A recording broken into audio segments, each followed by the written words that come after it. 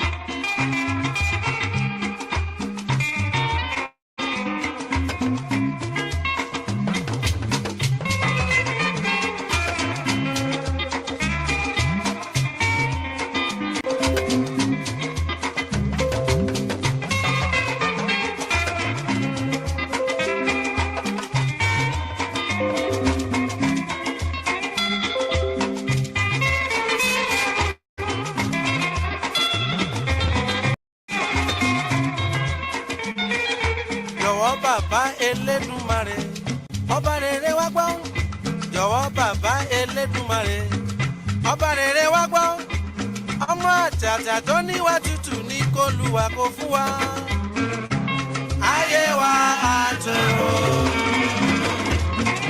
ìgbà wa á dára kalẹ̀ ayé wa àtòrò jọ̀wọ́ bàbá Elédùmarè bàbá lè wá ká máa dúpẹ́ ló tọ́. ọba rere wá gbọ́ ọmọ àjàjà lóye wá tuntun lọ́wọ́ Olúwa kó fún wa. ayé wa àtọ̀rọ̀ ìgbà wa dára kalẹ̀. ayé wa àtọ̀rọ̀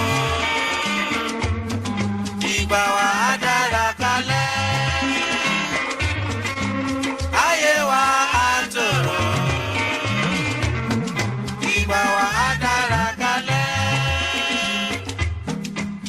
Gbogbo láyé ó ń bẹ lọ́wọ́ Olúwa owó níní láyé ó ń bẹ lọ́wọ́ Olúwa o sùúrù ló ló gbogbo ẹ jẹ́ ká lọ ní sùúrù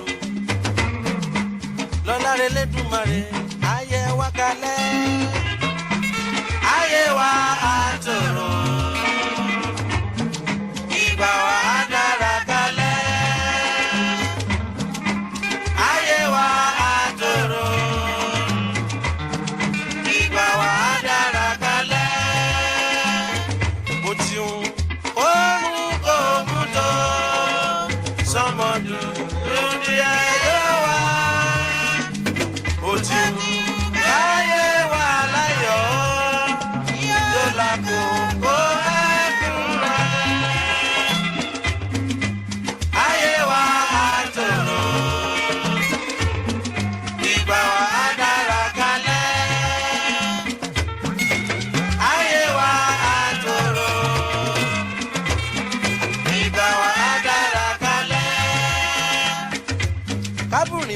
Káfẹsẹ̀ kọ́ ò káwọ́ ẹni tí ó ṣe ní pẹ̀lẹ́ o. Ayé tó tó o, ayé mojúbà. Èèyàn fẹ́ ní fọ́rọ̀ o, orí ẹni ló yọ ní. Ipòkípò ta lè wà, ká máa dúpẹ́ ló tọ́. Ayé wa àtòrò, ìgbà wa dára kalẹ̀. Ayé wa àtòrò.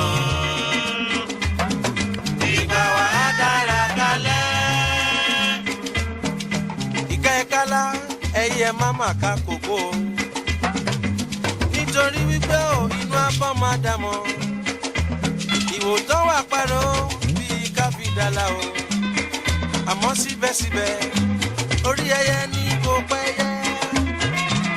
ayé wa àtòrò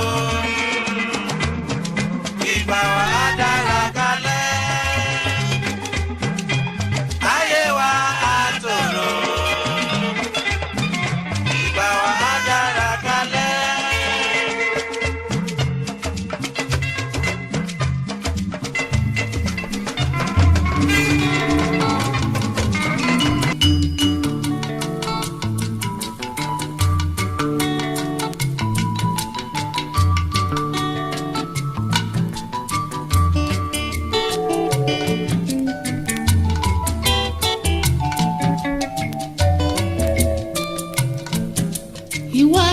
lọ́pọ̀ ẹ̀bì tí mi rẹ̀ sí o.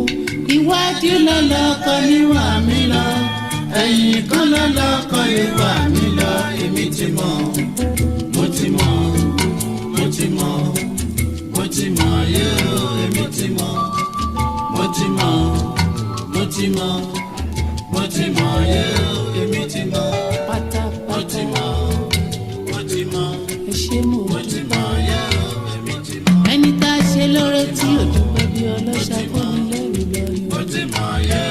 Èmi ti mọ̀, mo ti mọ̀, mo ti mọ̀, mo ti mọ̀ yóò. Èmi ti mọ̀. Ìbàfẹ́lẹ́ dé máa rẹ̀ rọ́bàrà láṣẹ. Mo ti mọ̀ yóò. Èmi ti mọ̀. Ìbà gbogbo àgbà tí ń bẹ níwájú mi òdodo mọ́ rẹ̀. Mo ti mọ̀ yóò. Èmi ti mọ̀. Ìbà àwọn ìyá mi ra jígini. Mo ti mọ̀. Arìngini. Mo ti mọ̀ yóò. Arìngìnìgìnì wọ́jà tí ì jẹ́ kẹ́rù ó bọmọdé títí dọjọ́ ralẹ́. Mo ti mọ̀ yóò. Èmi ti mọ̀. Mo ti mọ̀. Mo ti mọ̀. Mo ti mọ̀ yóò. Torí bàbá ń kígbe ó má lọ má lọ, ìyá ń kígbe ó má lọ má lọ, àwa ò lè ṣe káwa má má lọ, iṣẹ́ ajé wa lọ lọ ẹ̀rọ ojú wa lọ.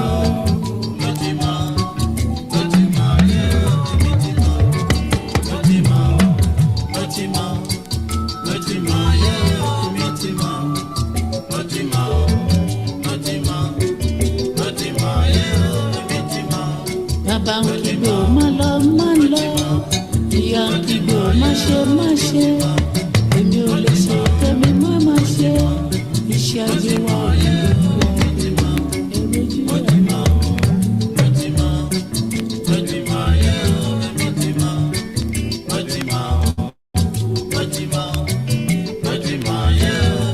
Ìwádìí lọ́pọ̀ ẹ̀bì tí mi retí o, ìwádìí lọ́lọ́kọ níwà mí lọ, ẹ̀yìn kan lọ́lọ́kọ níwà mí lọ. Èmi ti mọ̀, mo ti mọ̀, mo ti mọ̀, mo ti mọ̀ yóò.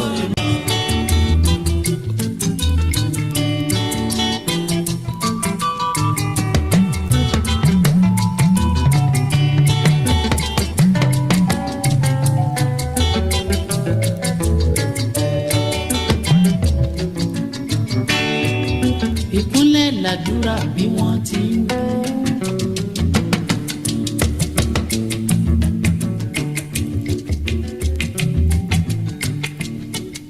Ìkúnlẹ̀ làdúrà bí wọ́n ti ń wí.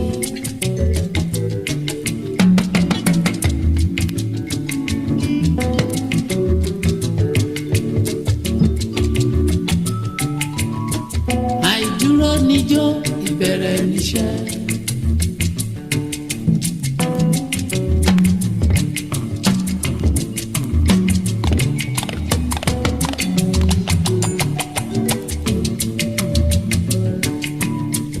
Àìdúró níjó ìbẹ̀rẹ̀ níṣẹ́.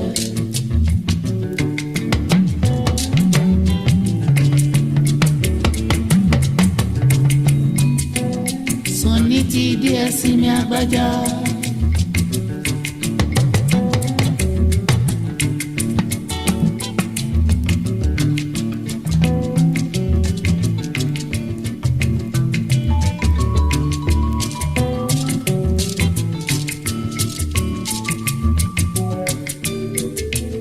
Sọ̀ni ti dé ẹ̀sìn mi àgbájá.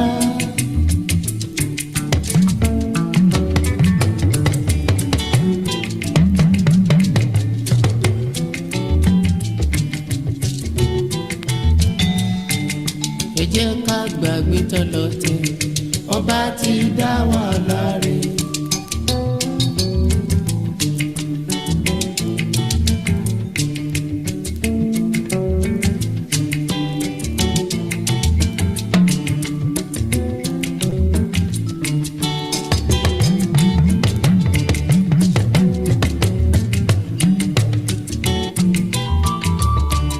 Ká tó lọ sí Amẹ́ríkà, synchro system là ń jó.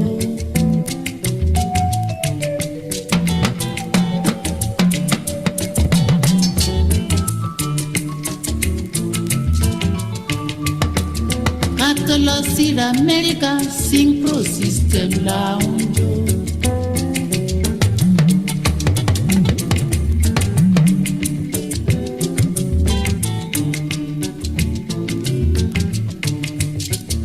àti gbé kaná dànù àbá tuntun la gbégbé.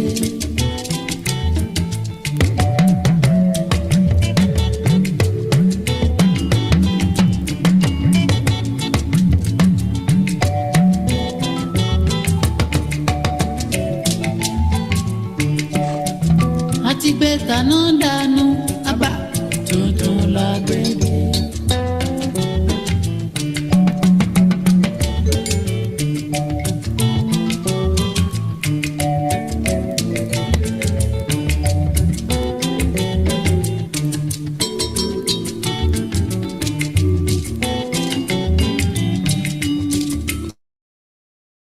Mr. Akpata, over to you, please.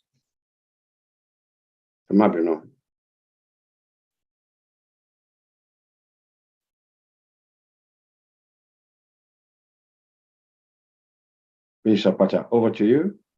Okay. All right.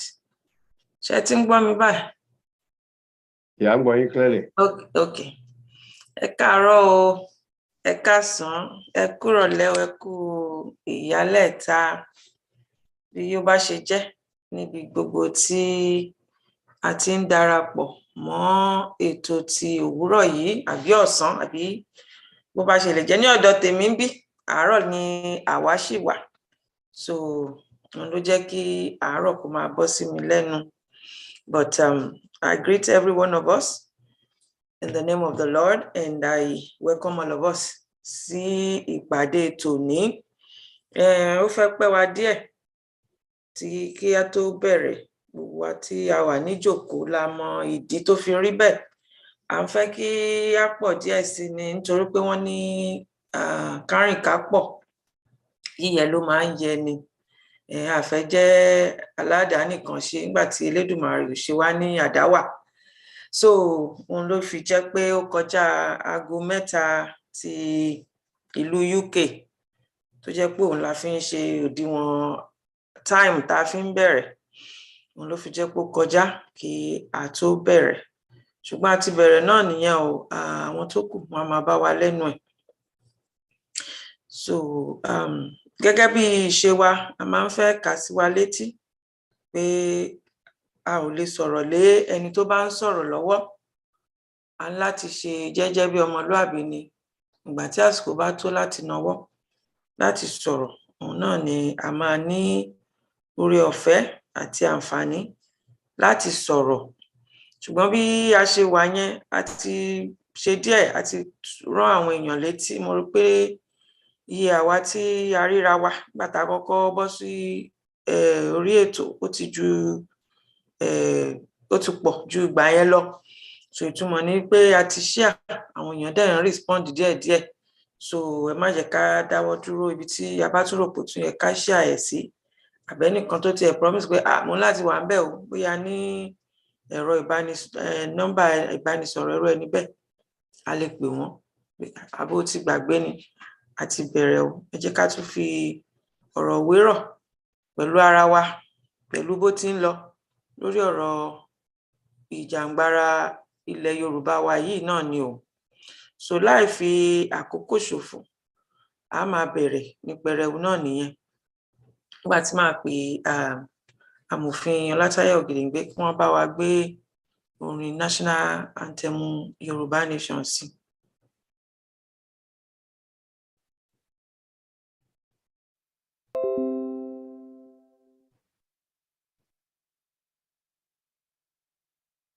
Ladies and gentlemen, the national anthem of the newly formed YORUBA Nation.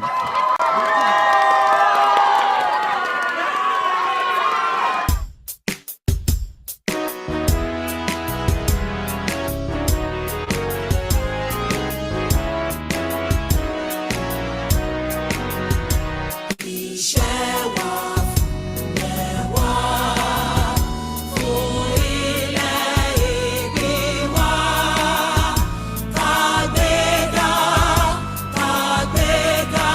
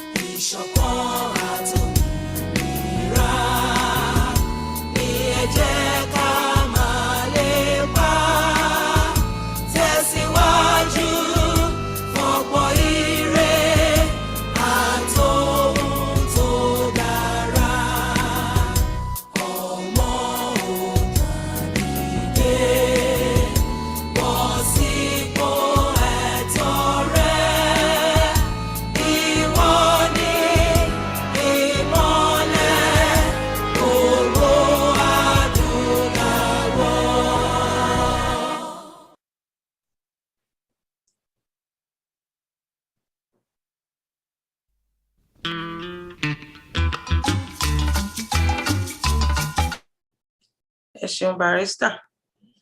Èmi àti ìrẹ náà ni ògo ìmọ́lẹ̀ adúláwọ̀. Ẹ má jẹ́ ká gbàgbé orin yẹn, jẹ́ ká máa ronú lé lórí. Ohun tó kàn náà ni pé a máa play àsíá Yorùbá Nation. Wọ́n lè jẹ́ òkùnkùn fáradà.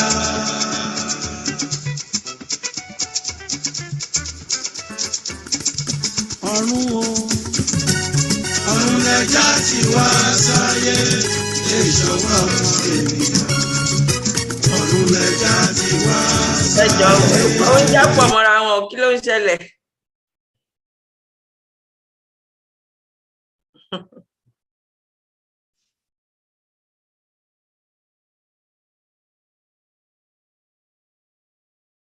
Barrister, over to you. Kò yẹ kó jápọ̀ mọ́ra wọn. Ẹ má bínú. Barrister. Yeah, I'm here. I'm Mafi Sensei.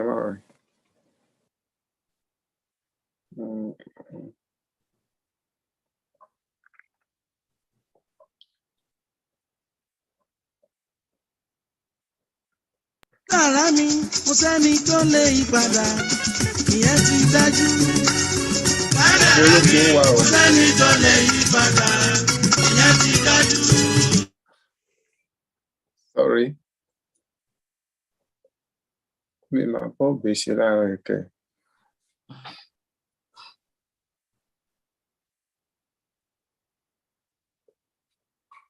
Okay.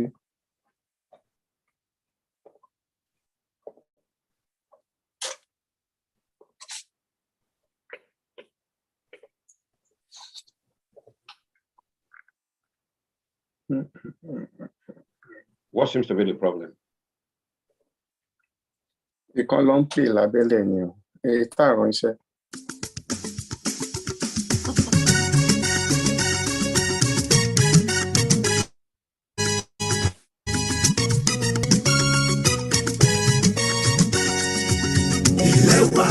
Ilẹ̀ wa, Yorùbá nation. Ó dára, ó lẹ́wà, ilẹ̀ òmìnira.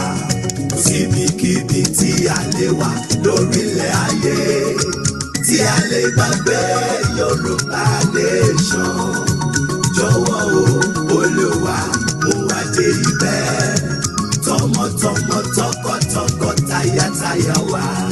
Kí gbogbo ayé lè mọ̀ wípé ilẹ̀ tiwa ni. Àwa yóò dé Yorùbá nation. Jọ̀wọ́ o, Olúwa, ràn wá ní ọwọ́ láti gba ara wa nínú ìnira. Kò sọ́gbọ̀nkọ́gbọ̀n tí Nàìjíríà fi lè tàn wá jẹ. Àwa yóò dé Yorùbá nation.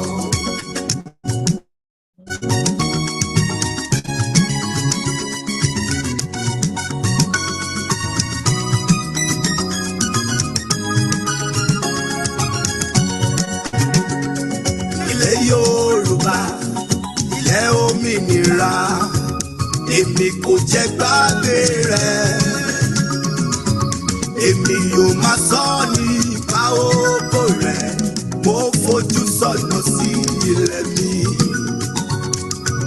Oh my land, Yorùbá nation. I will always cherish you. I will always fight for your glory. I look forward to you, my land. Yorùbá nation now. Ilẹ̀ Yorùbá, ilẹ̀ òmìnira. Èmi kò jẹ́ ìgbàgbé rẹ̀. Èmi yóò máa sọ nípa ògo rẹ̀. Mo fojú sọ́nà sí ilẹ̀ mi. Oh my land, Yorùbá nation. I will always cherish you. I will always fight for your glory. I look forward to you, my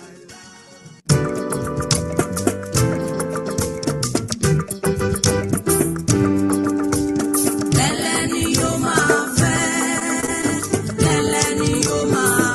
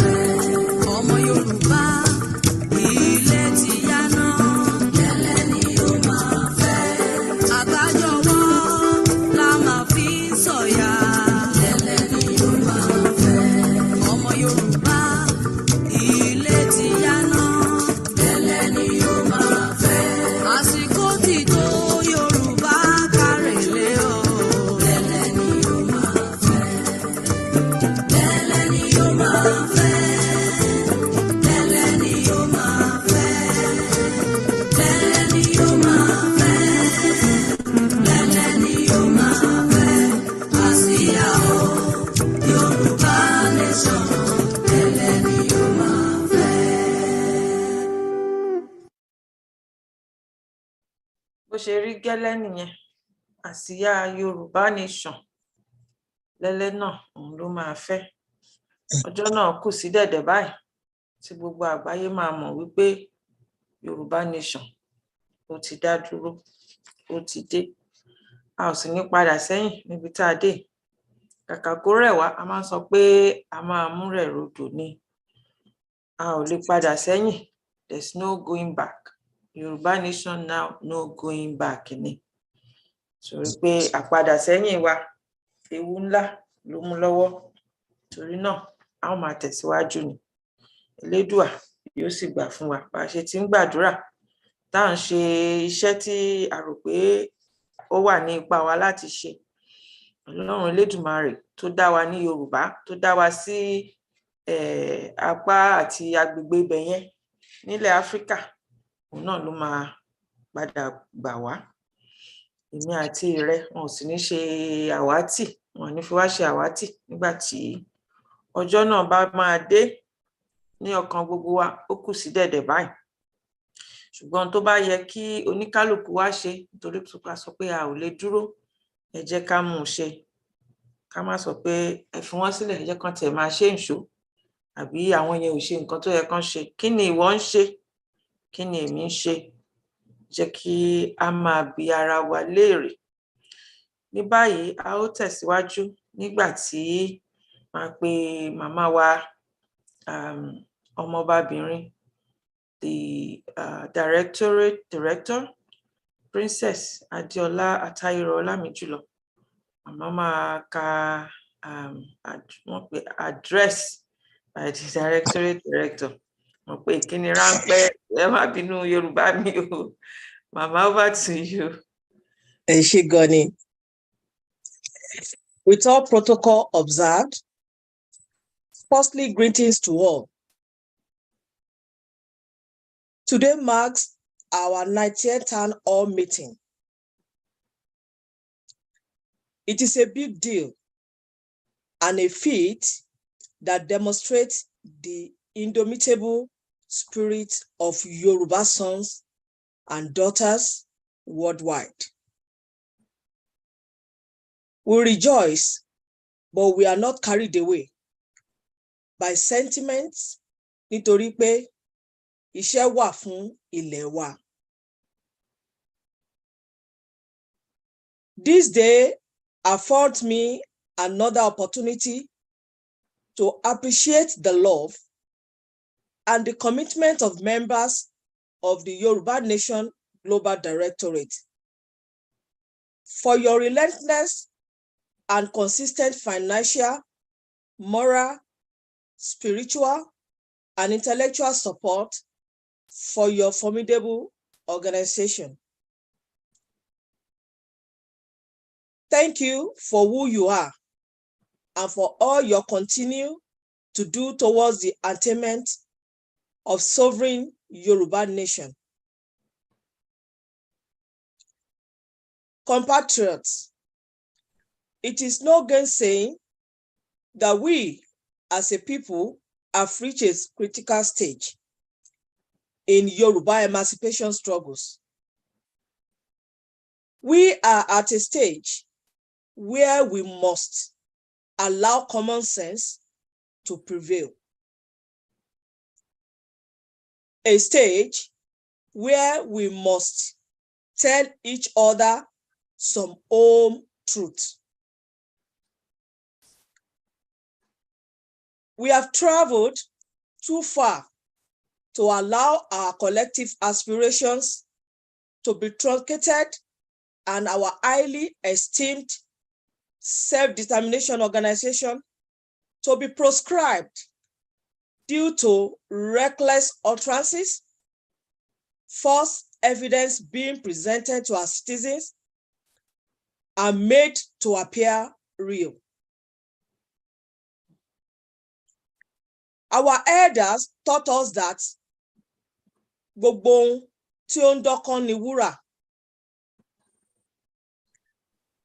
As ọmọlúàbí that we are, we must ensure that our utterances do not amount to misrepresentation or provocation, nor should we be seen to be associates of any proscribed organizations. To do otherwise has potent great consequences for our collective aspiration in the international communities. It is imperative for me to reiterate that the Yoruba Nation Global Directorate, of which I am the director, is not an affiliate of any organization.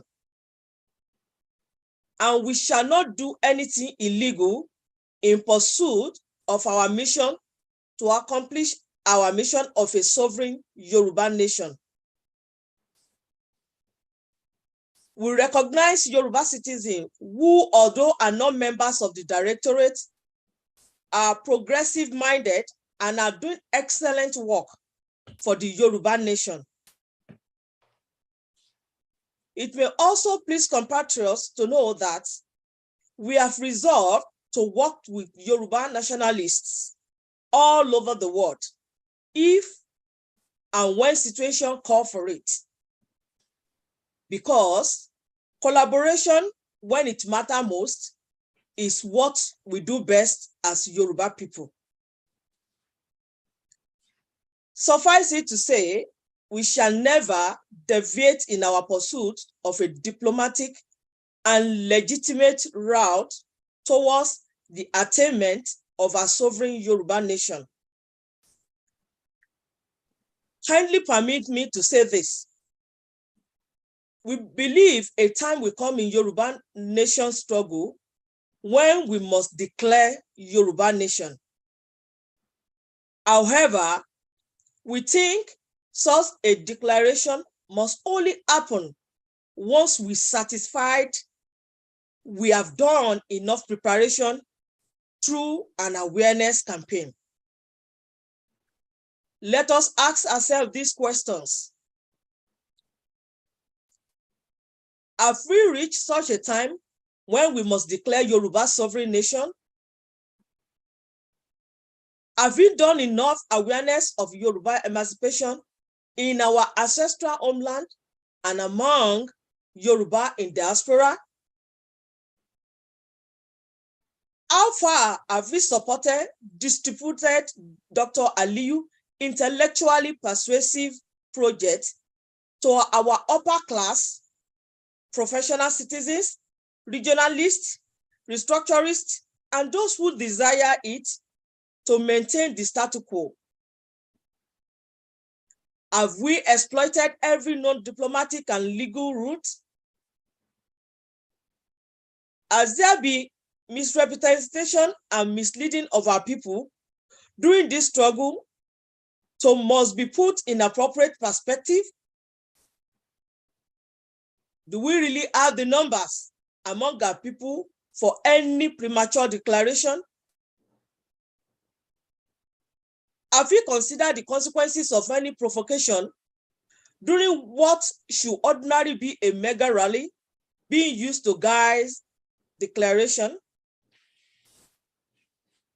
Shouldn't we protect and properly guide Yoruba youth and not be seen putting them in harm's way?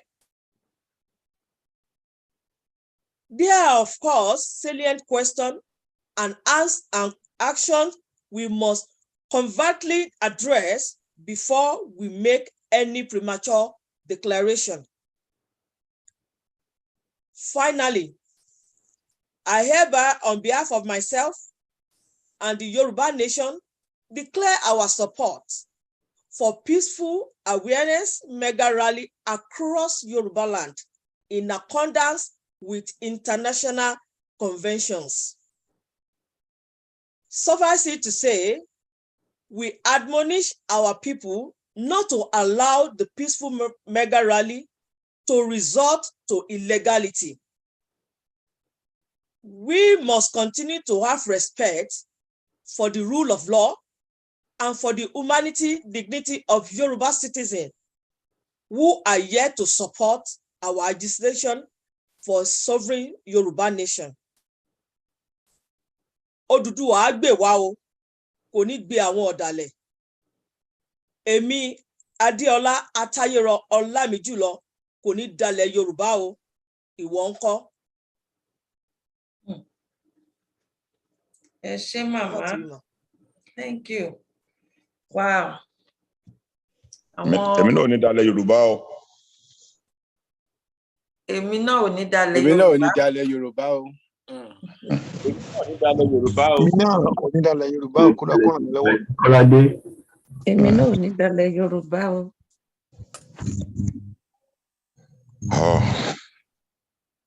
Okay.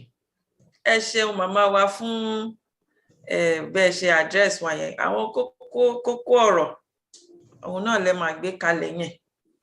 Lóòótọ́ ó ká gbogbo alára wípé àní lónìí Yorùbá nation gbọ́dọ̀ dúró sẹ̀. Ṣùgbọ́n wọ́n ní òkun kì í hó ruru káwa ruru. Torí náà gbọ́dọ̀ ṣe sùúrù ká ṣe pẹ̀lẹ́. Ká gbogbo ọ̀nà tó jẹ́ wípé àwọn alágbára ilẹ̀ mùjẹ̀mùjẹ̀ yẹn wọn ò ní rí tiwa sọ àbí rí tiwa mú, kán wá loophole láti dè wá mọ́lẹ̀ pé ó yẹ wá máa ta bíọ́bíọ́ nìsín tá a ti dè yín mọ́lẹ̀ by prescribing us. So màmá ẹ ṣé fún àwọn ọ̀rọ̀ ìtanilólobó àti ìtají tí ẹ sọ wọ̀nyẹn. Mo lérò pé ọ̀pọ̀lọpọ̀ etí ló ń gbọ́ ló sì máa gbọ́ yàtọ̀ sí àwa tí a wà ní ìjókòó ní àárọ̀ yìí, torí pé mo rí pé ọ̀pọ̀lọpọ̀ àwa tá a jókòó síbí, most of us are in the diaspora. So àwọn tó wà nílẹ̀ gangan tí wọ́n ń rí gbogbo bó ti ń lọ, àwọn gan ló yẹ kí wọ́n tún gbọ́ kínní ju àwa lọ. Kán lè ṣí wọn létí pé àjẹ́ ń fi lóòótọ́ pé ní mo tún ṣe ló ṣe kí n máa ṣe. Ẹjọ́ ẹnìkan ń pariwo láti ọ̀dọ̀ wọn wá. Ẹjọ́ bá wa wò bí ẹ lè mute ẹni yẹn. A ò ní gbàgbé, òun náà ni ó kù lókàn tí a máa ṣe. Ká tún rán ara wa létí o. A kò lè gbàgbé pípa àwọn ènìyàn wa láti ọwọ́ àwọn Fúlàní. A kò lè gbàgbé. A kò lè gbàgbé ìfi Fúlàní sẹ́ríkì joyè ní ìgbèríko wa. A kò lè gbàgbé ọgbọ́n àlùmọ̀kọ́rọ́ yìí láti gba ilẹ̀ ayébáyé wa. A kò lè gbàgbé ìgbìmọ̀pọ̀ Fúlàní láti múni sìn títí ayé láti sọ wá di ara nílùú bàbá wa. A kò lè gbàgbé ìgbìmọ̀pọ̀ Fúlàní láti sọ àwọn obìnrin wa di àkísà orí àtìtàn nílùú wa.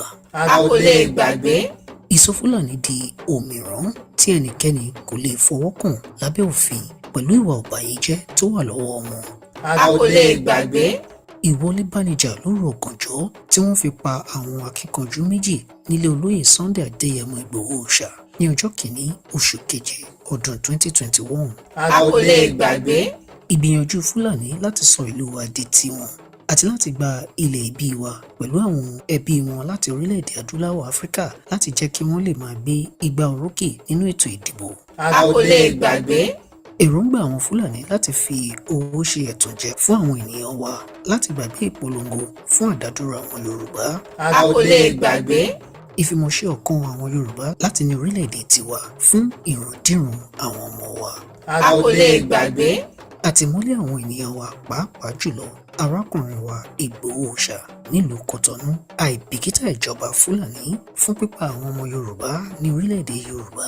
A kò lè gbàgbé a kò ní gbàgbé ìpínlẹ̀ Yorùbá di ṣíṣe, ìwẹ̀yìnwò kò sí rárá. Yorùbá ẹ jí ẹ má sùn o, Oòduà gbè wá o, kò ní gbé àwọn ọ̀dàlẹ̀. Ọ̀dàlẹ̀ bálẹ̀ kú, ẹni bá dalẹ̀ á bálẹ̀ lọ.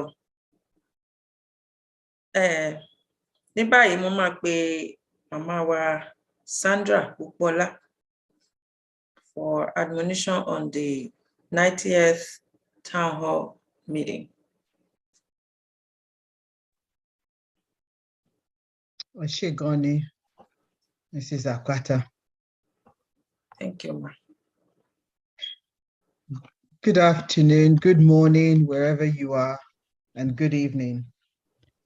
All protocols observed.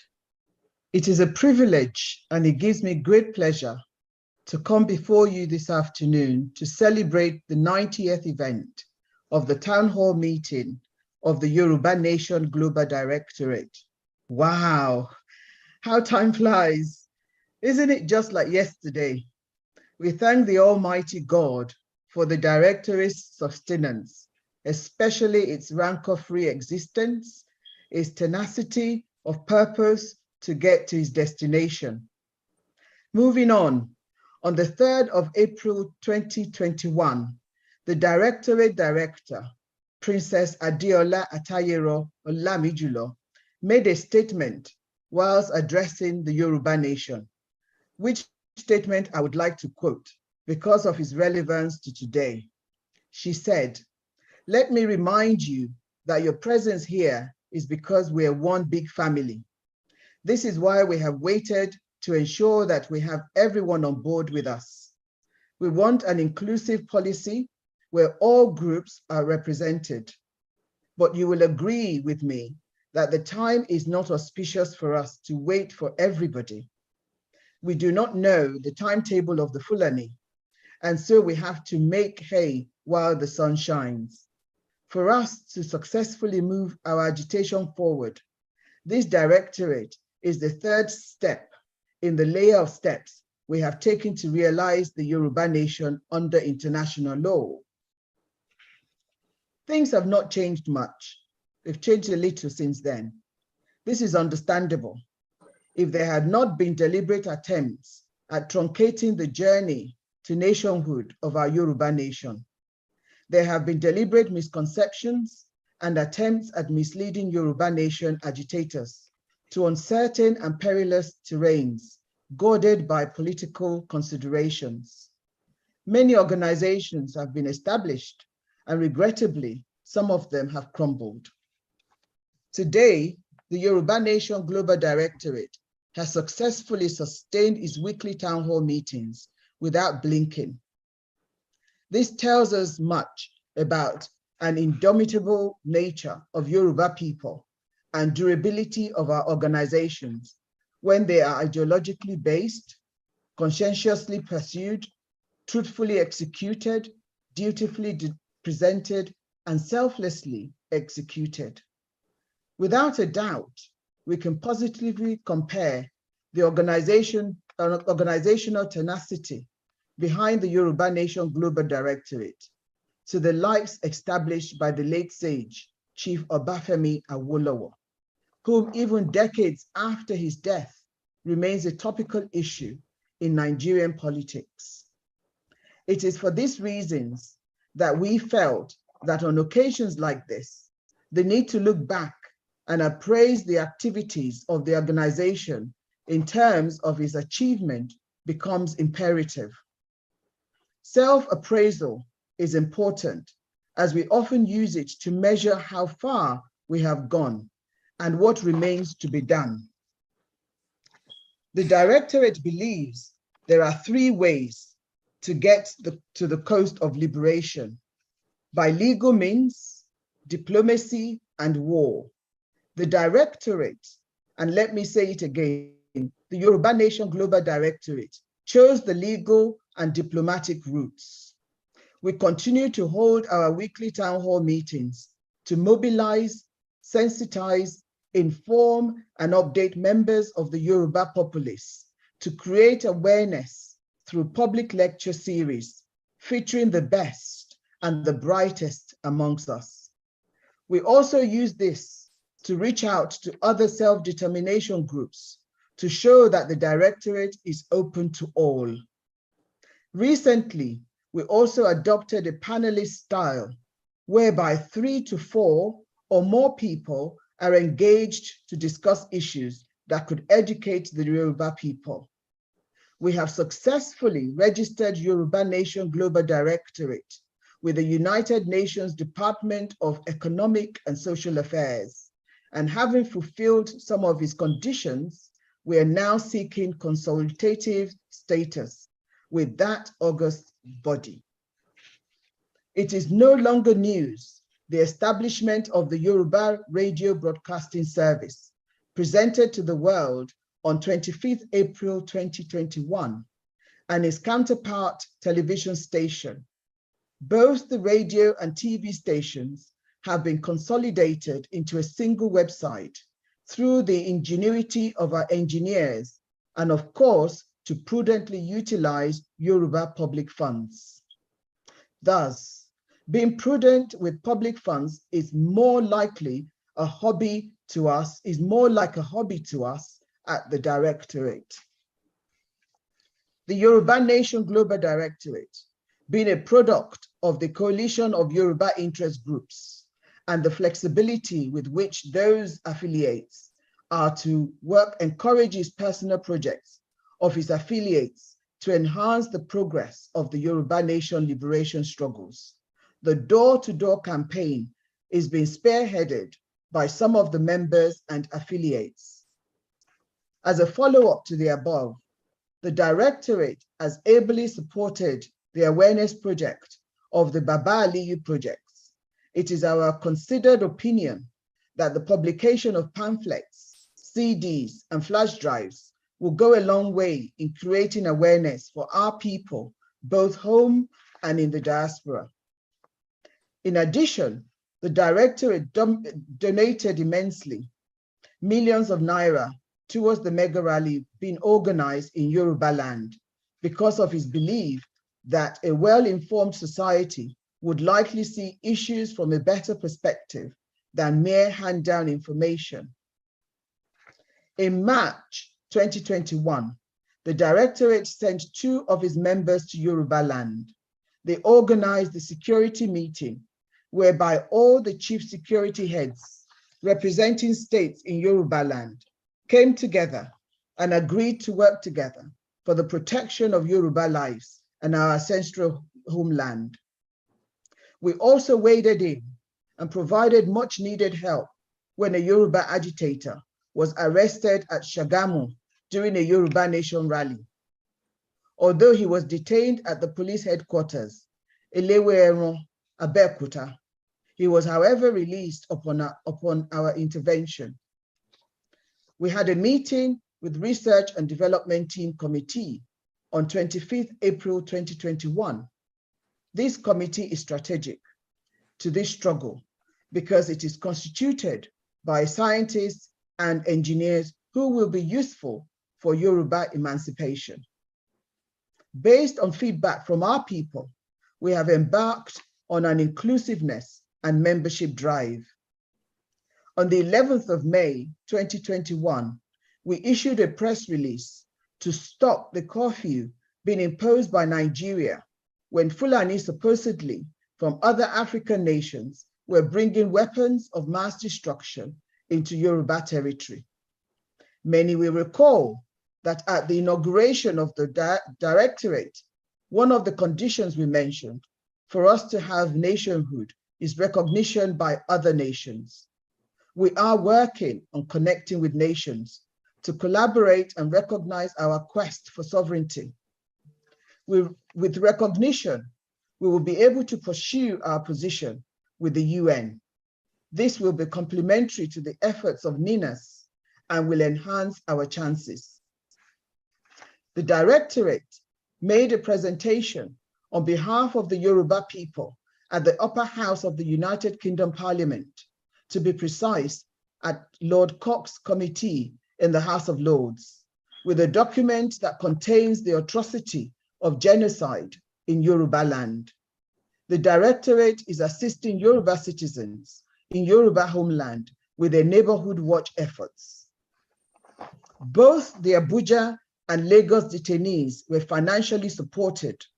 In fact, the Yoruba Nation Global Directorate instituted a human rights action against the DSS on behalf of the Abuja detainees after the house of Chief Sunday Adeyemo Igboho was attacked by the DSS. We also instituted a case at the ECOWAS court challenging the 1999 Constitution and asking the court to declare it null and void. We also joined the case instituted by the Northern Elders, asking the court to allow a referendum to be conducted in Igbo land so that the Igbos could leave Nigeria. After the Yorubas joined, all the ethnic minorities have since joined.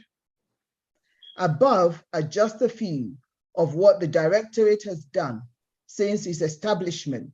Some of them are best not listed because of their nature as security information. In conclusion, we thank members of staff of the Yoruba Nation Global Directorate Secretariat, both the seen and unseen hands that have been making the organization stronger each day. I appreciate you because it takes real commitment to get our highly prestigious organization to this stage. Now, let me reiterate once again the prophetic observation of Princess Olamijulo in her April 2020 speech, which I referenced earlier, on whether there is remuneration for officers or staff of the Directorate. She said, and I quote, "This work is purely a voluntary job. There is no remuneration attached. I will appeal to us to let our sense of patriotism work for us. Let us create a society where opportunities are abound, not just for us, but for the children unborn," end of quote. And on whether there should be saboteurs, there would be saboteurs, she said, and I quote, "In a gathering of this nature, there is no way we would operate that we wouldn't have moles amongst us, In the recent past, we were able to identify at least 4 of their type, and we're still counting. They have fallen into disrepute, and the spirit of Alale Ile Odua shall continue to dim the future of anyone who, for the purpose of truncating our activities, deny to join us. Ashe. Dearest compatriots, we have work to do. The times are limited. Let's put in our best and let us build a vibrant Yoruba nation by seeking the inputs of the best and the brightest we have in abundance to showcase our precious Yoruba nation amongst the Committee of Nations. Suffice it to say, no advanced nation attained great feats by mediocrity. I thank Princess Adiola Atayero Olamijulo for inviting me to give this short address about what we have done so far in the Directorate. I also thank those who have had faith and belief in us. You can't hear no more, no voice. Your presence every week and your admonitions are what keep us going. We appreciate you all from the depths of our hearts. Thank you for listening. Odua Agbewa kò ní gbé ọ̀dàlẹ̀. Èmi Sandra Pópóọlá mi ò ní dá ilẹ̀ Yorùbá o. Ìwọ ńkọ́? God bless. Thank you very much, ma. Thank you. Thank you, ma. Wow. Okun pọ́pọ́. Àwọn nǹkan mìíràn tí a ti gbàgbé, wọ́n ṣì wà létí. Bí ó ṣe yẹ kó máa rí nìyẹn. 90th of its kind. Elédùmarè ní ká dúpẹ́ lọ́wọ́ ẹ̀. And Mama said it well in her admonition.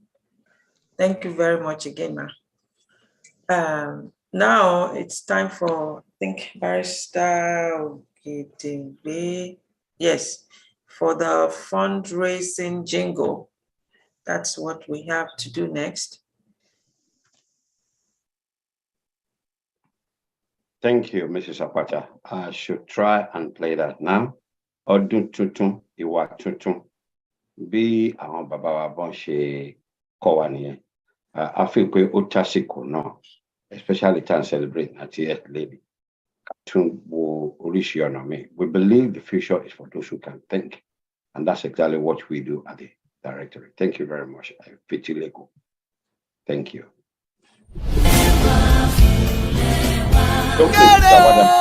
ẹ̀yin ọmọọba aládé ọmọọba Yorùbá ní tilẹ̀ tókó àti lẹ́yìn odi akíyín ní ti kíkí ọmọọba akíyín tẹ̀sán-tẹ̀sán akíyín tológun gẹ́gẹ́ bí ẹ ṣe mọ̀ ọmọọba kì í ṣe bí ẹrú tàbí ojo ìdí rèé tí àwọn ọmọ ẹgbẹ́ Yorùbá Nation Global Directorate ṣẹ̀ṣẹ̀ kéde yìí o kí èkúlé gbọ́ kó sọ fún toko kádò gbọ́ kó lọ rò fún ọbẹ̀ pé ilé ti yá kì í sọrí lásán òdodo ọ̀rọ̀ pàtàkì tó gbọ́dọ̀ máa wà lọ́kàn gbogbo wa ni.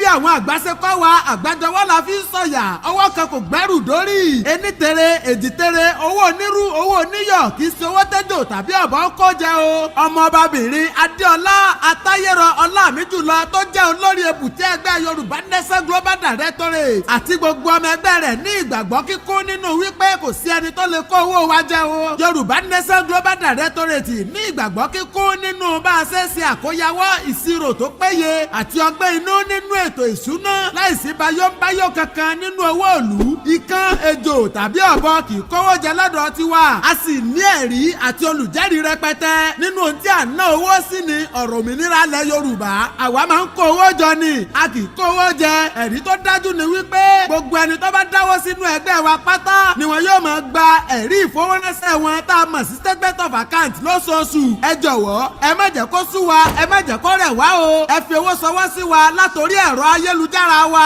www.yorubanationgd.org Odùduwà gbè wá o ṣùgbọ́n kò ní gbé àwọn ọ̀dàlẹ̀ àti olè tí wọ́n ń fi ìjàngbara òmìnira Yorùbá pawọ́ fúnra wọn Yorùbá Nation Global Directorate lolùkéde.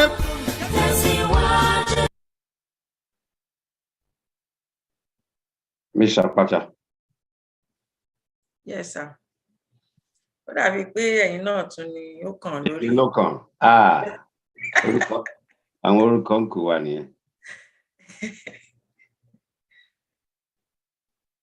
Yorùbá ẹ jẹ́ ká pè fún ṣọ̀kan.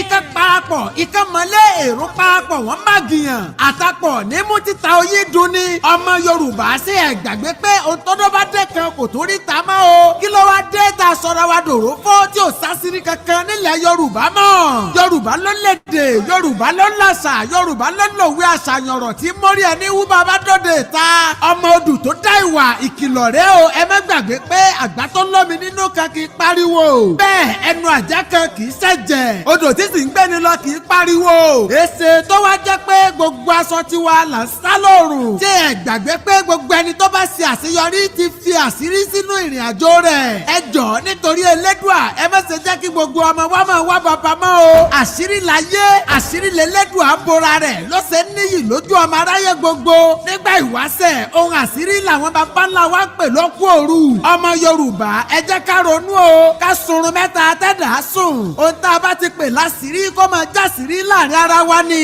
kọ́rọ̀ òrófó ọmọ padà wá sẹ́mọ́ wa lára òrófó ló bímọ méjì tó nílé òun ti kún fọ́fọ́ ọmọ Yorùbá ohun tó bá ti dé kan kò tún gbọ́dọ̀ rí ta mọ́ o àbọ̀rọ̀ la sọ fọmọlúàbí bó bá dẹnu rẹ̀ yóò dodidi Yorùbá Nation Global Directorate ló kéde. Thank you, Mr. Akpacha. Ẹ ṣé gan. Mo fẹ́ sáré sọ̀rọ̀ ṣókí lórí ìkéde tá a play gbẹ̀yìn yìí. Ìkan nínú àwọn màmá wa ó yà wọ́n lẹ́nu pé gbogbo nǹkan tá a bá ṣe pápátá ní gbangba ní kọ̀rọ̀ la máa ń sọ ní gbangba kò wá sí àṣírí láàrin wa. She was so concerned about how this could affect our movement and wọ́n dẹ̀ rí pé kì í ṣe ìwà Yorùbá lélẹ́yìí. So eléyìí ó demonstrate ìfarasin as people would like to say it. We call it having an autistic nature. And she sponsored that particular, what do you call it? The announcement that you just heard. So we want to encourage people to be selfless and do it. Awalini Omowalola. And kò sí ọ̀rọ̀ àṣehàn. Nǹkan tá bá dẹ̀ ṣe nínú igbó kì í ṣe dandan ká wá sáàrin ìlú láti wá máa kéde ẹ̀. Ọ̀rọ̀ àwọn ní ọlọ́gbọ́n ó dorí ẹja mú òmùgọ̀ wọ́n di irú ẹ̀ mú. Elédùmarè á fún wa ṣe. We just love everybody. We appreciate you for being here. and sit back and enjoy the rest of the program. God bless you. Thank you, Mr. Patamochi. Thank you, Barrister, for that. So, Barrister Odumosu, check on you. I believe you know what you are doing next.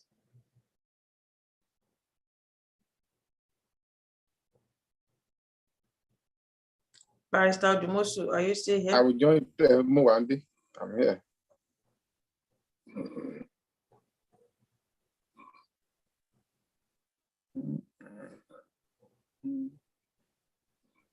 I'm born. Ezekiel.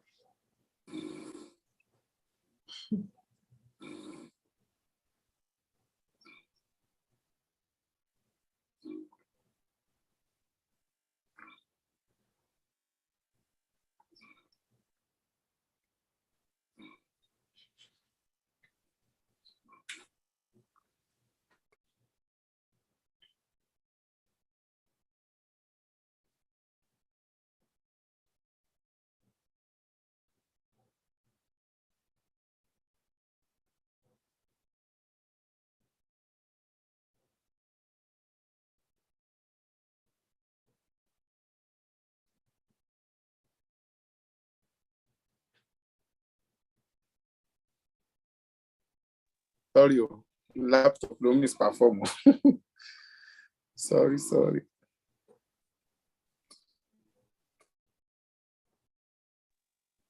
Ẹ jọ̀wọ́ ẹ bá wa fi fídíò gbogbo àsọkọ́ là ń sá lórùn yẹn ránṣẹ́.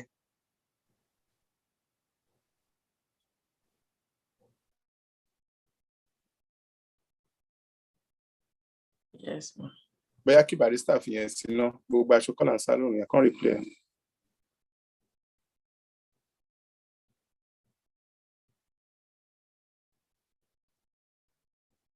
Rà pé àwọn màmá wa fẹ́ ní personally ni wọ́n ń béèrè.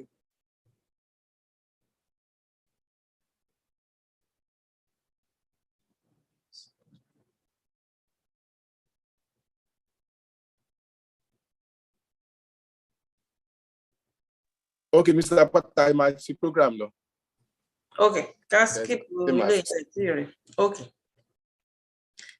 Ẹ má bínú fún ìdánidúró ráńpẹ́ tó ṣẹlẹ̀ ńbẹ̀ yẹn. Ìmọ̀ ẹ̀rọ ń gbà mí, wọ́n dà pọ́n ní ẹ̀mí títí wọn, tó wọ́n ń function bó ṣe wù wọ́n sometimes. So, but a máa tẹ̀síwájú. Arábìnrin Bímbọ́lá Marquis, I hope she's in here. Àwọn ni ètò súnkàn tí wọ́n máa ka general news update fún wa. Ẹ káàsán, ẹ káàárọ̀ gbogbo ilé o. Orúkọ tèmi ni Abímbọ́lá Marquis. Mo máa ka news update ní èdè òyìnbó. So ẹ farabalẹ̀ kẹ́ ẹ tẹ́tí. We welcome you to the special 90th update of the Yoruba Nation Global Directorate. We congratulate the crew of the Yoruba Nation Global Directorate and our numerous benefactors for this selfless support for Yoruba Nation. We understand from news reaching our desk that major roads in Yoruba land have now become death traps. The reports coming out suggest that the Fulani kidnappers are now daily killing and kidnapping travelers on Lagos-Ibadan Expressway and other major roads in Yoruba land. We plead with the governors of Yoruba states to show more commitment in order to abate the erosion of security architecture on Yoruba ancestral homeland. It is imperative for Yoruba governors who are sons of the soil to use their good office to protect the lives and properties of our people. This is the oath of office they swear to adhere to. Yoruba Nation Global Directorate is calling on Yoruba state governors and Yoruba representatives of the House of Assembly to work towards abating the sporadic killings, incessant kidnapping that has consumed our people in Yoruba land. The directorate advice to the Yoruba youths who are currently embarking on a peaceful rally is to ensure that they don't allow miscreants and hoodlums to join their peaceful rally. The directorate advised that the rallies should be focused and they should allow matured leaders to lead the processions. Our youths must be law-abiding as the Omoluabi that they are. We thank you all for listening. Please stay back to enjoy the remaining part of the program. My name remains Bimbola Marquis. Thank you. Thank you, ma'am. Barrister Odumosu, ṣé ẹ ti ní jingles yẹn láti play fún wa nsìn, or can move to the next one tó jẹ́ pé ẹ̀yin náà lè máa ṣe náà. Program lọ. Well, the next after that will still be you. The about program, ẹ̀yin náà ló kàn to do what is next. Okay. Yes. Prince Dokonsi. Prince, yeah. Are you in? Yeah. I saw you. Okay. Yeah. And just about mute. I don't have the authority to do it from my end.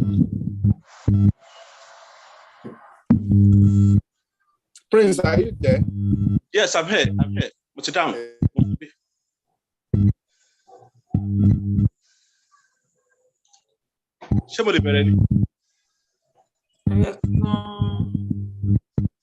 A spotlight one, we are not seeing.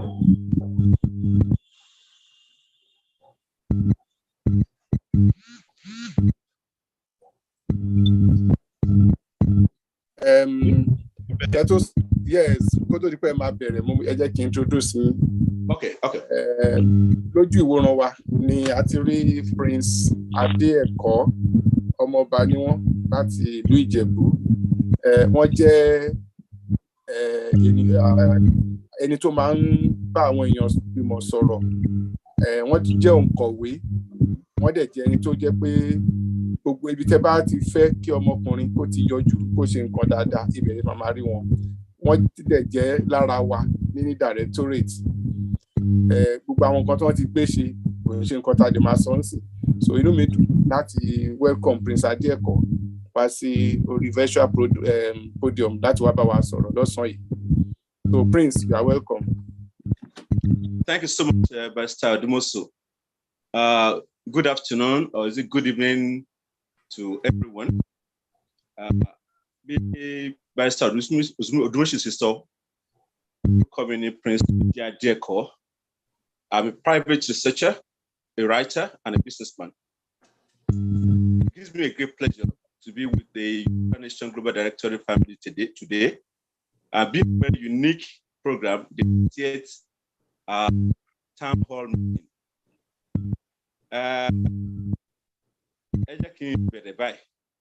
On the eve of the new year, in 1964, our Ikeborn Nigerian under-celebrated educationist, social critics, and visionary reformer, the late Tai Sholari, published an article and he mentioned it, "May your road be rough." Let's take note of that. He captioned that article, "May your road be rough." Typical of our society, no one will readily say amen to prayer. However, YORUBA Nation's road has been rough. Dear Princess Adiola Atayiro Olamijulo will not be the director today. She will most likely be with the family, doing a private business, or I thought she's a social media person. She will do it for reasons other than the global directorate assignments. Nítorí dé yìí, àti ẹ̀kú iṣẹ́, Ọlọ́run àtúbọ̀ máa dọwọ́ yín sókè. Kò ní rẹ̀ wá, a ò dẹ̀ ní ṣe lásán. Yorùbá tún máa ń sọ wá ní fọ̀túnwòsì òsì wọ̀tún, òun ni ọwọ́ fi mọ́. Àgbájọ ọwọ́ ṣòun la fi ń sọ̀yà, àjèjìwọ́ kan kò gbẹ́rù dórí. I also want to dock my cap for Barrister Olatayo Ogedengbe and Barrister Taiwo Odumosu.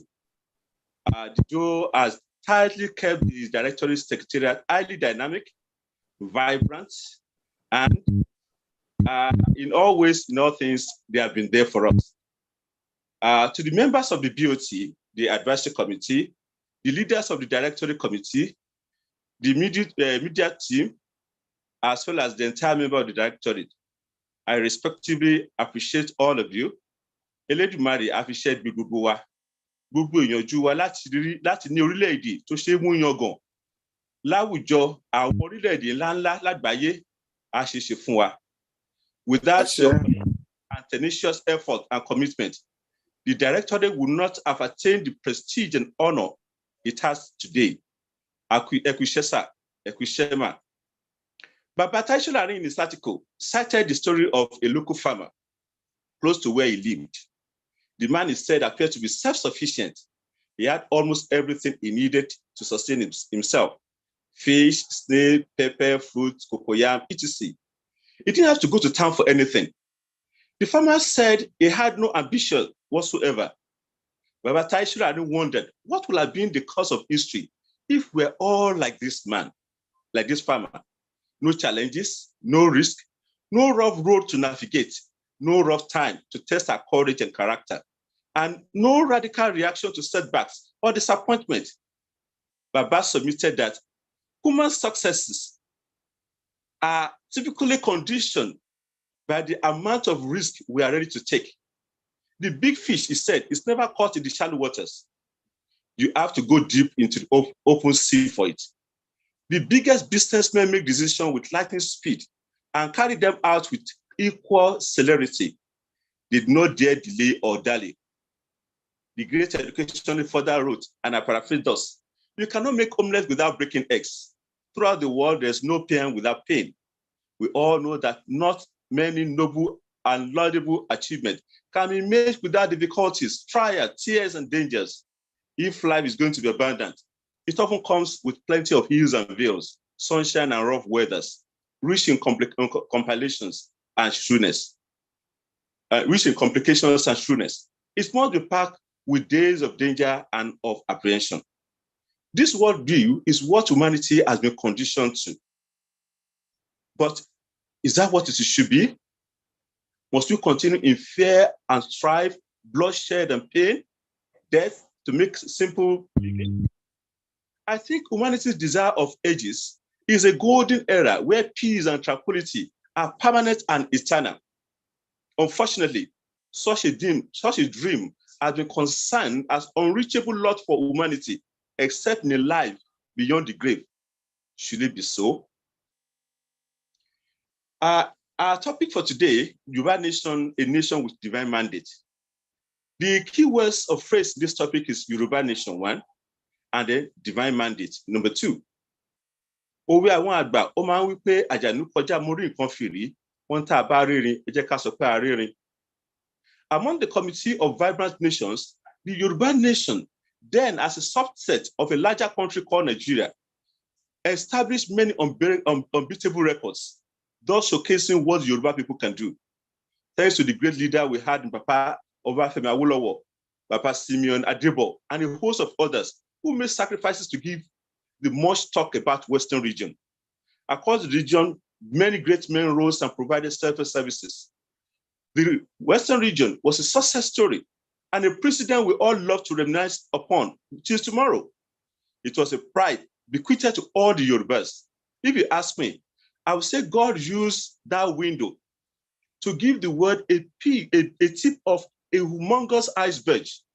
God used that period to tell the world, I'm not done with the black race, and I can make a great nation and a great people out of my people. As we all know, success breeds fear and envy.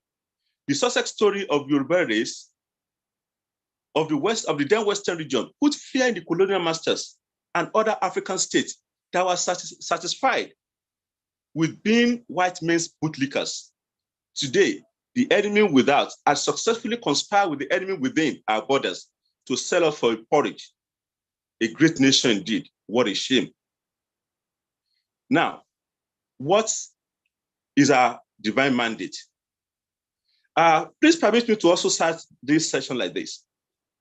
On November 11, 2011, a Yoruba man named Chief Tolulashe Oguntosin, residing in the Yoruba-speaking part of Cotonou, received inspiration on how Oduduwa wrote the Yoruba language.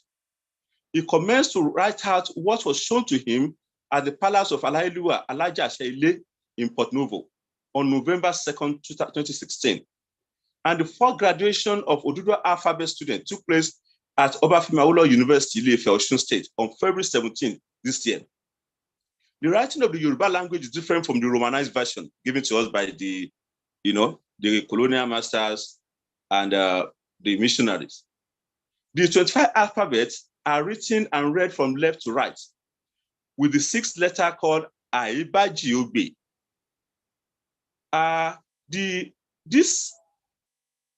Interestingly, it is the only talking alphabet on earth. When we say talking alphabet, you might wonder what does it mean. Typically, Tabafe Ka Yoruba or the alphabet Yoruba, ani A, B, D, A, F, G, D, E, E, G, K, L, M, N, O, O, P, R, C, Sh, T, U, W, G.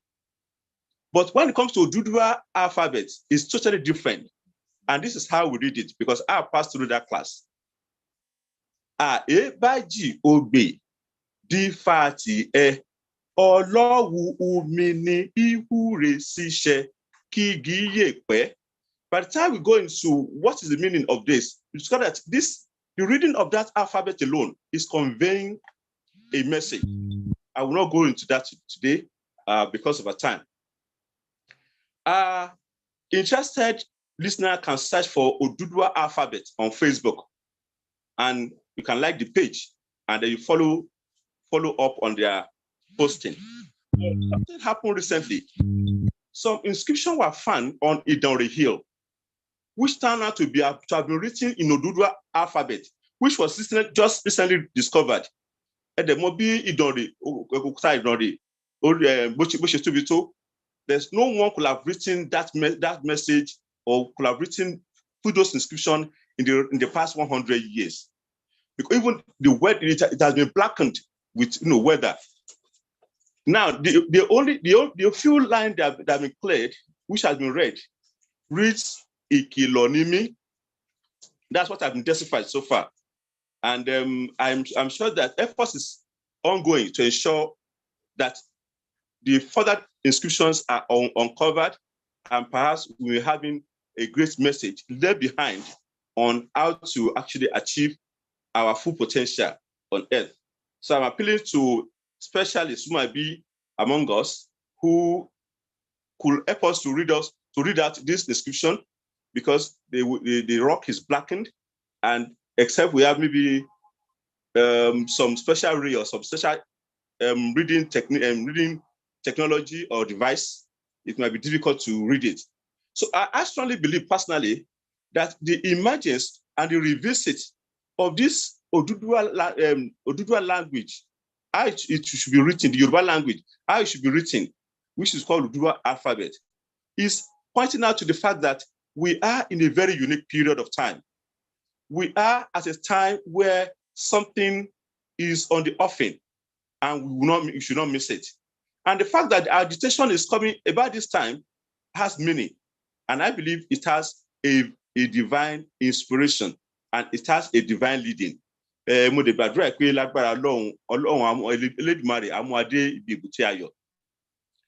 few days ago, a French chair professor Moyo Omidi just post on a platform I am, and it is a conversation between Iya Oyo and an unnamed person. Please permit me to share the intriguing part of the conversation. And it goes like this. My apology goes to the professor for using this material without taking permission from him. Iya Oyo, I said, what about Adam and Eve? She inhaled again and waited for a moment. What about them? My parent did not instruct me about Adam and Eve. If you want to talk about them, ask your grandfather, who is a pastor sitting there. It is a story that they began circulating around here quite recently when the white people arrived. I quickly replied, it has been in the Bible for hundreds of years. It's just because the Bible only recently arrived there. I'm not interested in the story. Iya Oyo said, I'm a daughter of Irumole. I know how the word started because those who birthed us did not leave us untutored about life. You are the daughter of Irumole, I asked. Without any doubt, Iya Oyo responded, the Irumole descended from another galaxy called Orun in a spacecraft called Ewon, which measured time and distance in millions per second. They landed in Ile-Ife at a place called Oke-Ibeti. Everything is clearly spelled out. There was no mention of any naked or nude couple hiding behind a tree after eating a fruit in the entire history they handed over to us.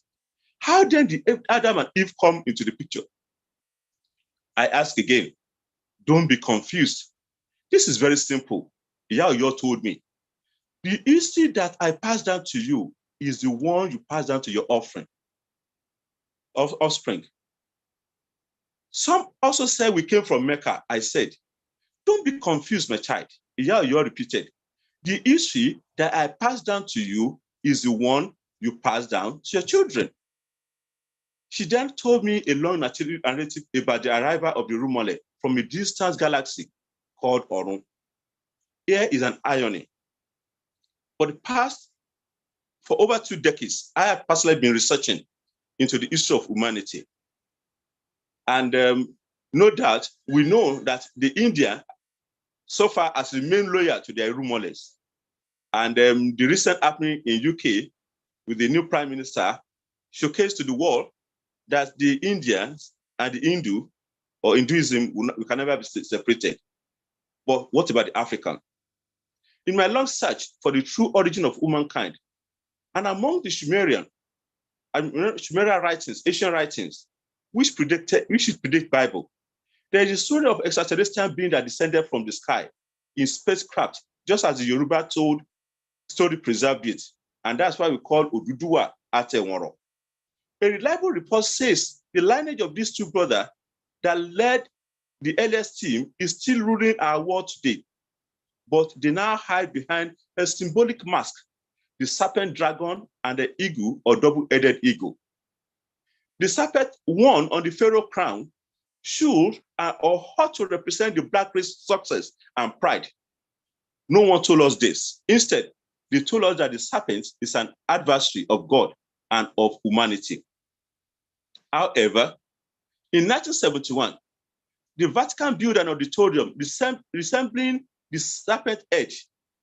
The question is, if the serpent of the Bible is Satan, Lucifer, or the devil, why would the Mother Church honor such a distasteful being with an auditorium that still stands today in a Christian holy land of Rome? After almost 3 decades of searching for truth, I had to sadly agree, and I wrote in 2020 about how they lied to us over the past 2,000 years. What the Vatican will not tell the whole world by putting up the serpentine structure is that each family ruled the world for 2,160 years. And by now, we have exceeded 2,000 years of the rule of the Eagle family. Who are this Eagle family, we may say? What we need to do is to look at the coat of arms of different nations.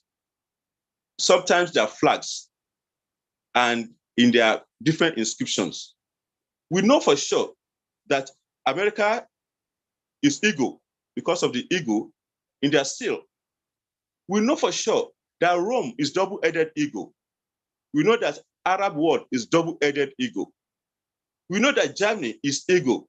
And we have a host of all European nations carrying the eagle as their symbol. London, the city of London in particular, uses the logo of a lion, and that represents the symbol of Easter. Today we celebrate Easter. Well, how do we ask questions? Now, what is the impulse of all this story that I'm telling? The story is simply this, that we are at the end of an age where the pattern will change from the eagle family to the serpent family. The serpent family, like I said, if it were to be devil, Lucifer, or Satan, as the Bible puts it, we will not expect Rome or the Vatican to put up a structure, that looks exactly like the head of a serpent. What I'm saying in essence is that at this point of an age, the world is making a U-turn, and the world is going to be giving, the black race should be prepared to take the leadership of the world. But how can we take leadership of the world if you do not know, if you do not understand who we are and how we got to where we are? I liken the story of the fate of the black race like someone who was employed as a gateman in a palace. And he keeps on jubilating. He's so happy. Say, yes, I'm working at the palace. I'm working at the palace. Whereas this child or this particular person or individual is a prince who should be seated on the throne inside that palace, but is jubilating that he's a gateman at the palace.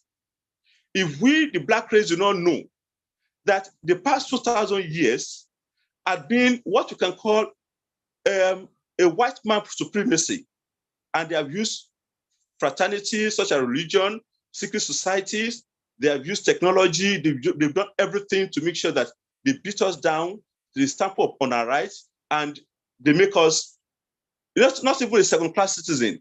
We're almost an outcast, the way we are treated anywhere we go. And the truth of the matter is, they have carefully bastardized even the home front, by ensuring that our economy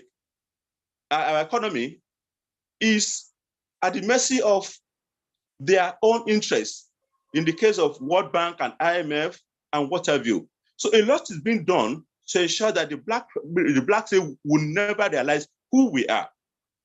And that is why I believe that the Yoruba nation is standing in the gap. And the earlier we realize this, the better.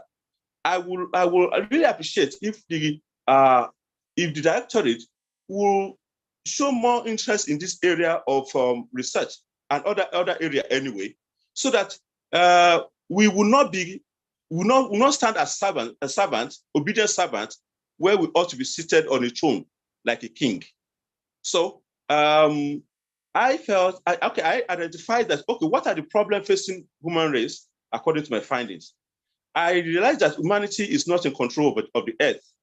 There have been external influence with conflicting interests, and they are using humanity as guinea pigs. I saw a report on COVID-19 vaccine, which was disbursed, which was spread all over the world. And the scientists were coming together to ask questions. And I even said that for those of us who took the vaccine, they could have injected something else into our system to denature us. And we wonder how to do all this. My own understanding is that because they know that if we understand who we are, if the black race will understand where we are, and in the place of history, we will turn around and ask for what is duly asked. But I also believe that you don't ask for your rights, or rather, when you ask for your rights, but it's again, you have to position yourself such that your rights will be given to you because they know they cannot play around on your intelligence. But in as much as we still are doing yes sir, to people who should be licking our boots, we are the one licking their boots. Then we have shown that we do not have the right knowledge, the right understanding, and the right acumen to actually know where our place in history. This has been quite unfortunate. And I also identified that humanity has never executed the divine mandate to love one another unconditionally and to care for Mother Earth. In this regards, we have termed the word love or loving, or some will call agape love, picking the word agape from Greek, to me, something that is associated with religion. But it is not so. Our culture, Yoruba culture, is one that typically take care of strangers, that share things with the neighbor, that show love, broad and wide. But it's unfortunate that by the global event and the event of how we have been bastardized, our intellectual, our emotion, our mental, our mental have been so distorted that we think below what is our worth. And as a result, we find ourselves not even understanding the purpose of our existence. So I believe, and I strongly believe that the human race and the Yoruba race rather, we need to do more in the area of self-consciousness of who we are. We shouldn't promote our greatness only based on religion. We should promote our greatness based on our character, based on our destiny. And the concept of what God is or what religion is something we need to review carefully, such that, because I know for sure that with the wind of change that is going on, as long as we remain, we queue behind Rome, we queue behind Mecca, we queue behind holy places in search of God, we don't know who we are. And that is the truth of the matter. So we need to wake up to who we are, and then we need to live up to our responsibility.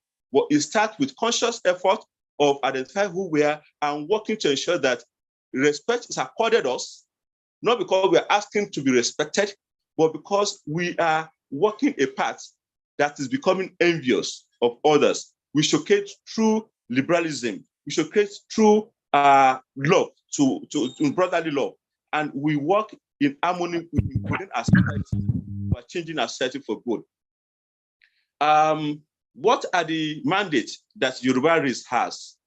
I said, we must cease to say, if you cannot beat them, join them. It is high time the Yoruba race and the Black race cease from this. We must stop saying, if you cannot beat them, you join them. Rather, we must regain our originality. We must not be afraid to do things right, even if the world is against us. As far as I'm concerned, we need to equip ourselves with the right understanding of the worldview, of the right worldview we should be sharing. Because to me, the Irumole that we make local shrine for are flying in saucers and they're exchanging technologies all over the globe. But if we are not conscious of the fact that we deserve such communion, such collaboration, as long as we still keep ourselves low down there, licking the boots of the white race, and they saying only things from where they have told us to say it, we might not be deemed to have matured to deserve to be called up yonder and share important information, as is shared with developed country or developed world. Our state of mind is very key, is very important. We must build on the principle of divine love for everyone within our sphere and border. However, we must be gentle as a dove and wise as serpent as we accommodate all. We must take the bull by the horn. We must review the monotheism that has been given to us in the past 2,000 years, which was developed for the Jews, created for the Jews and developed in Rome and expanded to Mecca or to the Middle East. We must review this. We must invest heavily in research and human development. We must strive towards self-sufficiency. And I know that we need a nation before we can actually put this into good use. But the fact remains that it is when we prepare adequately for them that we can say, yes, we are there. So I will close on this note that as we currently work towards having a nation of ours, it is proper to ask ourselves if we have a blueprint for tackling global energy production and consumption. How well, what is the quality of our blueprint in providing potable water for all and sundry, tackling the agricultural crisis, and possibly farming? How do we intend to tackle the issue of environmental and climate change? How do we intend to combat poverty, terrorism, and even nuclear war? We are not there because we have not even fought we have not won the battle on the ground. How can we win the battle in the air? How do we intend to tackle the issues of diseases and bioengineering pandemic? Possibly lock job to artificial intelligence. democracy? Are we practicing the way it should be practiced? Are we there? Do we have a blueprint of what we need to change and what we need to put in place when we become a nation? Economy, what are the adverse effects and what is causing the collapse?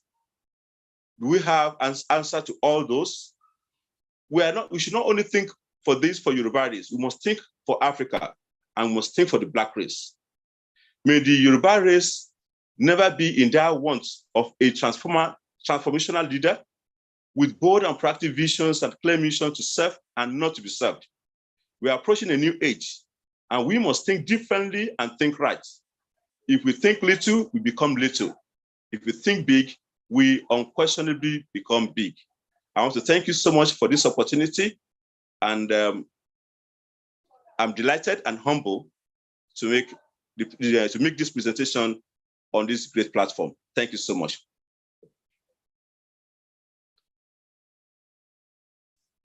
Thank you, sir.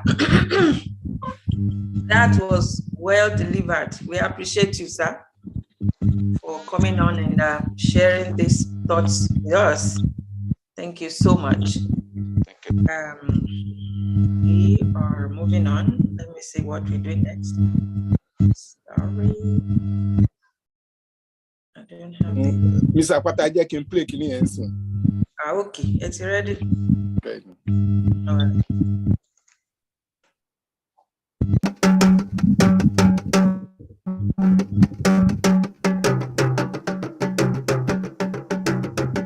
Kéré o, Yorùbá Nation Global Directorate fi tọ̀wọ̀tọ̀wọ̀ pè yín sí ìpàdé ọ̀sẹ̀ọ̀sẹ̀ tí ó máa ń wáyé ní gbogbo ọjọ́ Sátidé lórí ẹ̀rọ ayélujára tí gbogbo wa mọ̀ sí Zoom. Oríṣiríṣi olùbánisọ̀rọ̀ ni a máa gbà ní àlejò ní ọjọ́ ìpàdé yìí, èyí tí ó ń ṣe Sátidé fún ìdánilẹ́kọ̀ọ́ àti ọ̀rọ̀ ìyànjú nípa ètò ìlọsíwájú àti akitiyan lórí gbígba òmìnira fún orílẹ̀-èdè Yorùbá. Agogo ìpàdé agogo 3 ọ̀sán ti ilẹ̀ Yorùbá àti ti ìlú ọba. A fi tọ̀wọ̀tọ̀wọ̀ pé gbogbo ojúlówó ọmọ Yorùbá sí ìpàdé ìdánilẹ́kọ̀ọ́ yìí kí eku ilé gbọ́ kó sọ fún ti oko. Odùduwà gbè wá o, kò ní í gbé ọ̀dàlẹ̀. Èmi kò ní í dalẹ̀ Yorùbá o. Ìwọ ńkọ́, ọ̀dàlẹ̀ bálẹ̀ kú, ẹni dalẹ̀ Yorùbá bá ilẹ̀ lọ.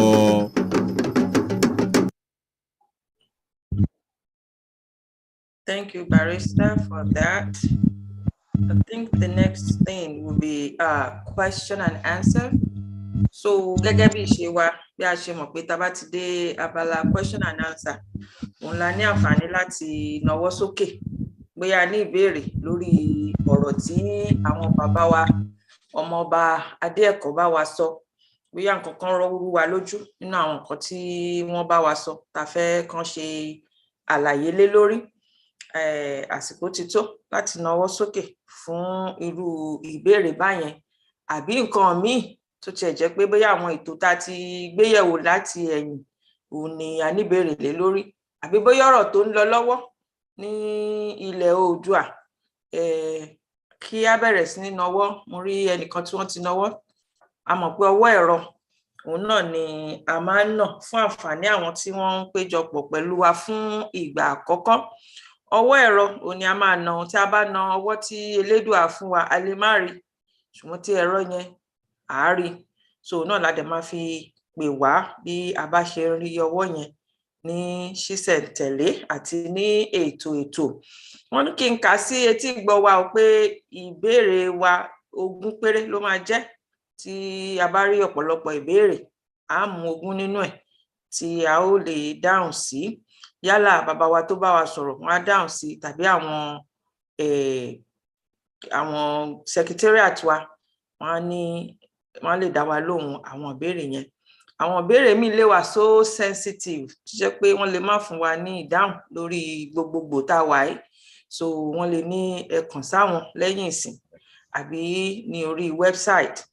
So ẹ tó bá ní ìmọ̀ràn fún wa, ẹ jọ̀ọ́, torí ọmọdé gbọ́n àgbà gbọ́n, òun náà la fi dá Ilẹ̀ Ifẹ̀ o, kò sẹ́ni tó mọ̀ tán o. So tá bá ní ìmọ̀ràn, a lè ṣe sínú chat box yẹn, wọ́n á rí ńbẹ̀, wọ́n á dá wa lóhùn, tàbí kí wọ́n kàn sí wa ní one on one pé n tẹ́ ń béèrè àlàyé ẹ̀ rèé. So wọ́n ní tí a ò bá tí ì pè wá ká má náwó kí gbogbo ẹ̀ lè lọ ní ètò ó tiẹ̀ ti ń lọ létò ètò ṣe ni gbogbo ẹ̀ dákẹ́ rọ́rọ́rọ́rọ́rọ́ tí à ń fi ọkàn bá lọ.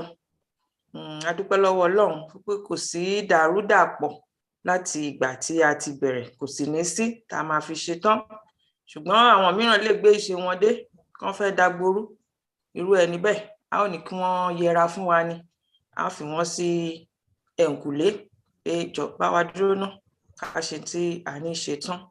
So nítorí náà láì fi àkókò ṣòfò, tí mo bá ṣe rí ọwọ́ tí wọ́n nà right now, kò sí ọwọ́ kankan, ẹni tó náwó ti gbé ọwọ́ sílẹ̀, so mi ò rí orúkọ ẹni yẹn báyìí.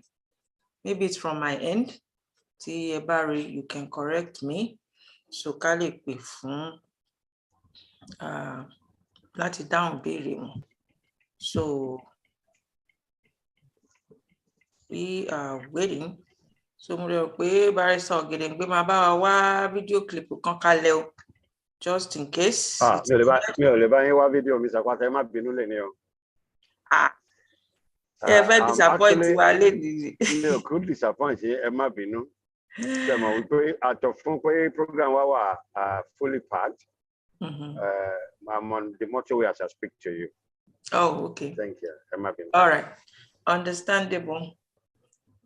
So bóyá ètò tèmi mi àti bóyá àti ẹ̀ máa tètè parí ẹ̀, first of its kind, because I don't see any hand raised. So Barrister Odumosu. Wọ́n lè fẹ́ kí wá fún àjọ̀dún 90th town hall meeting. Tó bá ní questions tó máa bẹ̀rẹ̀. Okay. Mo rò pé gbogbo ilé gbọ́ nǹkan tí Barrister sọ ni. Ẹyọ. Mo yọ̀ fún ẹ, mo yọ̀ fúnra mi.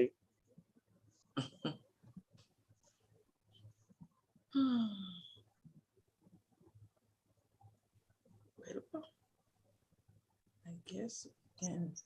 Okay o. Mo rí ọwọ́ kan o, mo sì mọ orúkọ yìí. Bàbá wa Máyọ̀ Ògèdèngbé. Àwọn dáàdì ti náwó. Dáàdì ẹ on mute sir. Ẹ ṣeun, mo kí olùdá tuntun wa ní ẹ̀kọ́ lẹ́nu yìí, wọ́n ṣe gan ni.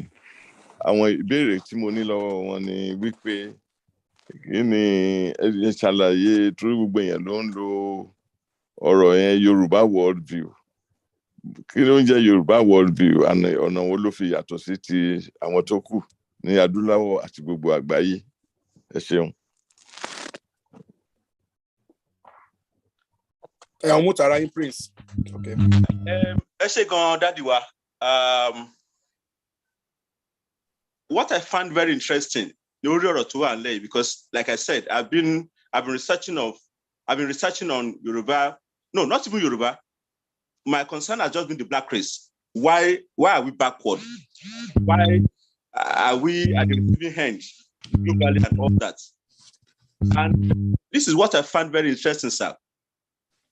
The Yoruba worldview is very, very authentic. You will find it among the Sumerians, you will find it among the Egyptians. It is, when you say, Oduwa Ateworo, you see, it's unfortunate that wọ́n ti gba òtítọ́ mú wa lọ́wọ́, wọ́n wá gbé, kí ló fẹ́ pé, wọ́n gbé irọ́ lé wa lọ́wọ́, wọ́n ti gba òtítọ́, wọ́n gbé irọ́ lé wa lọ́wọ́. I'm not sorry to say, but I'm saying with facts, I'm saying with figure, I'm saying because I've decades this matter.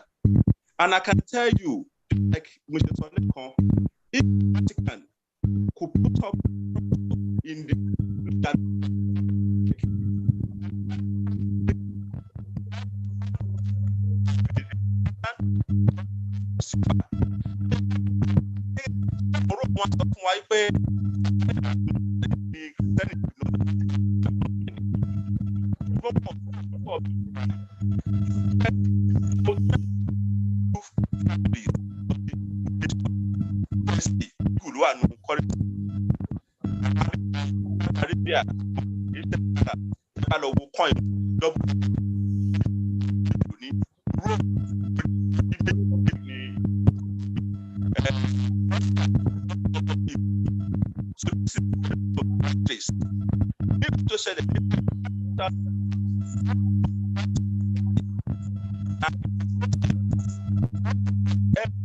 everything contributes to. So in essence, we have been living the life I'm sorry to say fún àwọn Christian tó wà láàrin wa. I was once a pastor. I was once in church. I practiced Christianity. My family is well spoken about. Even when I have this understanding and I can compromise. Going back to your question, your worldview is as authentic as anything.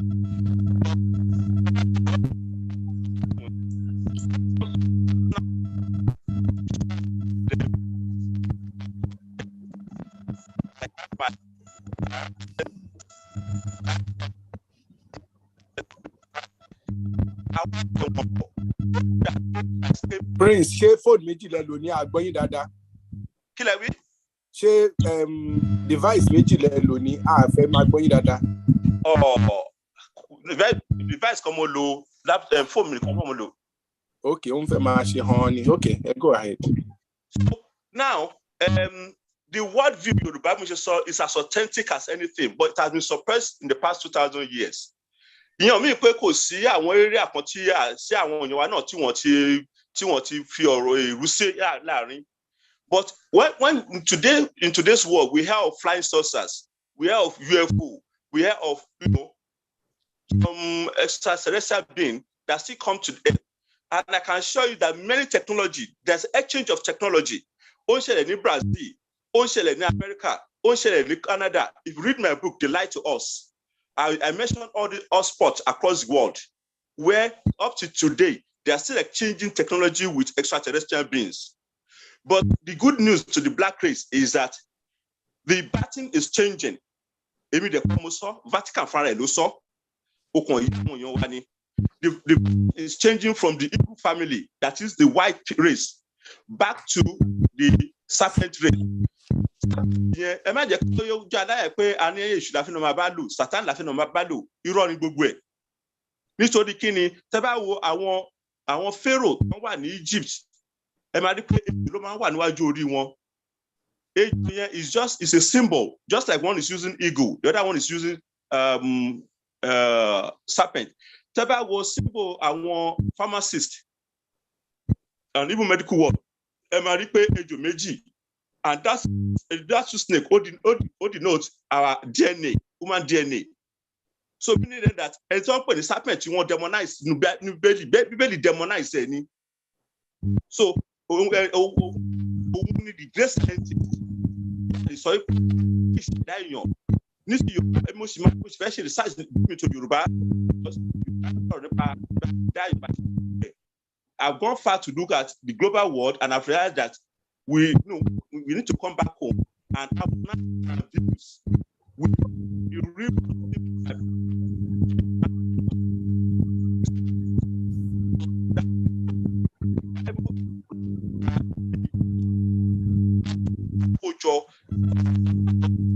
they were nations.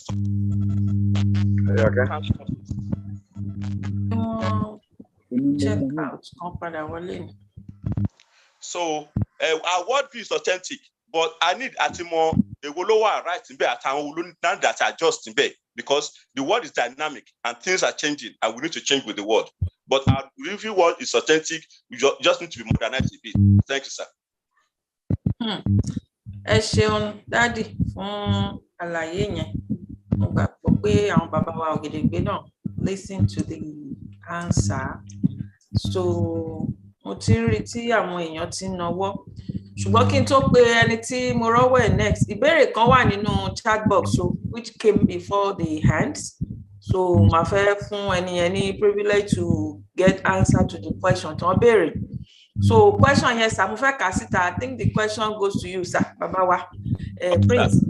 Only, I've always wondered if truly, as the ministers of the gospel declare in churches, we today Christians are modern day Israelites. Can this be true?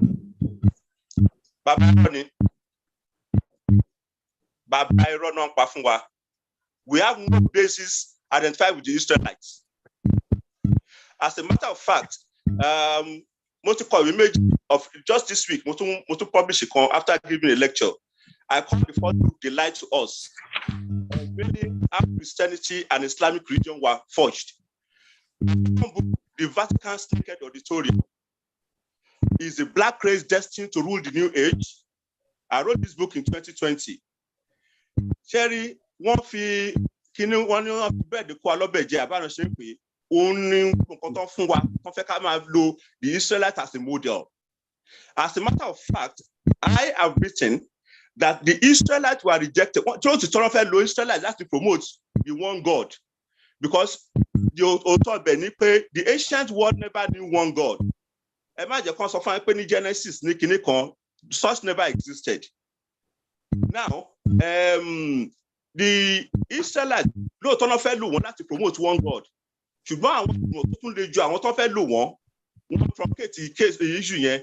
And specifically, that was in 168 BC. So 168 BC not to reject the Jews. What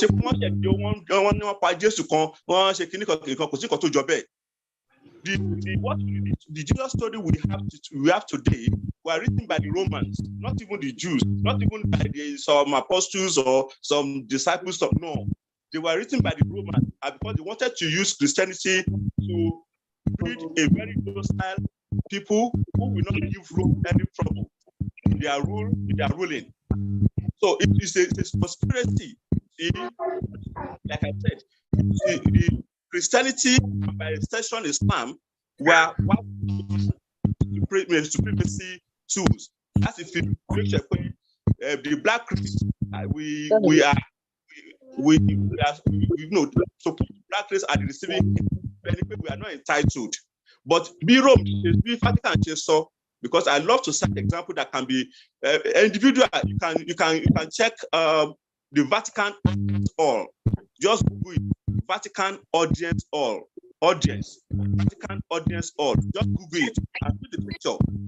So what the Rome is saying, what they cannot tell us openly, is that the era of the white race has expired, and the battle will change back to the black race. Physically, how is that possible?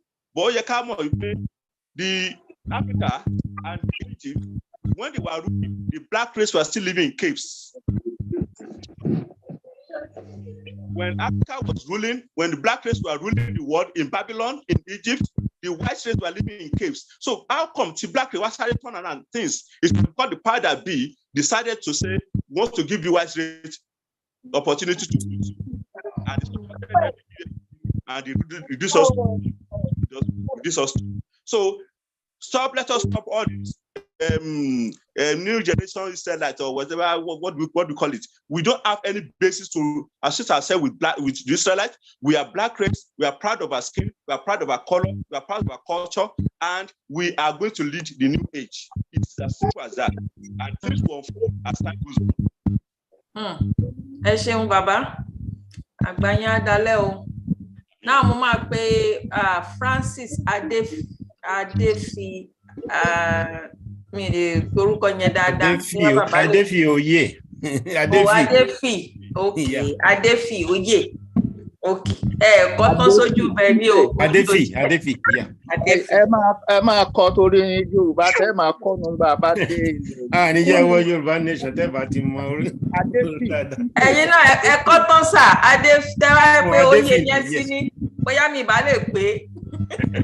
All right, ẹ̀yin ló kọ́ kẹ́ béèrè yìí.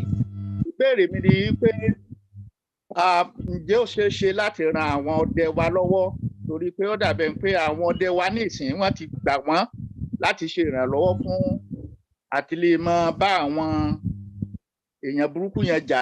Ó dàbẹ̀ pé ìjọba ti fọwọ́ sí wọn, wọ́n sì ti tẹ́ bá lọ sínú Oríyọmí Hamzat ẹ jọ̀ọ́ ẹ lọ play kíní rẹ̀ kẹ́ play rẹ̀ ọ̀rọ̀ yìí ti kúrò ní pé bóyá à ń fi nǹkan pamọ́ àwọn ọdẹ yẹn wọ́n ti yọjú wọn gbagba síta tí gbogbo àwọn èèyàn sì ti mọ̀ wọ́n sì ń béèrè fún ìrànlọ́wọ́ right now ẹ jọ̀ọ́ ìrànlọ́wọ́ wo la rò pé a lè ṣe fún wọn.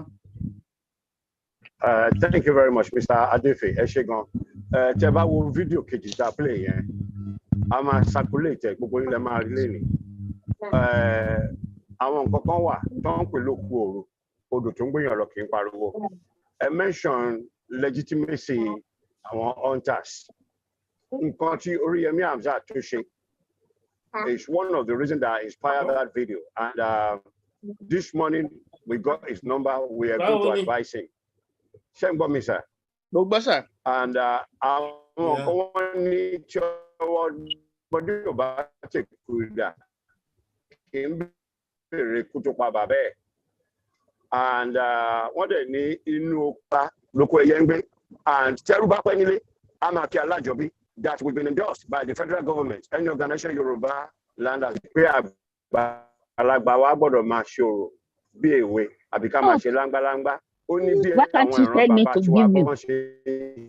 Why you want to cut it instead of nígbà ṣe èyí tó bá yẹ ká ṣe ní kọ̀rọ̀ á ṣe nǹkan tó bá dé kì í rọrùn abẹ́ gẹ̀ẹ́tì sà àwọn bàbá wa àwọn ọlọ́dẹ láyé àtijọ́ tí ẹnìkan bá kú nínú igbó ó ní agbára táwọn bàbá wa ní tó jẹ́ pé as long as ẹnìkan ò bá ti announce ẹ̀ nínú abúlé wọ́n ní agbára tán máa fi ṣe ìràpadà fún tó máa jí padà bọ̀ tán bá ti lè sọ ó ti tán wọ́n ní ohun tá a bá fi pamọ́ òun ni ó níyì so àwọn ìbéèrè tẹ́ béèrè yẹn kì í ṣe nǹkan tá a lè dáhùn lórí ìkànnì yìí abẹ́ gẹ̀ẹ́sì nǹkan mò ń sọ ìṣúná kò ń ṣe nǹkan tí a lè dáhùn nínú speech màmá wa Sandra Popola wọ́n mention wípé àwọn tó ń ṣe neighborhood watch Princess náà mention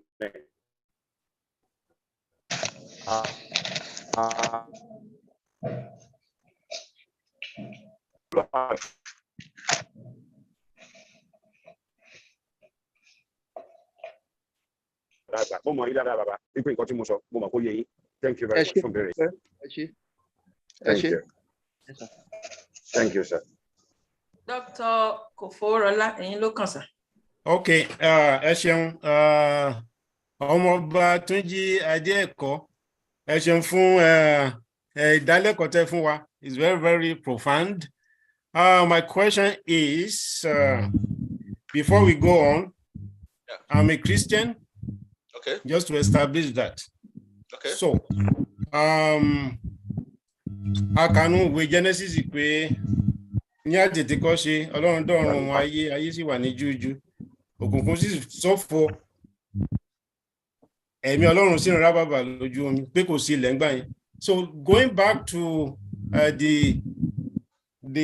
ìṣẹ̀dálẹ̀ Yorùbá gẹ́gẹ́ bí a ṣe kọ́ pé Olódùmarè láti òkè ọ̀run rán Ọbàtálá bí ó fún ní ìkarahun gbìn ó dá yẹ̀pẹ̀ sí pẹ̀lú èkùrọ́ then adìẹ pé ńgbà tó ó dé Ilé Ifẹ̀ ó dá ilẹ̀ sílẹ̀ then adìẹ yóò bẹ̀rẹ̀ sí tanlẹ̀ so láti ibi tó ti tanlẹ̀ yìí ní ilẹ̀ ti fẹ̀ so a fi ní all the continents of the world now both Christians and Muslims àti Ìṣẹ̀báyé we believe that there's a supreme God. Yeah. So that is more kind of credible to me. When we go into philosophy, they say there are two questions philosophy tends to answer in any philosophy. But the first one, is the world created by someone, is the spirit first or the material first? So if you say you are material first, you are materialist as one of the two major groups of philosophers. But if you say that somebody, spirit first, created the world, which means you are idealist. Okay. Then the second question is, philosophy tends to answer is that is the world can the world be studied? Yes. Okay. Idealists also okay. Materialists, you say yes, the world can be studied. Then the idealist also has divided into two. And one subjective idealist will say no, the world cannot be studied. Nothing power. Renaissance, the world is flat. And is not flat. So those are in terms of that's subjective idealist. So objective idealist is that yes, God, there's a power over there that created the world. Yeah. And the world can be studied with Professor Ariola. So my question now is that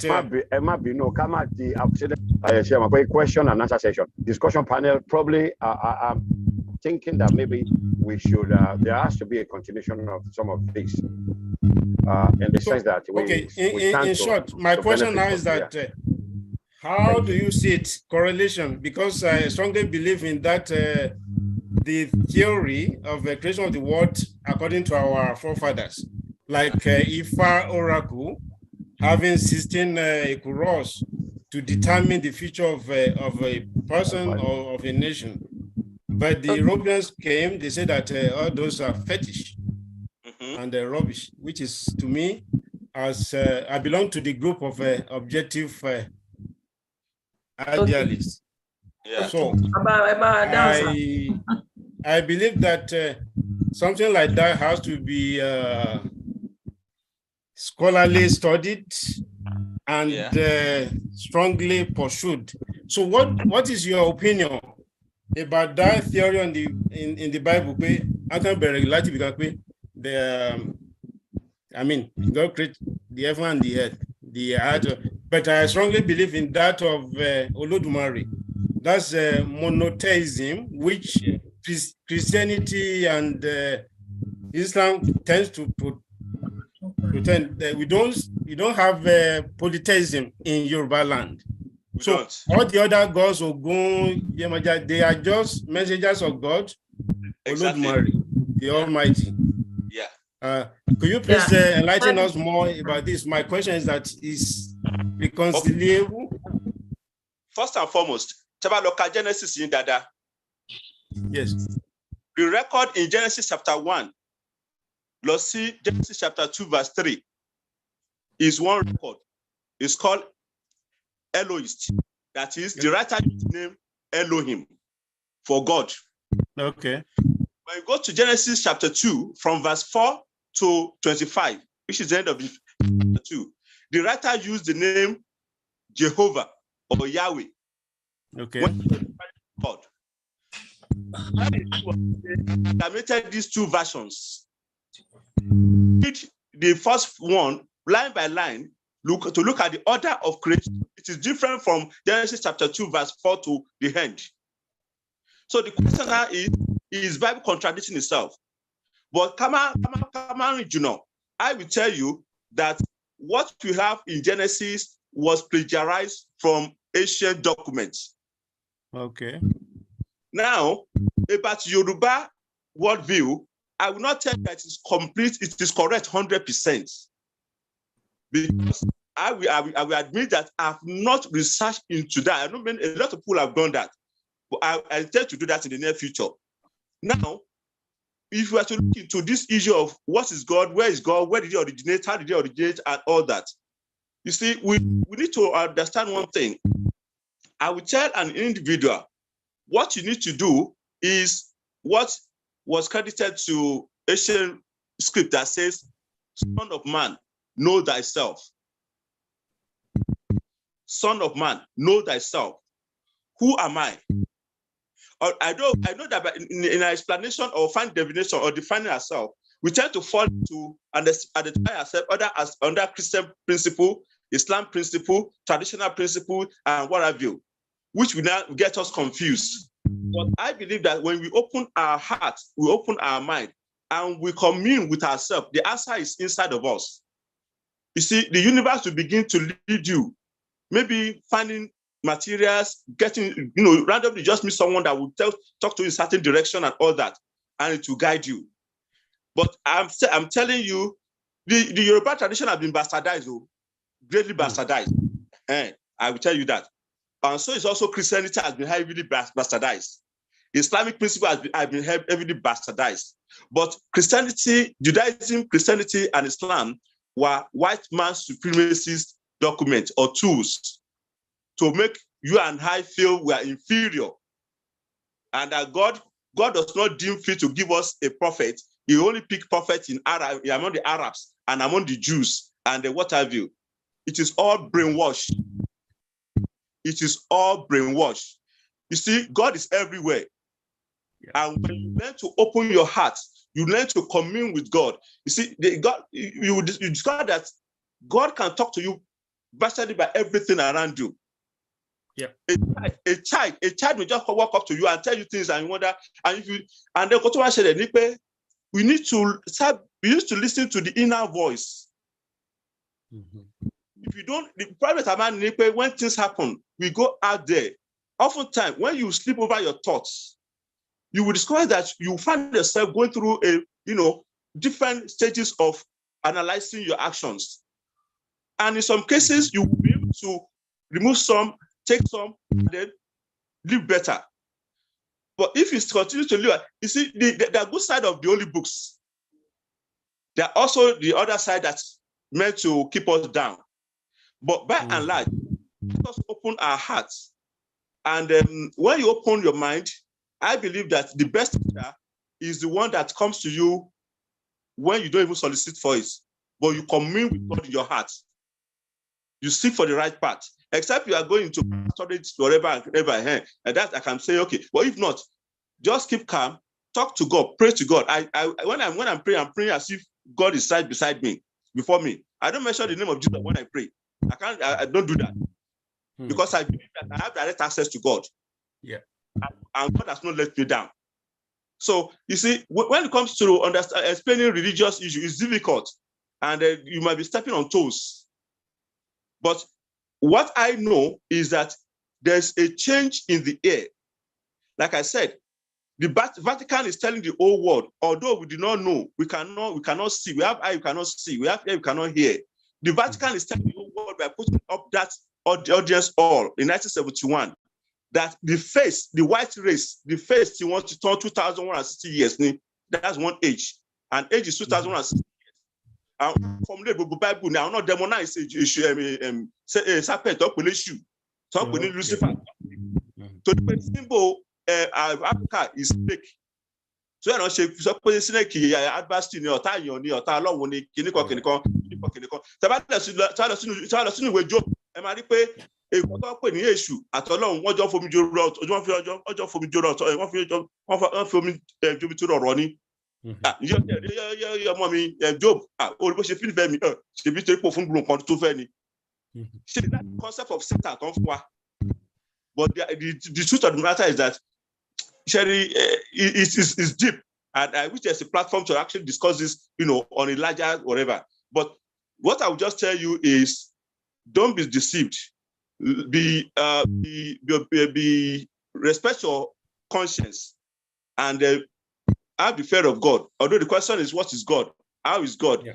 The whole lot thing. But let's just take that there's a God up there whom we pray to, who answers us, and then we go by whatever, and that's sufficient. Thank you. Thank you, sir. Thank you, sir.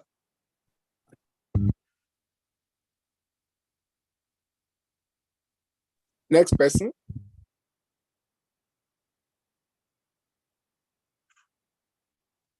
Unmute ara yín, Mr. Apata. Unmute yourself. Sorry. Yeah, ẹni tó kàn náà ni bàbá wa dókítà Bíyì Oyèfúlẹ̀.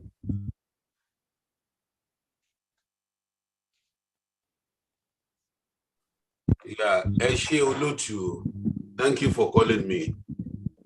Prince Adieko, please let me deeply congratulate you and thank you for your courage to come to our platform. Thank you, sir. Not only just to come, but for you to have the audacity, the courage to make this presentation. Thank you, sir. I'm not going to lie to you. During the first 10 minutes of your speech, I was wondering, why will my friend Ogedengbe Tayo Barrister bring something like this on here? But I was so fortunate that I wasn't impulsive by turning the program off and going to do something else. When I finally got hold in my mind of what you were saying, you cannot see me, but my hand was on my head. When he heard, what's this man saying? You spoke well. You spoke very, very well. And what you've spoken is the truth. Thank you, sir. Thank you, sir. Totally opposite to what Christianity or Islam will want people to hear. We all know that to destroy a people, you must first of all go into their belief system. Exactly. Go into their religion. Mm-hmm. Tell them that Olóríṣà ni wọ́n, ẹlẹ́bọ ni wọ́n. Bẹ́ẹ̀ni. Now, when they do Olóríṣà ni wọ́n, ẹlẹ́bọ ni wọ́n, wọ́n sọ pé irú ẹbọ tó ń ṣe fún Queen Elizabeth ìgbà tó kú, tó mú àgbò tó lọ fi bọ́, tó ń parọ́ pé mascot ni àgbò, wọ́n lọ fi rúbọ fún ni. Yes, now. Bẹ̀tí wọ́n dá babaláwo tó dẹ̀ mú òbúkọ tó fi bọ tó fi rúbọ. So thank you very much. Wọ́n ti attack wa, wọ́n ti almost defeat us. Yes, yeah, you're right. Kò ní ṣeé ṣe. Kò ní ṣeé ṣe. The figure you are alluding to is 2,600 years. 2,600 years. I'm a little bit familiar with it. It's 2,600 years. That cycle will come around 2,600 years after it started. Now, ìgbà wo ló start? How far back BC ló start? Ìyẹn la àti ìmọ̀. Okay, thank you. Mo ti fi website mi sórí message platform. You can go to my website. And you see, Emi Moshewayi, mo jẹ́ kí n tó kúrò ní church, mo jẹ́ the Seventh-day Adventist Church. And the Seventh-day Adventist Church of recent, just of recent, I made a publication, mo send it to Barrister Dumoso àti Barrister Ogedengbe, and I sent it to the church elders, all of them. It was a free book. Mo summarize my 2 books because I've written 2 books. Mo summarize them, mo fún lọ́fẹ̀ẹ́. Mo sọ fún pé interpretation Bible tells us pé Jésù ti dé nígbà kan mo báyìí, irọ́ ni. And I put my reason and when it ended. And this age of Pisces tá wà nú èyí, ó máa end ní 2,300. You can read that in Daniel chapter 8 verse 14. Ìgbà tí wọ́n send the Jews out of the Palestine, that was when the age of Aries ended. So if you're on WhatsApp, I can send you this book. I wrote it just to give us free of charge. So I'll put my number on the what's called on the message there. Anybody that's interested should just get in touch with me. I'll give you the book free of charge. I will contact you. Yes, please do. I appreciate that. Thank you very much. Olotu, back to you, man. Thank you, sir. Wọ́n pe Oyeniyi Najim. Ẹ jọ̀ọ́, you have to do your video tí ẹ bá fẹ́ béèrè. Ká má dẹ̀ gbàgbé, ẹ má mo tọrọ gáfárà àbí àforíjì. Ó yẹ kí n ti sọ síwájú pé ìṣẹ́jú kan ni o. A má bàa gbára wa ní àkókò, even though ó dà pé time wà on our side, but at the same time, because ó dà pé mo á rí mọ́ ọwọ́. So ẹ jẹ́ ká try láti compress ìbéèrè wa sí ìṣẹ́jú kan láti lè fún ẹni tó máa dáhùn ní ààyè láti ṣe àlàyé yẹn at least to an extent. Káwọn náà dẹ̀ ní gba àkókò jù ká bàa lè fún àwọn mìíràn ní ààyè láti béèrè wọn. So Oyeniyi Najim, ẹ̀yin ló kàn. Please unmute yourself kẹ́dẹ̀ béèrè yín.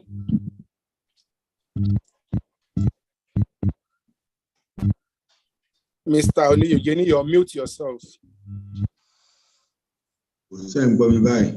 Yes, thank you. Bàbá mi ẹ ṣe mo pinnu kí odò àgbèwá o kò ní gbé alẹ̀.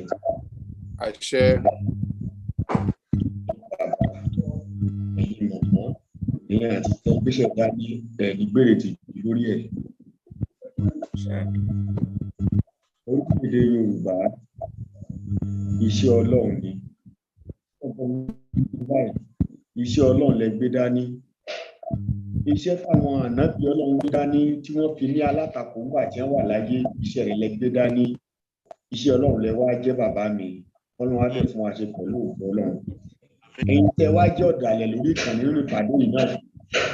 Ẹ̀yin tẹ́ wà níkàlẹ̀ tẹ́ wà nínú ìjókòó yìí tẹ́ jẹ́ ọ̀dàlẹ̀, Ọlọ́run á pín in lérè tí yín náà bó ṣe pé láti tẹ̀. Àṣẹ. Àṣẹ o. Bàbá mi tún sọ̀rọ̀ ọkù làákàyè. Ọlọ́ba mi ó fún àlékún ìlú. Ìgbà tó lè rí Yorùbá wà wá sáyé wọ̀n ní fi wá sàwátì. Àmín. Àmín. Jésù Kristi tó wá jí sí Ọlọ́run ọ̀rọ̀ alátakò. Ọ̀rọ̀ mi ò ní pọ̀ púpọ̀ fà. Àwọn lágbájá tán jẹ́ Babylonian tí wọ́n kó ajá pọ̀ mẹ́dìyẹ àbí tí wọ́n kó ẹyẹlé pọ̀ mẹ́dìyẹ. Ṣé ń gbọ́ mi? Àwọn tí wọ́n kó wa pọ̀ mẹ́dìyẹ tí wọ́n kó ẹyẹlé pọ̀ mẹ́dìyẹ. Ṣé ń gbọ́ mi sà? Àwọn làwọn òyìnbó tí wọ́n wá so wá pọ̀. Ṣé ń gbọ́ mi sà? Ẹ mọ́ bínú sà, ṣé ń gbọ́ mi? À ń gbọ́ yín, bàbá wa ṣe ní kọ́mọ́nkóbó torí àròjọ musolóko. À ń gbọ́ yín. À ń gbọ́ yín. Ọjọ́ ti lọ Yorùbá Nation. Wọ́n kọ̀ yóò wáyé ògbó kan ní kọ́bọ́ lè mọ́lẹ̀ ni òkùnkùn sì ní borí ìmọ́lẹ̀.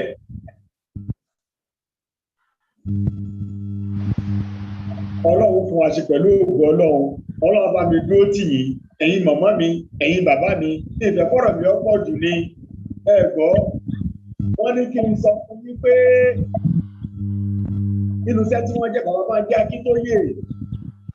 Ẹ sọ fún wọn pé ní ọlọ́ọ̀dẹ kan sọ ni wọ́n kú oríire. Mo rò pé fèrè pé ilẹ̀ Yorùbá ti dé tán àti gbàdúrà lọ. Ẹ jọ̀ọ́ mo fi owó àtọmọdé yín lẹ́nu bàbá wa Najim.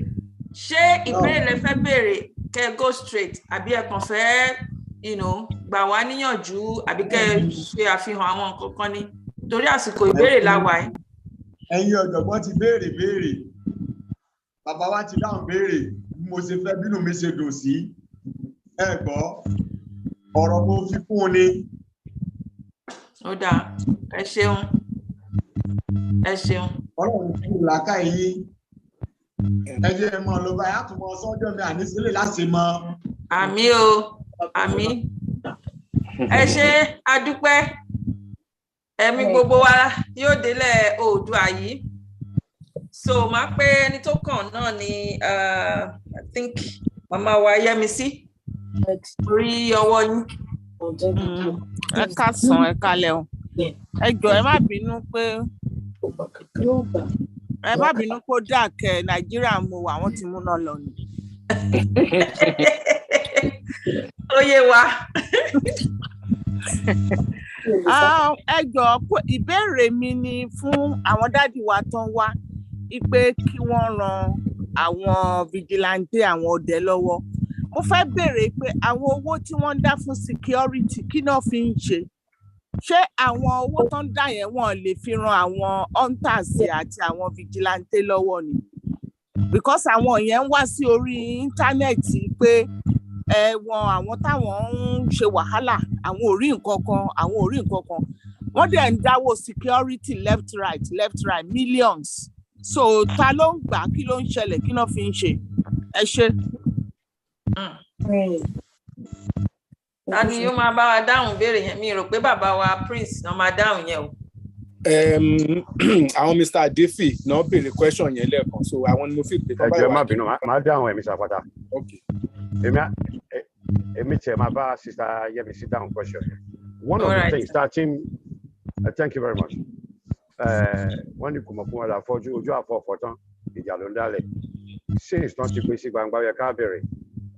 Ó ń yà èmi lẹ́nu ni ẹ má bínú because kò yé mi ọ̀rọ̀ yẹn ò yé mi rárá. Complain ni pé wọ́n ní àwọn ọmọ tó ń ṣiṣẹ́ fún Yorùbá Nation pé mo ra àwọn lò wípé because ẹni bá máa ṣiṣẹ́ tọmọdé bá tó lọ́kọ́ kan fún lọ́kọ́ tó bá ló ládàá kan fún ládàá wọ́n ní kò sí nǹkan kan látòkè sísàlẹ̀ ojú ṣókí báyìí la máa sọ gbogbo wa alájọ́ ọmọ Yorùbá bá a ṣe mọ̀rọ̀ sọ làwọn kan náà ṣe mọ̀ gbọ́ bọ̀ wọ́n ní nǹkan tó ń sọ̀kalẹ̀ látòkè pé kò désàlẹ̀ pé múra làwọn èèyàn lò ó jẹ́ nǹkan tá a lè sọ ń ṣe we want unity not disunity. So I just send the message here, Ryan. Thank you very much for asking that question. Kí wọ́n dẹ̀ jọ àwọn tó ń gba owó yẹn kàn sí wa kàn jẹ́ ká mọ̀ ní orí ìkànnì pé àwọn wo ló ń gba owó àwọn wo ló ń ná tàwọn wo náà fún àwọn wo ni wọ́n fún. Ẹ ṣé. That's fine. Sister Yemisi Shoki.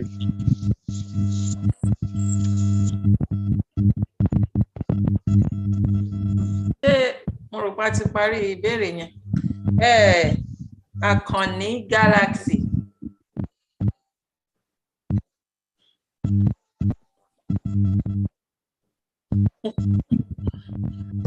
Àkànní Galaxy. Ṣé ẹ ṣì wà ń bẹ̀ láti béèrè yín? Àyè ti ṣí sílẹ̀ fún yín báyìí o if you are still there.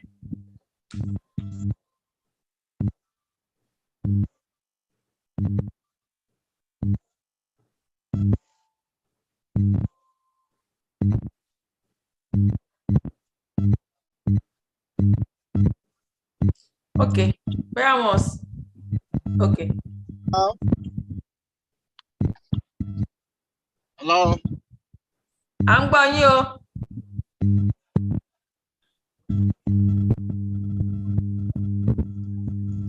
Ẹ káàsán, ẹ má bínú sá, ẹ má bínú ẹ jọ̀ọ́ máa ṣàgbéṣẹ̀ kí ni ìgbésẹ̀ tí àwọn dàrẹ́tọ̀rẹ́tì ń gbé lórí àwọn tó religious leaders wa àti àwọn madness people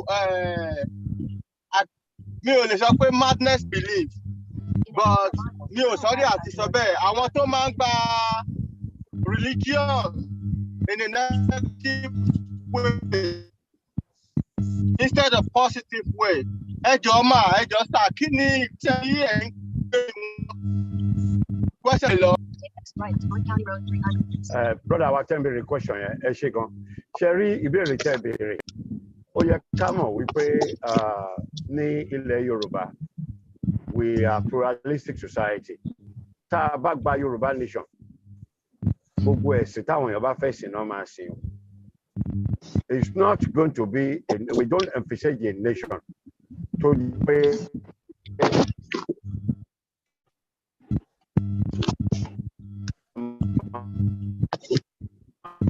Barrister, internet ń ṣe kan àgbọ̀yìn. Ẹni bá fẹ́ bọ̀gùn tó fẹ́ bọ̀ ya, ẹni bá fẹ́ ṣe Christianity tó fẹ́ ṣe Muslim. And we don't think at the directorate we have power. You hear me now? Ṣé ń gbọ́ mi? Bẹ́ẹ̀. Ẹ jọ̀ọ́ mo ní a lè pàṣẹ wà lórí àwọn èèyàn wa nǹkan tó bá oníkálùkù ní kó sìn ní directorate we are not a religious organization and we want to be accommodating to everybody. Irú ní directorate tí ń sin gbogbo ẹ̀sìn làwọn èèyàn ń sìn, oníṣẹ̀ṣe wà ń bẹ̀, Christian wà ń bẹ̀, Mùsùlùmí wà ń bẹ̀, ẹni tí ò gbọ́ lọ́n gbọ́ ó wà níbẹ̀. Abeg. So please, irú àwọn ìbéèrè yẹn. Ẹ jọ̀ọ́ sà. Yes sir. Okay. Ẹ má bínú ẹ jọ̀ọ́ ẹ torí Ọlọ́run. Èmi náà mọ̀ pé Yorùbá Nation ò kì í ṣe ti religion or something. But reason tẹ́mi fi béèrè ni pé àwọn wà tó jẹ́ pé wọ́n máa ń wá with the negative voice, and I'm sorry to say màá make an example fún máa mú títí wà ní Ìgbò. Ẹ má dárúkọ èèyàn. Ẹ jọ̀ọ́. Hello sir, hello. We don't want to resort to libel or defamation. Nǹkan tá a bá máa ṣe bó ṣe ṣẹ̀ṣẹ̀ ní gbogbo nǹkan tá a bá believe ká máa fọmọlúwàbí sí, ìyẹn ló ṣe pàtàkì jù. Abeg ká fi ọmọlúwàbí sí. We are not here, we don't want to accuse anybody, and tá bá lè máa bára wa sọ̀rọ̀, tá bá máa bára sọ̀rọ̀ kò ní jẹ́ ní gbangba. So mo fi pé ó ṣe pàtàkì ká ṣe báyìí. No, mi ò bínú. Mi ò bínú rárá sá, mi ò bínú. Bó ṣe wà lọ́kàn yín lẹ ṣe sọ, ẹ̀yin lẹ lè correct mi, èmi mo lè correct yín, àwa la máa correct ara wa. Nǹkan tó ń ṣẹlẹ̀ nìyẹn. Thank you very much. Ẹ ṣé gan sir. Okay sir. Ẹ ṣé gan sir. Thank you sir. Okay. Mo rí bàbá wa Fẹ́mi tí àwọn náà náwó.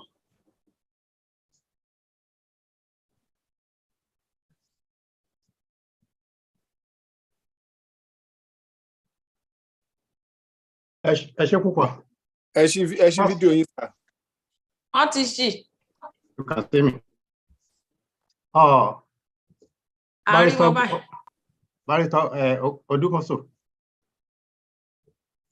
since I heard your voice, for the past 8 weeks, you have excluded me from this meeting. I have to call Pastor Adebayo. Ẹ má bínú sir. What happened was that phone tí mò ń lò fi máa ń send ẹ̀ sí pẹ̀lú gbogbo àwọn tó wà nínú group yẹn ló ní problem. So mo ṣe create another broadcast list. Ẹ má bínú sir. I've included you now. Mo ṣe ọ̀pẹ máa ti rí nǹkan tí mo send. Okay, thank you. Wọ́n exclude yín sir, àwọn tó ní problem yẹn náà pọ̀ tó ń send message sí wa kò ń ṣe ẹ̀yin nìkan. Okay.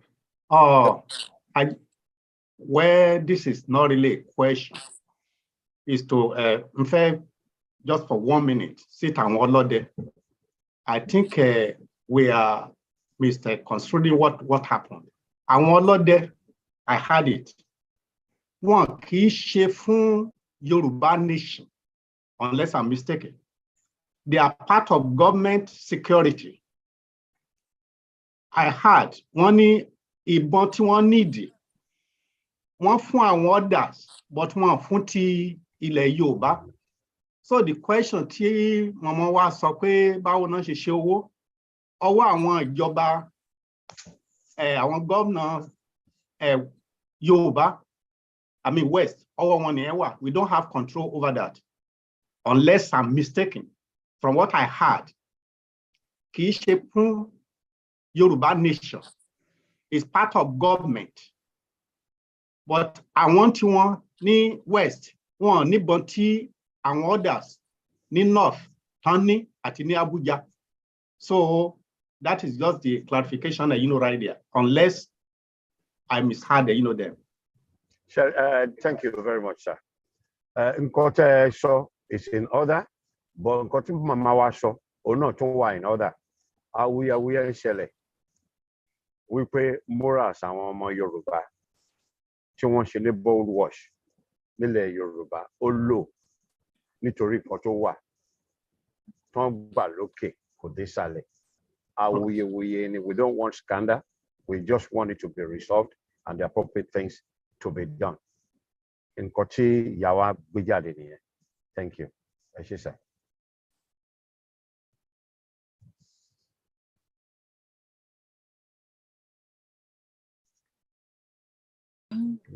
Okay.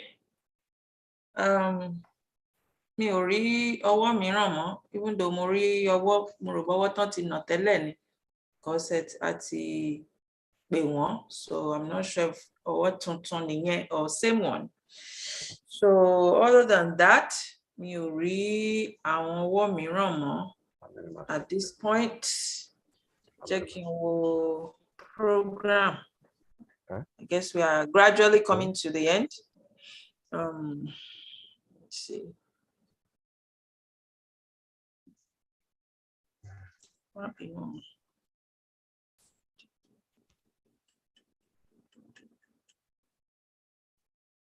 All right, question and answer. Blah, blah, blah.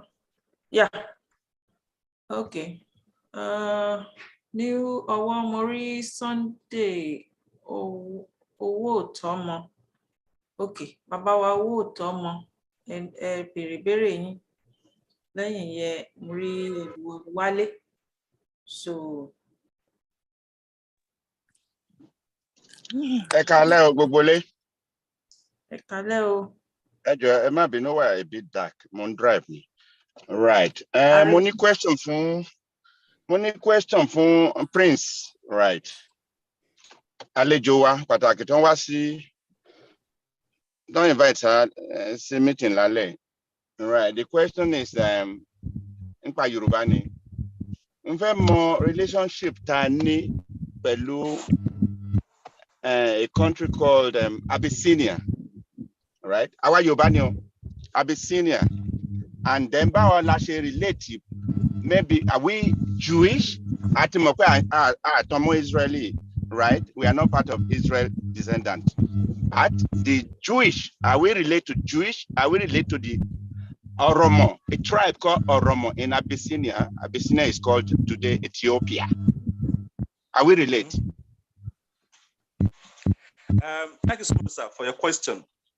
I must first and foremost admit that I've not done extensive research in the area of Ibiti Yoruba Tonde, but okay. I've the concept of the black race. Right. But in the course of moving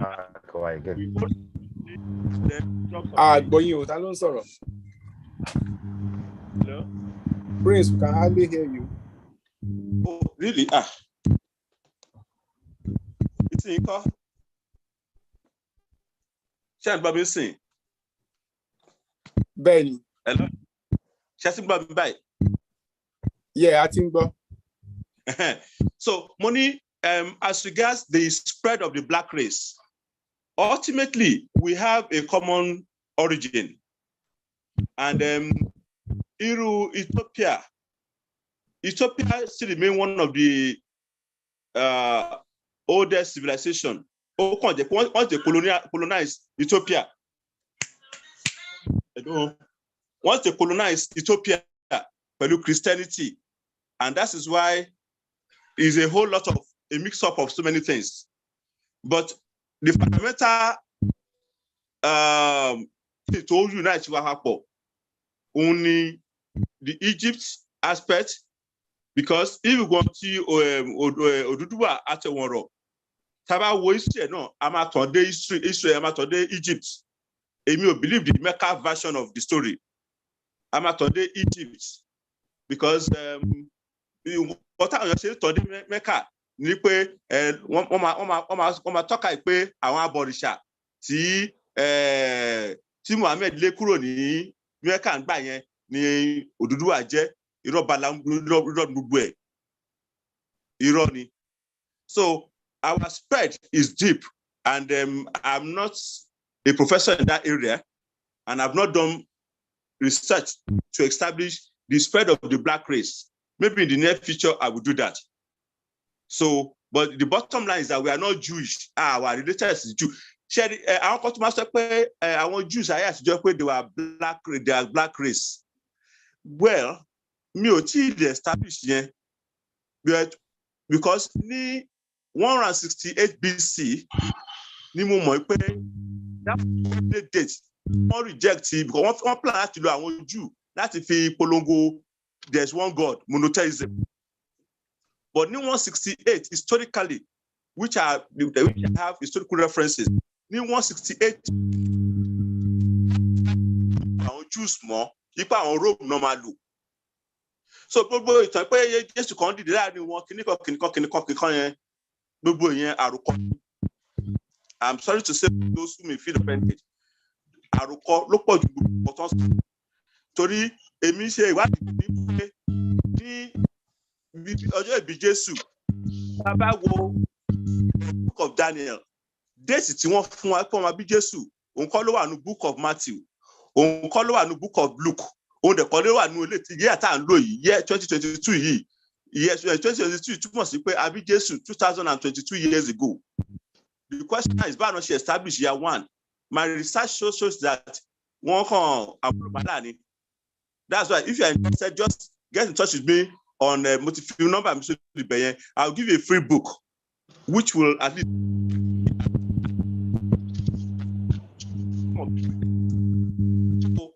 But the battle is changing.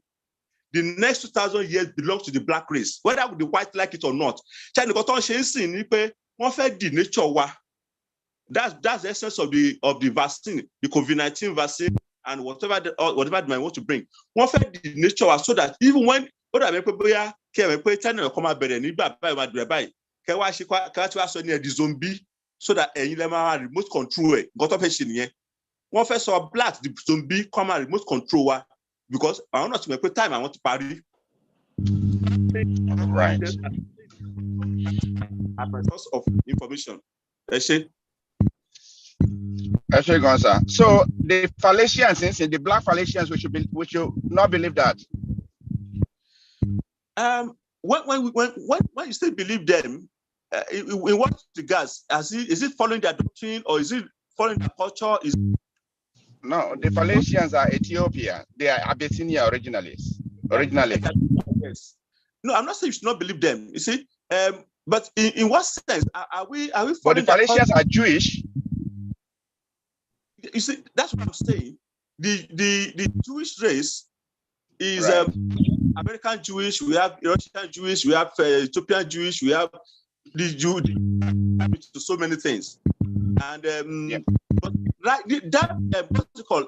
Right at Palestine, they are curious that why is it that when those who left were black, why is it that those who left were black and those who came back were race?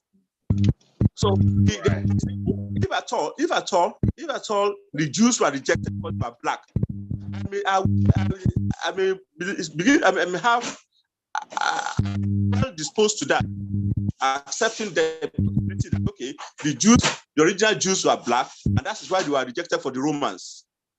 It was like they wanted to use the Jews to promote monotheism, that the God, they concept one God. But at the time of black race, just white. So if the original Jews were black, well, maybe not. But the question is, as long as we are black, let us black brother, and let us understand that taking us to the Bible and all simply in our mind. Thank you. Okay. Thank you, sir. Moving on to Edward Wale.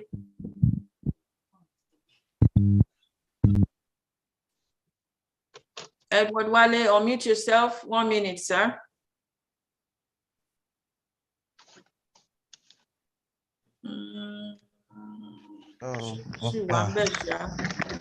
Yeah, can't go me back. Yeah. Yeah, she think me back. Benny. All right, Moki Gogoleo. I'm so happy to be part of this evening. And what happened is that mo kàn fẹ́ contribute sọ̀rọ̀ kan, and then màá dẹ̀ tún béèrè question kan lọ́wọ́ directorate tó bá lè answer mi ò ní jẹ́ kó gùn jù. Mọ́mí wa kan sọ̀rọ̀ lẹ́ẹ̀kan nípa ọ̀rọ̀ security or no security. Ẹ má bínú pé mo padà sórí ọ̀rọ̀ yẹn. Ṣé rí tó wà lókè mi báyìí kò sí ẹni tí ó mọ nǹkan kan tó ń go on. Àwọn Yorùbá dẹ̀ máa ń sọ̀rọ̀ kan pé ẹdìẹ tó ń yí ẹyin ìdí ń ro, àwọn tó ń kó jẹ wọn ò mà lá anything. So ìyẹn mo ra fílẹ̀ síbẹ̀.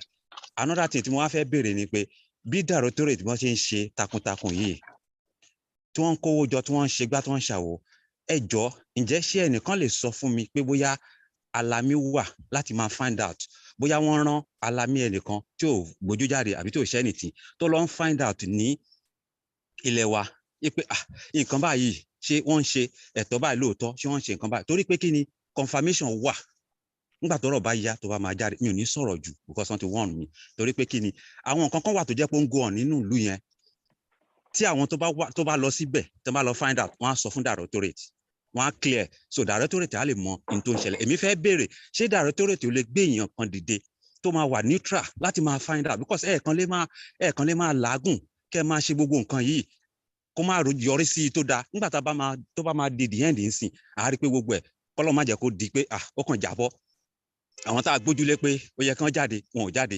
òótọ́ ọ̀rọ̀ ni tó wà nílẹ̀ àwọn èèyàn wà ń lu yẹn tó jẹ́ pé wọn ò rí anything kò sí nǹkan kan gbogbo wọn ti fed up bẹ́ẹ̀ ni tí mo fẹ́ sọ nìyẹn ṣé directorate ò ní nǹkan kan tí wọ́n lè ṣe sí because ẹ̀ẹ̀kan lè máa kówó lẹ̀ kẹ́ má wádìí ẹ má bínú ọ̀rọ̀ mi bóyá mo sọ ní ìsọ rudeness ẹjọ́ ẹ má bínú bó ṣe rí nìyẹn ní sọ jù bẹ́ẹ̀ lọ.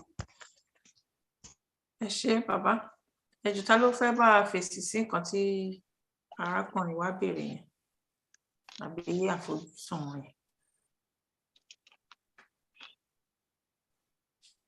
Barrister Odùmọ́sù àbí Barrister Barrister Ògèdèngbé ṣì wà nílé àbí wọ́n ti lọ because we need to respond to him. Oyè Fúlẹ̀ tàbí dájú wa Ògèdèngbé. Ìkan náà àwọn bàbá àbí màmá wa tán bá ní ánsà fún nǹkan tí bàbá wa sọ yìí.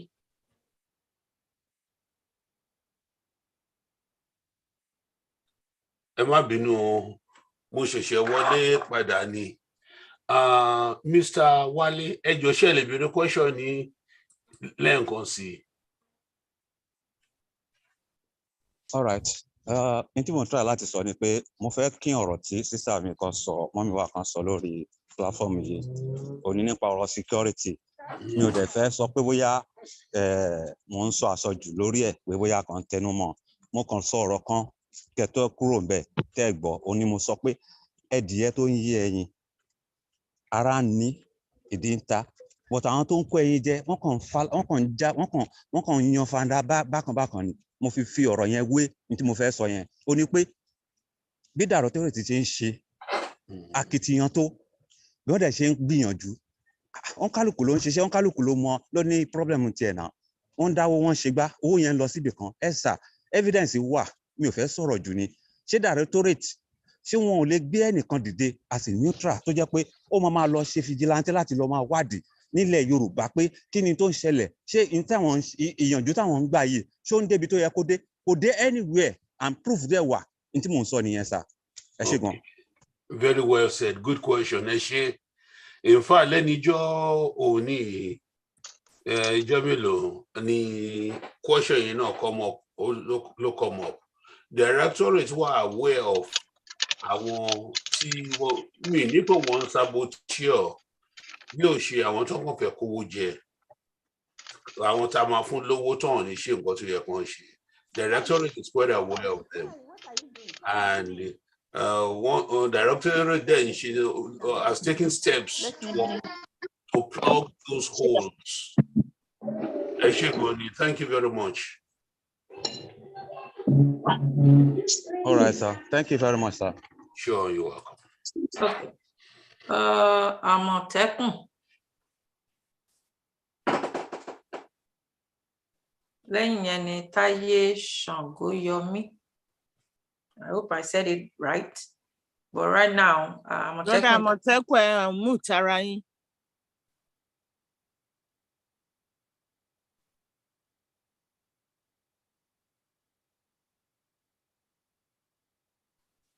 Mọ́mí wẹ pẹ̀lú mi torí time lọ kán má jẹ́ pé àwọn tó náwó sókè ní.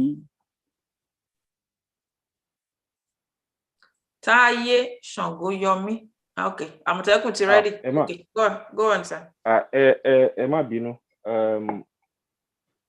Ọ̀rọ̀ tí à ń sọ lénìí wà tó jẹ́ pé ó wà sílẹ̀ nípa kan ó tún dàbẹ́ ni pé ó lè wà misunderstood in such a way tó yẹ pé ó lè damage nǹkan. Yorùbá máa ń sọ pé tí igi bá wó lugi òkè la máa kọ́kọ́ gbé.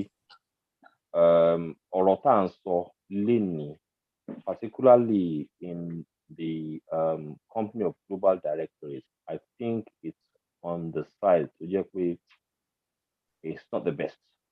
Àwọn èèyàn wà very very sensitive sí ọ̀rọ̀ religion. Mo dey understand gbogbo everything tá à ń sọ bí religion ṣe divide wa, but I think it's a bit of too much of a risk fún global directorates láti máa host irú topic báyìí. I believe there's so many other things tí a lè sọ̀rọ̀ ẹ̀ ju nǹkan tó jẹ́ pé mentality àwọn èèyàn ó ti really wà messed up. I mean, let's put it that way. So I believe we pay discussion on religion is more damaging than uplifting. So she believe we pay this is the time. Question is, she believe we pay timing is okay. That's a new discussion.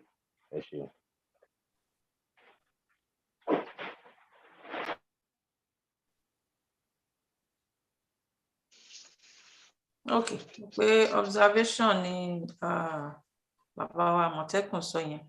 Is there any response? Sorry, question new. Is the timing right? The question me. Okay. Ẹ jọ̀ọ́, ta ló lè bá wa dáhùn yẹn? Olóòtú, tẹ́ bá fẹ́ kí n dáhùn, mo lè dáhùn. Go ahead, sir. Very good observation ni Àmọ̀tẹ́kùn make. Tí igi bá tó bá ṣubú lu igi tí òkè la kọ́kọ́ máa ń yọ. That's very true. Àmọ́ there are certain knowledge tí kò tí tó ká yọ kúrò tó jẹ́ pé ó dá ká yọ kúrò by making people aware of them. Irú nǹkan tí Prince Túnjí wá sọ lénìí, èmi ò mọ̀ pé many people máa ní courage enough to come and say it because what he's talking about are very well-known facts among certain group of people. Because anybody tó ṣe Freemasonry, because ẹni tó ṣe Rosicrucian, because ẹni tó ṣe deep Buddhism tí ò mọ̀ gbogbo yẹn. Ṣùgbọ́n most of our Christians ò mọ̀, most of our Muslims ò mọ̀. Pope mọ̀ ní Rome, they're quite aware of it in Rome. Mo dẹ̀ sure pé Bishop of Canterbury, the leader of the Anglican Church, is also aware of it. Really, Canterbury, you're right, sir. Yeah. So he's quite aware of it. But nǹkan tó ṣẹlẹ̀ ni pé most of our people are not aware. Ṣé ìsìn ló yẹ ká jẹ́ kán bẹ̀ sí ròǹpẹ̀? Bí Àmọ̀tẹ́kùn ti sọ, this may not be a right time. Àmọ́ tá bá tún wò from another point of view. Nǹkan kékeré tí Prince Adéẹ̀kọ́ ra fílẹ̀ yẹn, ó máa germinate lórí. So that ìgbà tí ẹ̀kọ́ yẹn bá máa wà wide in the open, àwọn tó ti gbọ́ for the first time ní directorate lẹ́ni, wọ́n á ní pé máa nǹkan máa wà tó ń jẹ́ Prince Adéẹ̀kọ́ tó máa ti sọ̀rọ̀ báyìí tí kò yé mi gbà yẹn. Ó máa ṣe wà ń yé mi. But I can assure you, kì í ní nǹkan tá à ń sọ yìí, kì í ṣe nǹkan tó máa ṣẹlẹ̀ within the next few years. Most of our tower lórí directorate lẹ́ni today, for the 6 of us, most of us may not even be alive. Ó lè jẹ́ àwọn ọmọ tá a sọ fún, or àwọn ọmọ tá a sọ fún náà máa wà alive tó máa ní grandpa, ṣe rántí grandpa, that na the 6-year-old tó máa ń pè rẹ̀ ní Prince Adéẹ̀kọ́. Kan tó kú at the age of 96, 98, wọ́n máa sọ kíní kan. And that was many years ago. Irú nǹkan tí Prince Adéẹ̀kọ́ sọ, irú effects máa ní nìyẹn. So we can look at it from both ways. Èèyàn lè ní pé irọ́ kò tí ì tó láti gbé igi yẹn kúrò. Àmọ́ àwọn ẹlòmíì tún lè rò pé bóyá pọ́jọ́ra sọ ní ṣókí yẹn ó máa dà o for the future generation. Thank you, Olótù. Thank you, sir. All right. Taye Shangoyomi, you are next. Yeah, Eshiton, thank you for giving me the opportunity to ask this question. I'm on drive, I've listened to the presentation of our speaker today, and I really enjoyed it. And I have one very brief question. Shocking on the question. My question is as follows. Every group of people they have their own narrative on how people first came to this world. The narrative that is in the Bible, which is Adam and Eve, the narrative of the Jews. What is the Yoruba narrative of how human beings came into the world? I'd like to get your opinion on this.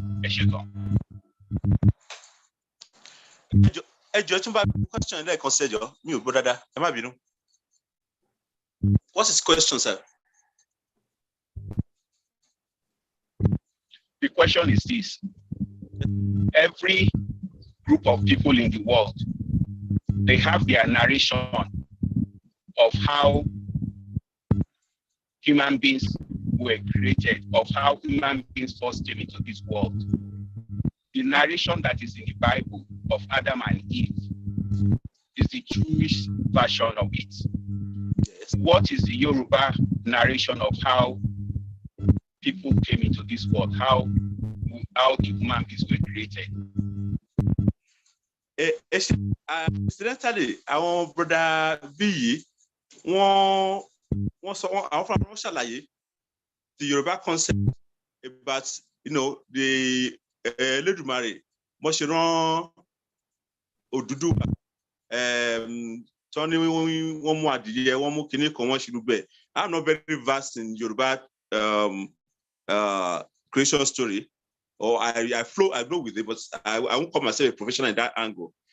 In my own book, They Lie to Us, I actually listed 20 creation stories, 20 from all over the world. That is 20 major creation stories. And I gave I allotted two to the Jews. That is the creation story according to, which is called Yahweh. That is, the name of Yahweh was used, and the other one, Elohim, was used. So meaning that in Genesis chapter 1 and 2, there are actually two different stories. Genesis chapter 1 and chapter 2, there are two different stories. Like I said, one is from Genesis chapter 1 to Genesis chapter 2, verse 3. The second one is from Genesis chapter 2, verse 3 and verse 4 to 25. So one can lump a paper on it. The order of creation, what you call, that is, it will not precede the it will not contradict around. Like you have identified, there are different. It was about to find my work. I said, how to know a tribe that is deeply ancient, that is totally rooted into the prehistoric era, is it must have a creation story.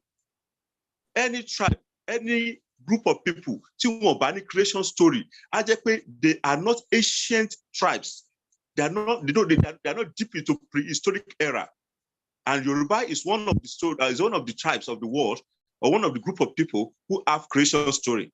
So, like you have observed, you identified that there are different types. That is true. And the truth of the matter is, we are going to be confused. Is it that they are not, which is what I look at chapter 3 and chapter 4 of my book. We are not explained. I went wide into different stories available and put them together to show that there will always be this diverse view, but even that of the Jews are not authentic. I can say that. Because the reason why I would say it is not authentic is that not until you expose yourself to ancient Sumerian texts, the Akkadian text, and even Egyptian, then you now realize that they borrow a lot of things from different people, and then they put together. Some will say they plagiarized other materials, other ancient materials. That is the truth. But like I said, what your Bible you are reading was not in existence until about 2,600 years ago. We story Genesis, one backdate. That is the truth. And let's come out to Shekinah Jew. maybe there's a different forum where we can discuss that on elaborate level. But the truth of the matter is that at this time, there's going to be a change of pattern from the white race to the black race. I'm proud to tell you that because I've studied that for so many years. And your company, is that possible? But when the blacks were ruling the world, the white race were living in caves. So if all of a sudden we are where we are, there's a reason. And when you read my books, you have a better understanding of all these things. Yes, sir.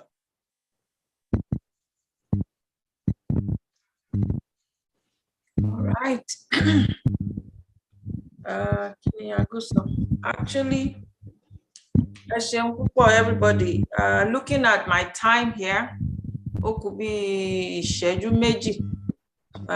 Ọlọ́run dẹ̀ ṣeun àti dáhùn gbogbo ìbéèrè gbogbo àwọn tó nawọ́. So àmú ètò wá sí òpin nìyẹn. Let me see what we have to do next. I think we are done for today. So bàbá wa tó máa bá wa ṣe vote of thanks. Àwọn náà ni bàbá wa Kọ́ládé Thomas. I believe I'm right.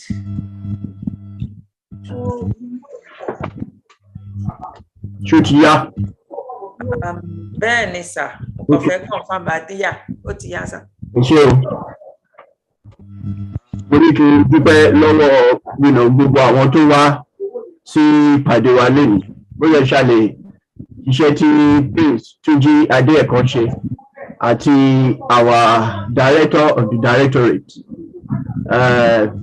Princess Ọláníjùlọ, for gbogbo nǹkan tó ń ṣe fún wa, gbogbo ìrànlọ́wọ́ tó ń fún wa, àti gbogbo àwọn tó wá tó ń sọ̀rọ̀ tó ń dáhùn ti question and answer. Àníkà dúpẹ́ lọ́wọ́ wọn ni o. Àti Mrs. Sandra Pópóọlá Obìyí àti gbogbo àwọn tó wá ìpàdé wa ní ọ̀sẹ̀ tó ń bọ̀. Ọlọ́run á mú ìpàdé wa bí oyin ni o. Agbára Ọlọ́run. Gbogbo àwọn tó dẹ̀ ń dáwó fún wa, àdúpẹ́ o. Àrọ́wọ́ yín. Àwọn tọ́ọ̀dẹ̀ tí bẹ̀rẹ̀ sí dáwó fún wa. Ẹni kìíní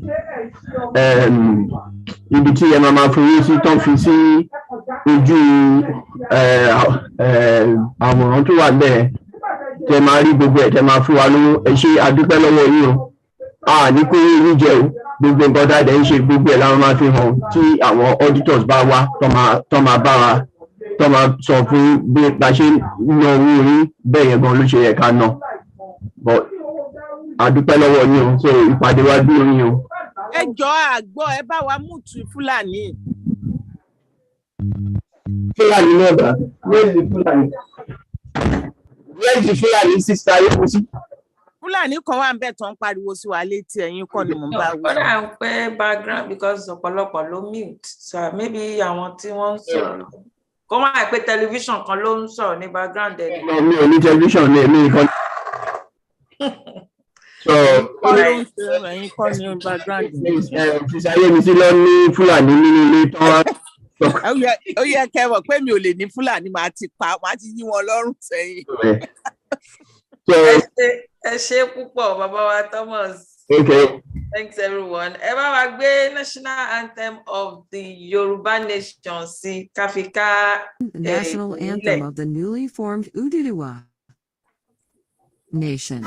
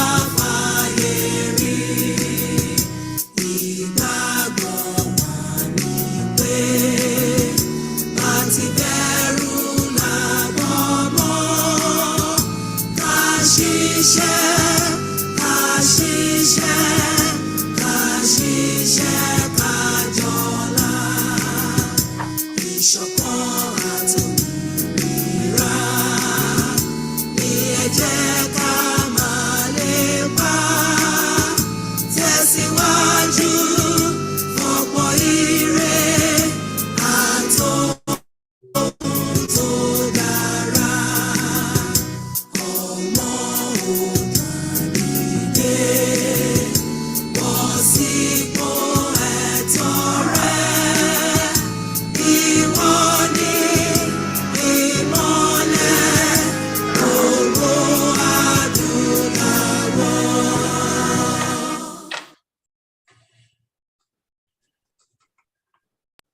ṣeun púpọ̀.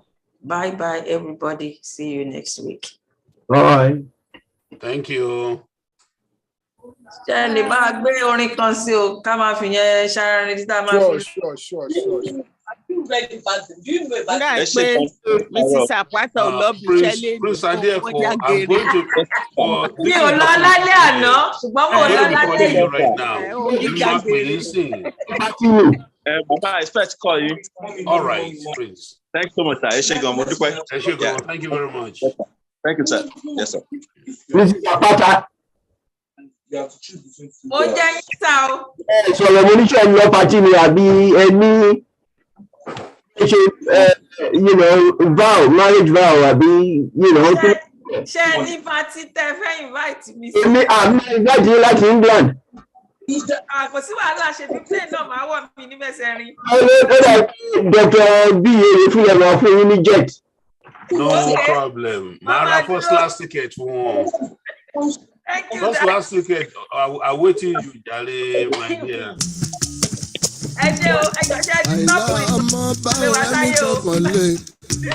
Àtẹ̀rámọ́ṣẹ́ ni ebi kì í pagún dájọ́ alẹ́ ebi kì í pagún dájọ́ alẹ́. Àìlágbádé owó kárí eré ẹ̀là.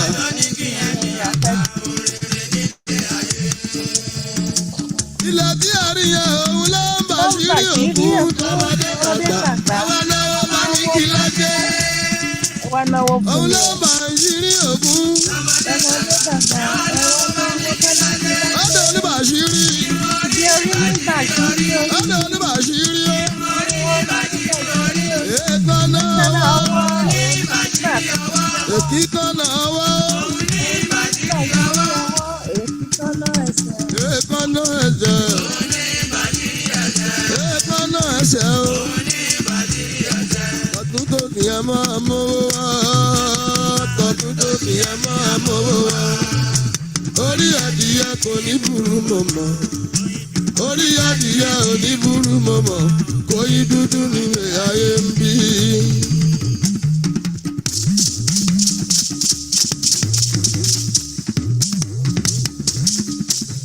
Alágbàfọ̀ kì í bínú omi òògùn dàbèdè bàmí kó wá. Ilé ayé ń bí. Agbá ló ní ẹ̀mú tèmi gbọ́. Ewé gbogbo. Ewé ewúro. Ẹ̀mú tèmi rò. Ewé ewúro. Kò sómi kò ṣẹ̀jẹ̀. Kò sómi kò jẹ̀jẹ̀ ní kúrèrè. Ẹ̀yin ìyá mi o, kájọ rówó lájèlé ayé, kájọ rówó lájèlé ayé o. Agbébá mi gbèrè tèmi bọ̀, ẹni tíre bá wù.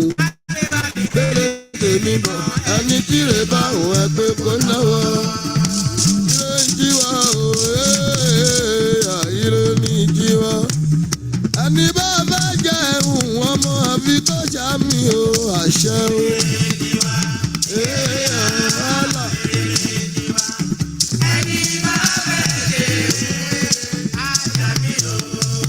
Anigilájẹ́ Àyìnlá bẹ́yàn bá gbé kí n má ṣe tèmi bí kí n bá ju àfàyà ẹ̀kọ́ bí jàpá bá ju àfàyà ẹ̀kọ́. Má gbẹ̀yìn làgbá lèdì ń dún. Má ṣẹ́gun ọ̀tá máa rẹ̀yìn òdì. Bí kú bá ń pa wọ́n lẹ́wọ̀rọ̀. Anigilájẹ́ Àyìnlá ọmọ Yẹ̀sùfù. Kí wọ́n má mà ka tèmi mọ́ wọn torí pé wọn kì í ka gbẹ́kú lóńgí mọ́gí lóko lé wọn kì í kẹ̀rù mọ́ wọn ọbẹ̀ níṣe. Ṣògo ò ní ká mọ́ ṣáàmọ́ nǹkan ẹ bọ́ra. A ò ní gbọ́kú ẹ̀dán, a ò ní gbọ́kú rẹ̀lẹ̀. Àyìnlá wọn ò ní gbọ́kú ẹlẹ́mọ̀ṣọ́ mi o. Ire ń jí wọn, Aliu ire ń jí wa o. Ẹni bá fẹ́ jẹ ìhun rere àmì kò dá mi o.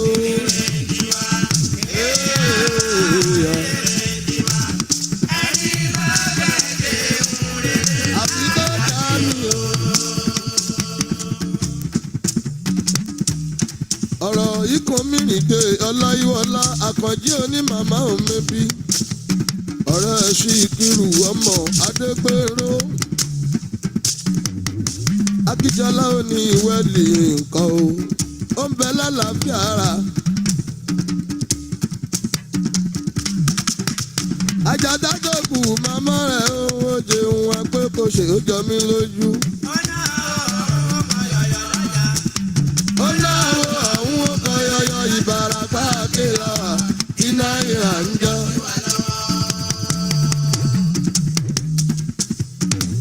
ó tún lọ fújì kan ó jẹun tó jọ mí lójú. tàbí sọ̀rọ̀ iná lójú àgbo májà tàbí jọ yẹn. ó kàkà kò táwọn yẹn sápò níṣẹ́ ló ń sọ fún mi kí ẹ rajà ta ẹ̀kọ́ sára.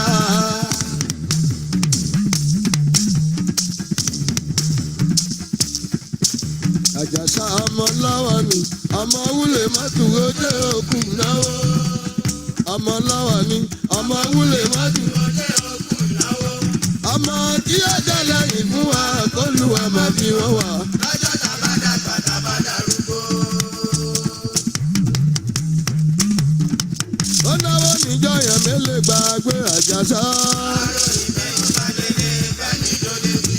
ó náwó níjọ́ yẹn mélòó gbàgbé Àjàsá. bàbá tún mọ̀ làkólú a máa padà lẹ́yìn ẹ̀ o.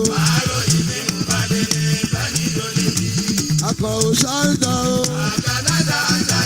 ọkọ̀ tẹ̀ta ń tàn Àjàsá ṣáńtà. owó tó gbà lójú àgbo. gbogbo ẹ̀ ló kó bá ní ìdájẹ́. jẹ́ kọ́ o. lẹ́ni mọ̀tà ọlọ́tí níta ẹ̀ta àdátán lé. owó lọ́jọ́ òkè tí ò dáwọ́ bá rí òsì òun ẹ̀yìn náà mọ́ rí o. owó lọ́jọ́ òkè. Síkírù owó lọ́jọ́ òkè. láyìí tó bá rí òsì òun ẹ̀yìn náà mọ́ rí o. aláfẹ́ ayé ẹ̀mí àbọ̀ ẹ̀wá ló. aláfẹ́ ayé ẹ̀mí àbọ̀ o. ẹ̀wá ló. oníbàtà lọ̀rọ̀ oníjàngó. alábí oníjàngó lọ̀rọ̀ oníbàtà o. bójá tó rí mi ò fi gbéraga o. bójá tó rí yẹn ò fi gbéraga. omi ti kún kọjá afárá. omi ti kún kọjá afárá o.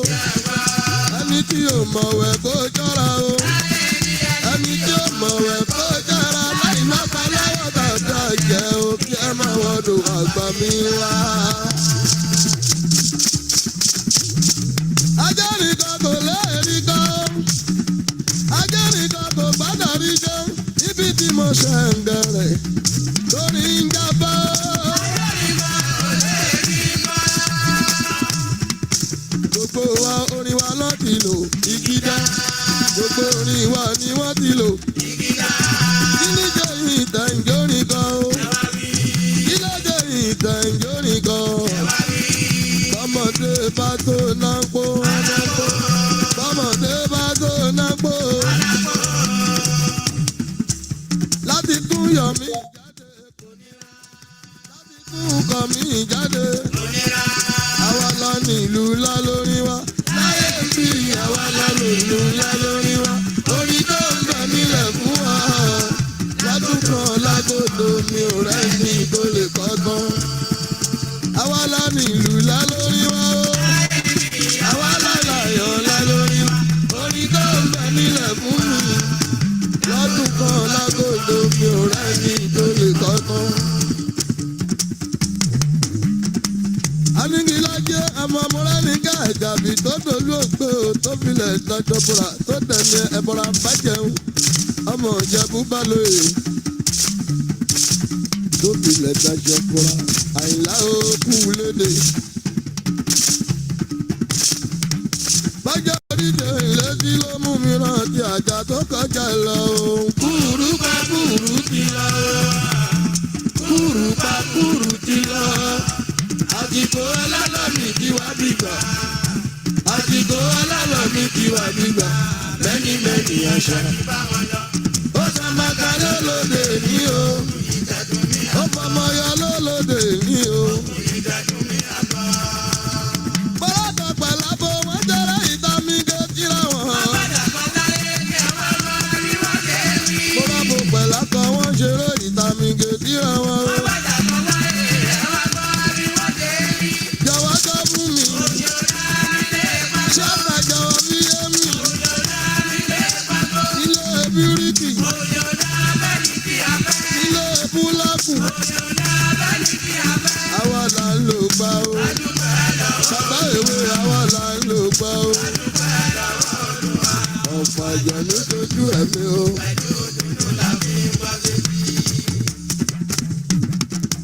Mo dáyé dúró náà o, àìlà mo dúpẹ́ lọ́wọ́ Olúwa o.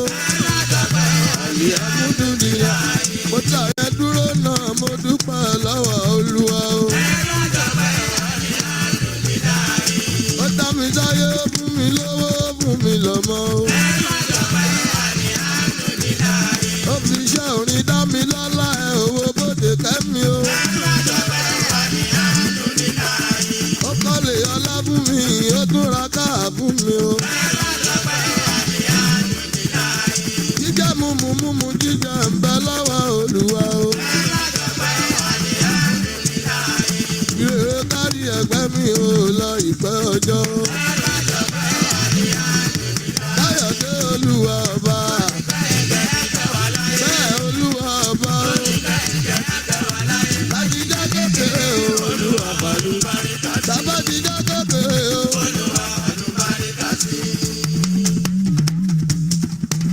Bàbá Káyọ̀dé ọkọ̀ Mọ́túndé Àjíkẹ́ o. Òyìnbó ní bátìrì ní láfẹ́ wa ọ̀rẹ́ Aníkílájé. Báńkì Sàlámọ́tù ara wa. Kò dọ́gàdà tí ó gbérí mi kórí máìlì méjì nínú gbó. Nínú ìbú wáyà. Ẹ̀jẹ̀ tí ó ṣọ́ra lómi. Ìyá ní odò kú sínú ìbú. Ìjì mèrè ń bẹ lóko alágídò ní bàbá wọn. Gbogbo ayé lódò lórí wẹ́wẹ́ níjọ́jú àwọn òkè. Ó yá mo bẹ̀ mo lórí ńlá. Lékeléké gbàràdá o, mo mọ̀ pọ́wọ́ ẹ̀fú ló ti ń wá. Gbogbo ayé lódò lórí wẹ́wẹ́. Gbogbo ayé lódò lórí wẹ́wẹ́ níjọ́jú àwọn òkè. Ó yá mo bẹ̀ mo lórí ńlá.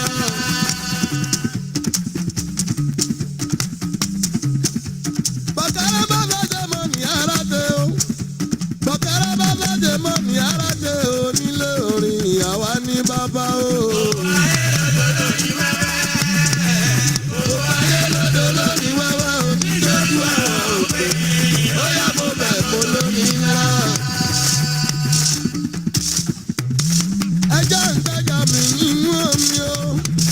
Ẹgbẹ́ ń gbẹ́jà mi nínú omi kí ni wọ́n ní gbàkádé ó ṣí lórí. Gbogbo ayé lódò lórí wẹ́wẹ́. Gbogbo ayé lódò lórí wẹ́wẹ́ o. Níjọ́jú àwọn òkè.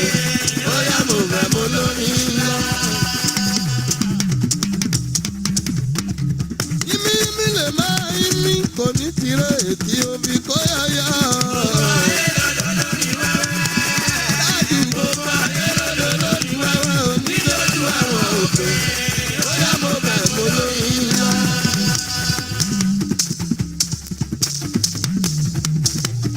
Wèrè pé ń bẹ nígbà níjà wo ni ò mọ mẹ́mẹ́ o. Ẹni bájà wo ni ò mọ mẹ́mẹ́. Nílé orin wa kẹ́kùlé kọjá. Nílé orin wa o. Bàkúlé náírà kọ́ ló mọ̀ kẹ́. Lójú bí wọ́n ò lè tọ́. Ìkòkò ńlá ti dé wọn mọ́lẹ̀ o. Ìníhùn lọ bá ẹranko.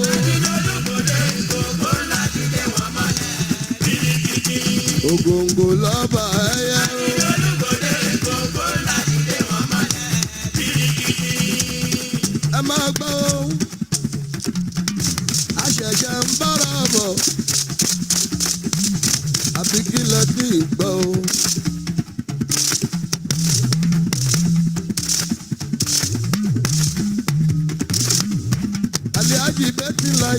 ṣú mi ọkọ rántí mọ ọkọ táyé jìrẹ o.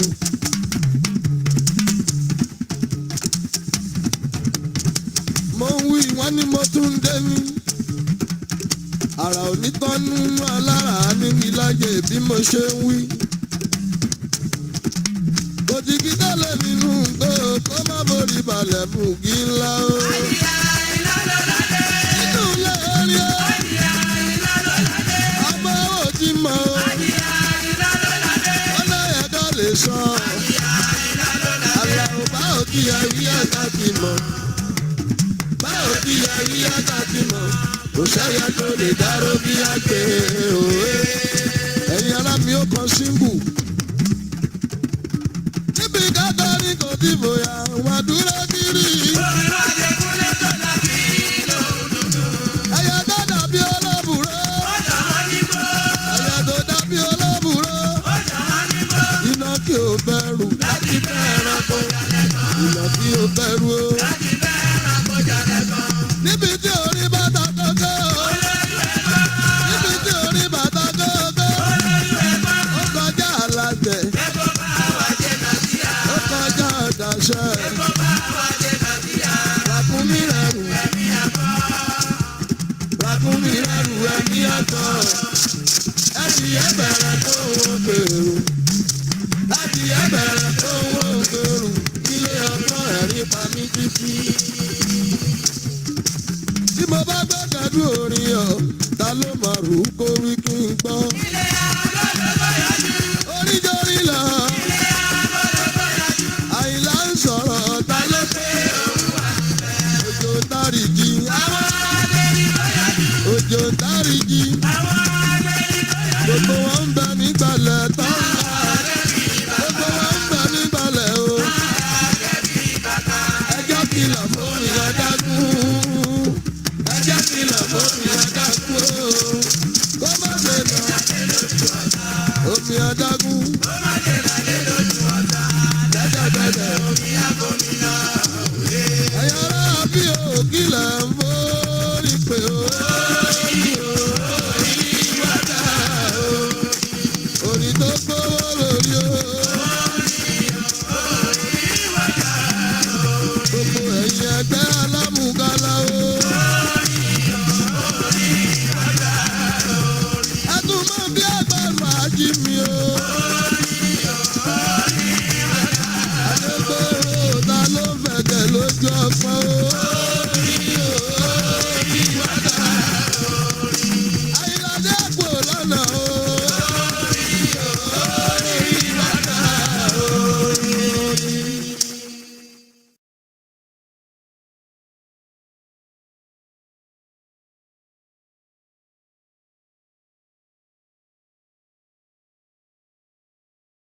Are you wondering how private medical insurance could protect the future of you and your loved ones? No one wants to think about àwọn àṣà tí wọ́n tún gbé dé nìyẹn tó yòyó ti lọ ìmí tuntun la tún fẹ́ gbọ́.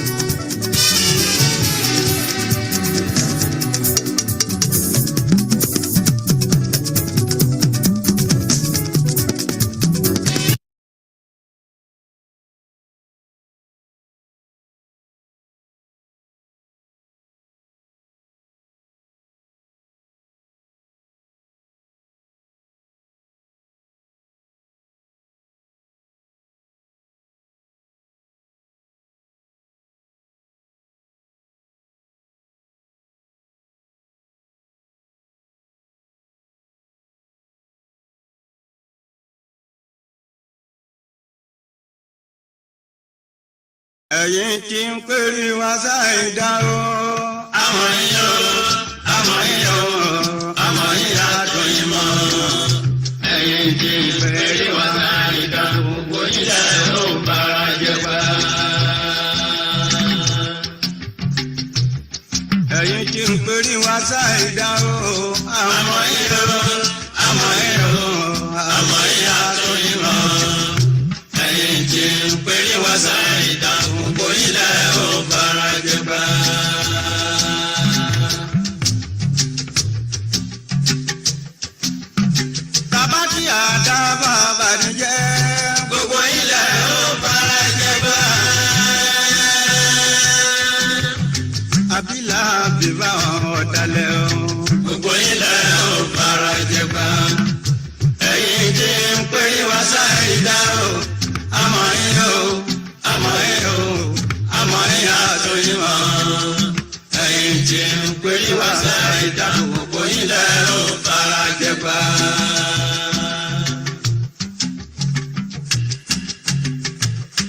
ìṣọ̀lá gbàbí mọ́ gbàbẹ̀. Gbàbẹ̀ mọ́ gbàbí. Gbàbí mọ́ gbàbẹ̀. Gbàbẹ̀ mọ́ gbàbí. Ẹni tó bá yọ. Ó máa yọ̀ láyé jù. Ẹni ebi ò pa. Ó máa fi ṣèbínú. Ó máa fi ṣèbínú. Ẹni ebi ò pa. Ó máa fi ṣèbínú. Ó jẹ́ ilẹ̀ lánà. Sayọ̀ mọ́ ní wọ̀n. Ó jẹ́ ilẹ̀ lónìí. Sayọ̀ mọ́ ní wọ̀n. Ẹ mọ́ bara jẹ́ ọba tó dáyọ̀. Ó jẹ́ gbàgbé àpèlé ṣèṣì. Ọba tó láì ṣègbè bọ̀ wá pèsè.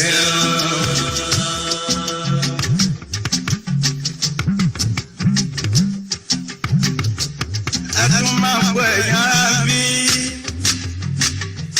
Olúwa ọba yọ wá lọ́wọ́ ajígbèjì ohun ẹ̀kọ́.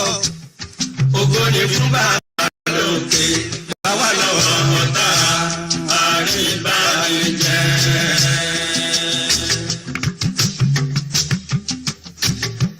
Olúwa ọba yọ wá lọ́wọ́ ajígbèjì ohun ẹ̀kọ́. Ògo ni fún bàbá lókè. Bá wà lọ́wọ́ ọ̀tá àríbáyé.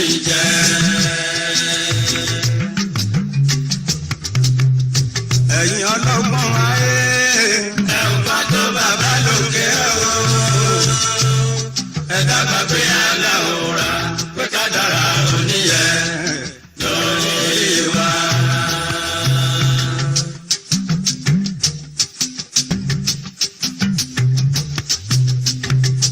Ọlọ́gbọ́n ayé. Ẹ ò bá tó bàbá lókè o.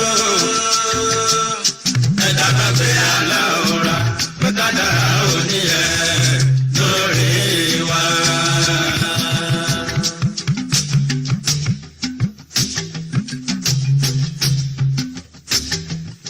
Ẹ máa ṣe kí ọba ṣe kí ẹ lọ́lá.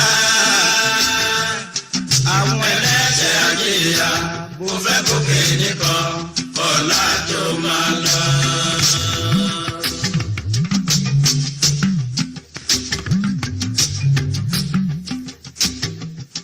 Ẹ máa ṣe kí ọba ṣe kí ẹ lọ́lá. Ẹlẹ́ṣẹ̀ àjíyá mo fẹ́ gòkè nìkan ọ̀la tó máa lọ.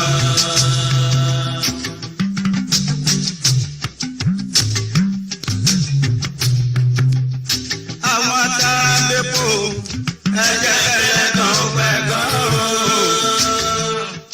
Ìsọ̀wọ́ alábòkú asùnkùn ojúbọ kò ní rómi ní.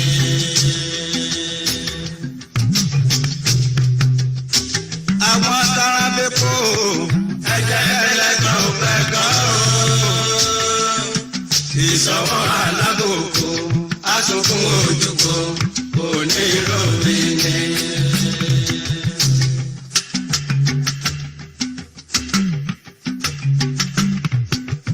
Mọ́sálásí ń kúrà kéré bá ń sálámà ní.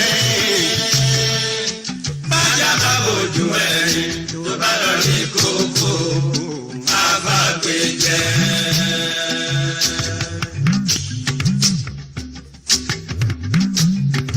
Ẹ farabalẹ̀ yẹn lẹ́gbẹ̀ẹ́ mo ní. Mọ́sálásí ń kúrà kéré bá ń sálámà ní. Bájà bá bójú ẹ̀yìn tó bá lọ rí kókó àbágbé jẹ́.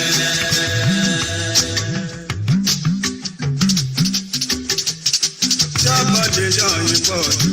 Ẹ̀mú kọ́kọ́rọ́ ẹ̀jìnlẹ̀kùn àyànnú sọ. Fẹ́mẹ́gbẹ́ yín fẹ́ jókòó jẹ́ o.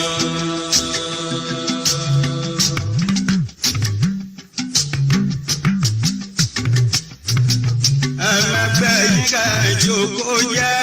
Ẹ̀mẹ́gbẹ́ yín fẹ́ jókòó jẹ́ o.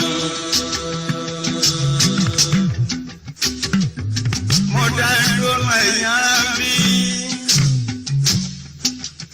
Kọ̀rọ̀ yìí má lọ bí òwe kọ́ rárá o.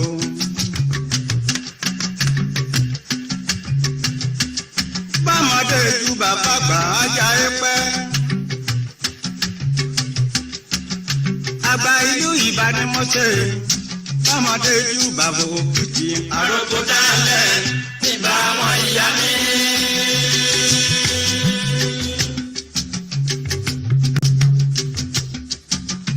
Àgbà ìlú ìbánimọ̀ṣẹ́. Bọ́mọdé jù bàbá àgbà. Àròkọ dálẹ̀ ìbá wọn ìyá mi. Ẹ̀yin tọmọ adìyẹ ń tọ́ya ẹ̀. Olùtàbá ìdá nígbàlẹ̀ làwọn aláríwẹ̀wẹ̀ sì máa ń gbàgbọ́.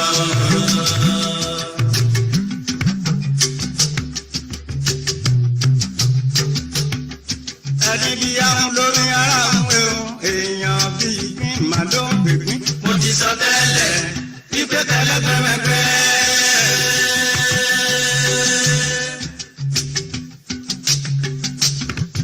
Ẹni bí àwọn lórí ara ń wé, èèyàn bí ìgbín màá ló ń gbègbín. Mo ti sọ tẹ́lẹ̀ wípé tẹ́lẹ̀gbẹ̀mẹ̀gbẹ̀. Egungun èrè kọ́lá ajá máa gbé mi, ẹ máa ma ṣe o. Àti dàgùn láìgbé, ọ̀gẹ́gẹ́ láàrin ìyàwó.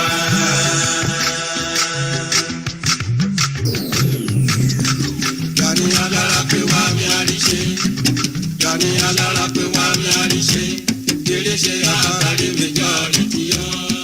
Arúgbó ìjẹ̀dá ṣe ẹ sátìmọ́, ẹni tí wọ́n ń sọ wípé kò lè ṣe ló ń ṣe. Àròpin ní tẹ̀dá ó ṣe ẹ sátìmọ́, ẹni tí wọ́n ń sọ wípé kò lè ṣe ló ń ṣe. Ẹ̀dá ló ń kánjú ṣe ẹ sátìmọ́, Olúwa ọba kì í kánjú rárá. Alára pé ń fowó ló pa, ẹnìkan ń pè kíní ṣe kíní. Ẹ ò mọ̀ kójú ẹni má là, kójú ẹ̀ á rí kó tó dé ní àńlá. Alára pé ò ní bàájẹ́, Gani ọmọ ọkùnrin sánsan bí owó. Alára pé ó ní fàájì, Gani ọmọ ọkùnrin sánsan bí owó. Ọmọ wọn ní tún lóògùn òkè àbò. Ewúrẹ́ ọ̀tá tí o ní ò lè ga bí ẹṣin, títóbi erin ta ni ó fi wé ràkúnmí. Gani alára pé wá mi àríṣe, Gani alára pé wá mi àríṣe, ìríṣe àbárí méjọ rìjì ó. Gani owó onítàn lọ́wọ́ ẹ o, Olúwa ò ní jẹ́ ká rí ìbànújẹ́. Gani owó onítàn lọ́wọ́ ẹ, Gani owó onítàn lọ́wọ́ ẹ, Olúwa ò ní jẹ́ ká rí ìbànújẹ́. Àṣírí ẹ̀kọ́ ṣe ẹ sátìmọ́, kò ní tú níṣojú ewé rárá. Alára pé ọ̀rẹ́ ọlásùpọ̀, ajé tún mọ bí bàbá ọmọ ṣálé wá. Ọkọ̀ àṣeyàtà, bàbá Bùsúra ẹ̀kún ọkọ̀ mi múná. Oṣù bẹ̀rẹ̀ dọ́kọ̀ Mùsílẹ̀, Rísíkàtù àríkà ń tọ́ nílé. Oṣù bẹ̀rẹ̀ dọ́kọ̀ Mùsílẹ̀ yó, Rísíkàtù àríkà ń tọ́ nílé. Bàbá ẹgbẹ́ bọ́mọdé òkú òkè àgbò. Gani alára pè mí ńlẹ́ àfijù ọmọ ẹni rere.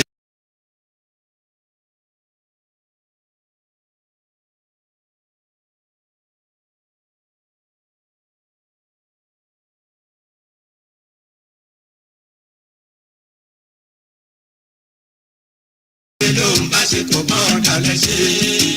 Gani owó onítàn lọ́wọ́ ẹ, Gani owó onítàn lọ́wọ́ ẹ, Olúwa ò ní jẹ́ kárí ìbànújẹ́. Lọ́wọ́ níṣẹ́ Olúwa ọkọ̀ láti yàtà o. Lọ́wọ́ níṣẹ́ Olúwa ọkọ̀ ìmúnadùn. Gani rí ẹ tó yẹ mú kòkòrò lọ́ọ́ jẹ́ nímú. Gani alára pé ń fọ́ owó ló gbà ẹ́. Wẹ́rẹ́ níṣẹ́ Olúwa ọkọ̀ ìmúnadùn. Ọ̀gá mi láti inú mọ̀dà ẹ wá. Ọ̀gbẹ́ni Súlẹ̀ Tápà, wáyé tó di ẹ̀rí yẹn. Wáyé tó le rárá, ọjọ́ gbogbo bí ọdún ní kò ṣe ẹ̀ mọ́. Ẹ jẹ́ ká kó làkúrò lẹ́ẹ̀kọ́. Báyìí tó kì í wò pé ènìyàn kó tún náà wò. Bẹ́ẹ̀ni tí orí ṣe bá farawé ẹ̀ á ti lò. Bí labalábá bá farawé ẹ̀ á tẹ̀. Báyìí tó mi ò pé rí ẹ̀. Ayé tí ó wà ayé fàájì, ayé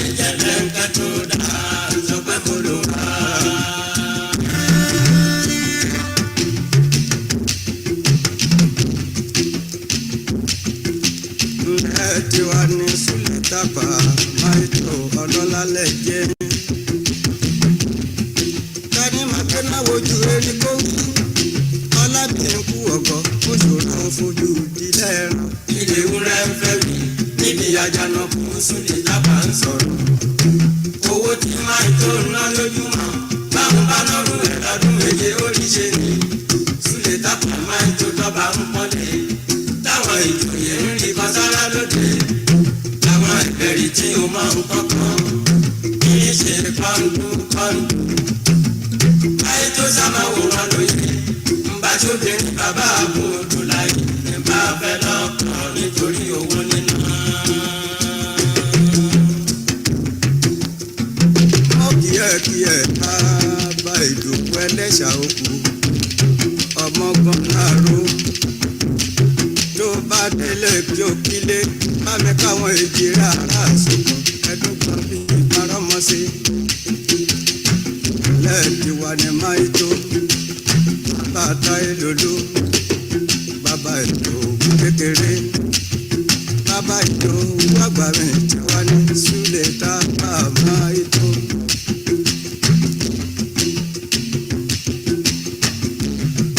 Bó ti ná o lówó ń wọlé, àtọ̀dá Súlè Tápà bàbá ìlòlú mi.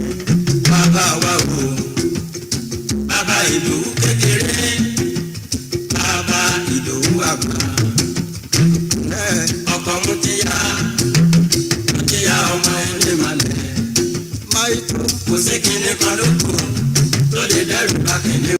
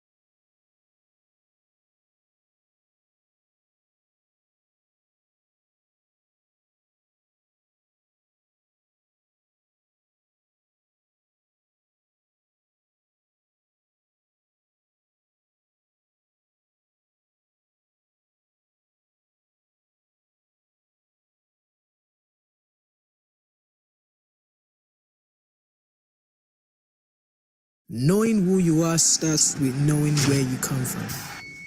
We are the now and the future. We know that we live in a world. Ẹ jẹ́ ká tẹpá mọ́ṣẹ́ o.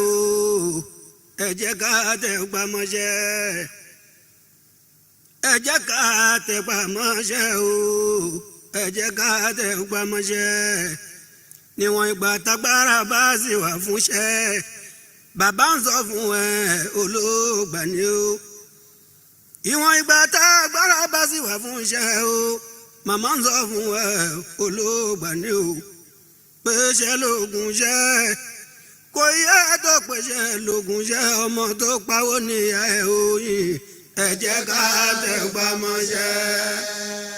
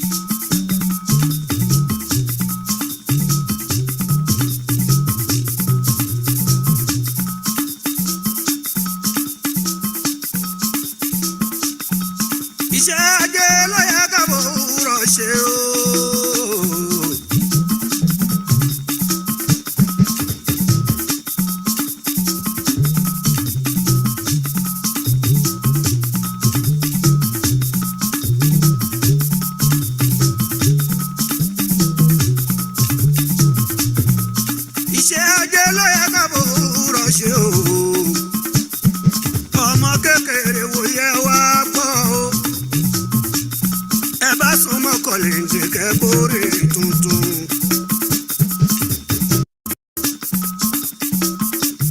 Iṣẹ́ ló bá ń kọ́ àforítì ló dá o.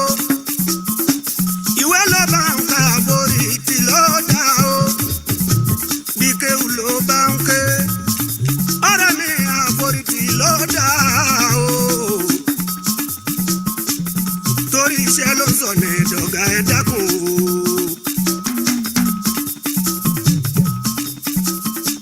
Máa ti ju iṣẹ́ dákun ẹ̀ mò ń bẹ̀ ọ́.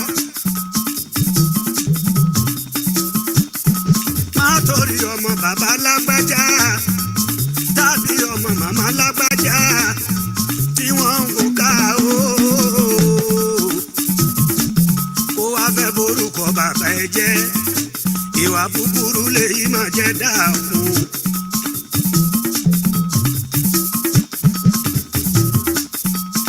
Balùbáríkà sí o abẹ́ Olúwa. Balùbáríkà sí o abẹ́ Olúwa.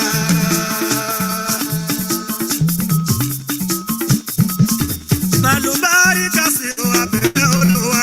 Balùbáríkà sí o abẹ́ Olúwa. Bàbá ṣiṣẹ́ kékeré ó ká èrè púpọ̀. Bàbá ṣiṣẹ́ kékeré ó ká èrè púpọ̀. Balùbáríkà sí o abẹ́ Olúwa.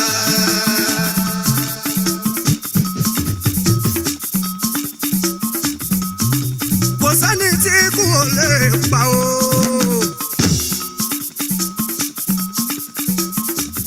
Ọlámilékan Sàlámì ó di gbére o.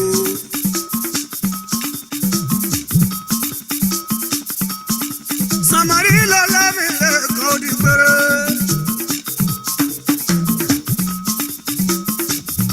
Ó di gbére ìpàdé dojú wàhálà o. Ó di gbére àwa orí ẹ̀ mọ́ o. Ọkọ alájà fún mi láàárọ̀ mi ó di gbére. Ọkọ Ayọ̀délé alájà mi tó kún jọ sí. Ọ̀run ẹ̀rẹ̀ bàbá onínú rẹ̀.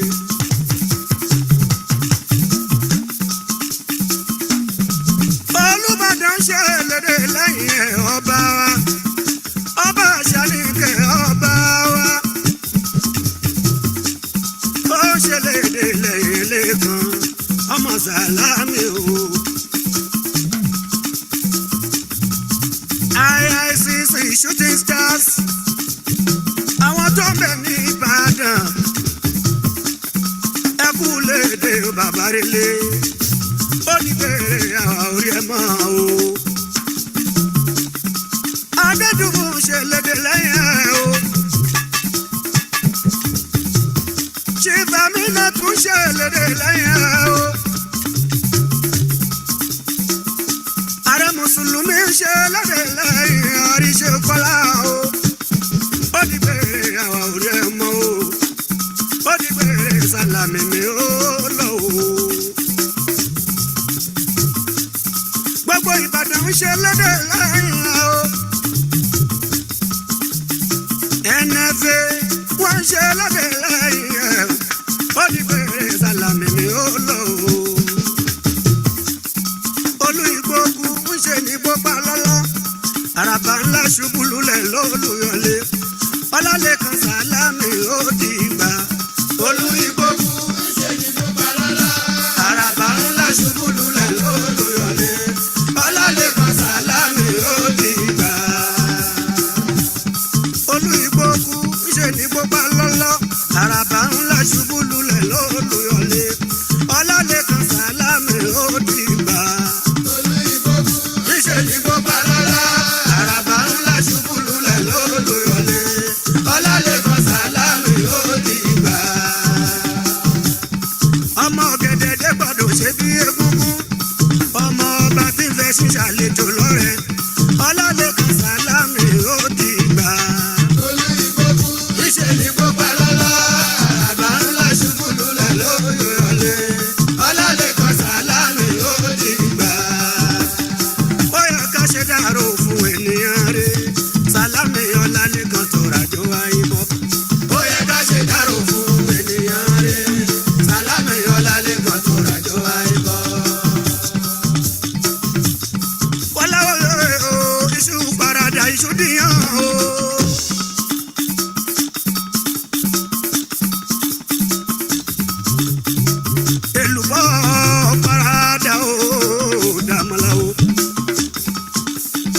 ìgbàdo gbàdá ó dẹ̀kọ̀ yẹn gan o. mo gbọ́dọ̀ tó dùdẹ̀ wá bá mi mú jó kébékébé kú ara mo péré dé àyìnlá o.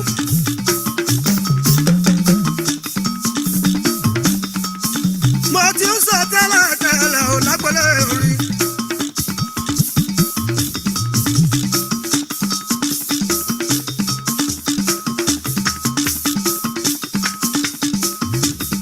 mo ní jẹ̀bú owó mẹ́ta láìlá o èmi náà ń fẹ́ ta àwọn jẹ̀bú ẹ̀ṣẹ̀ o.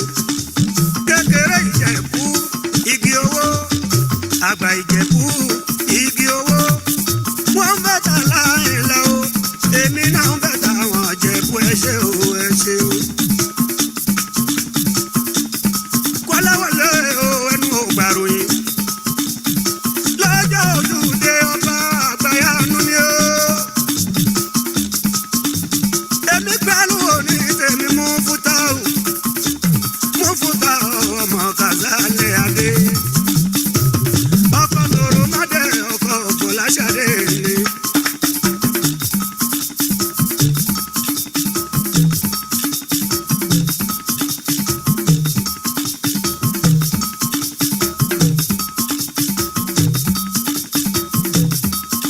Samari ni mú fúta omi Kàsálẹ̀ adé mi o. ọkọ̀ lòrò mádé ni ó máa pé o. ọkọ̀ Fọláṣadé ọkọ̀ tòrò mádé ọmọ ìgbórí àdé mi àyànfẹ́ adé mi.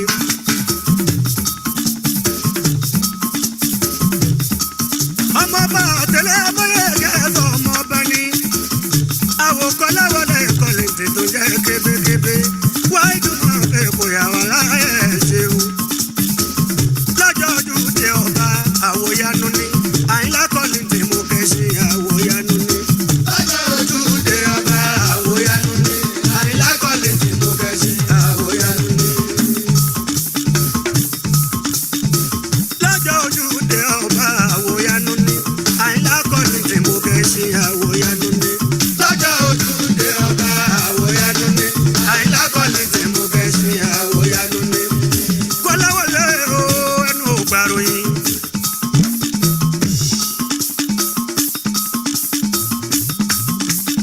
èrò lọ tó ń pẹ̀lú òsì dán kíkọ́lá wọlé. ayé ń bẹ̀tẹ̀ ní àìláde o. èmi pẹ̀lú òní tèmi Kàsálí mi o. mo fúta ọmọ Kàsálí adé o. akẹ́sí ní ojú di ọba o. adélẹ́gà bí èsì ọba wa o. Síkírù adé tọ̀nà ọba aládé ọmọkàdé mi ò tó tó bí aró. atọ́bàtẹ́lẹ̀ kó tó dádé kábíyèsí òṣèlú làbádé. ọmọ káyọ̀dé ọba wa àyànfẹ́ mọ́ kí ẹ o.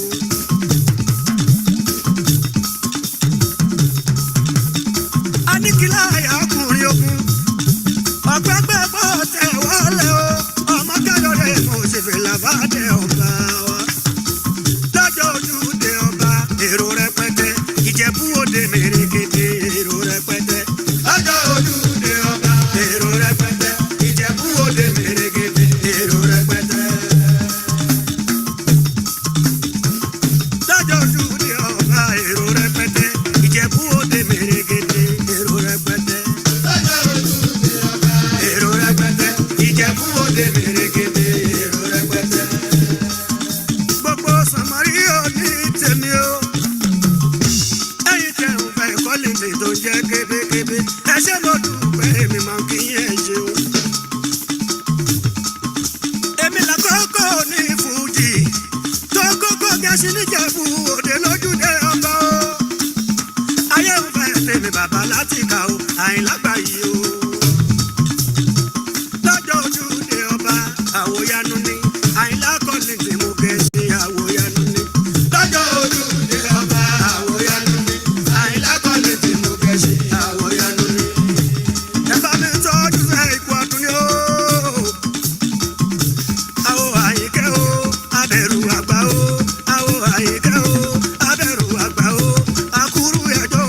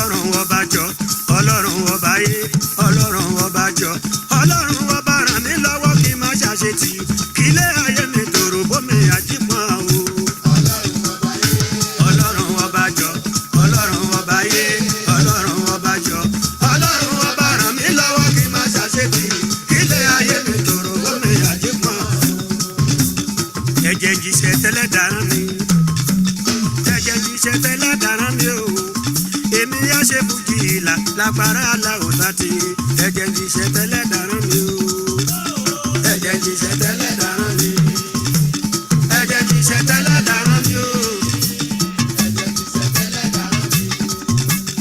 ẹ̀jẹ̀ jíṣẹ́ tẹ́lẹ̀ dáná mi o. èmi á ṣe fújì lágbára aláwòsá ti ẹ̀jẹ̀ jíṣẹ́ tẹ́lẹ̀ dáná mi. ọlọ́run bọ̀nà mi jẹ́ kí n ṣẹ́gi ọ̀la o.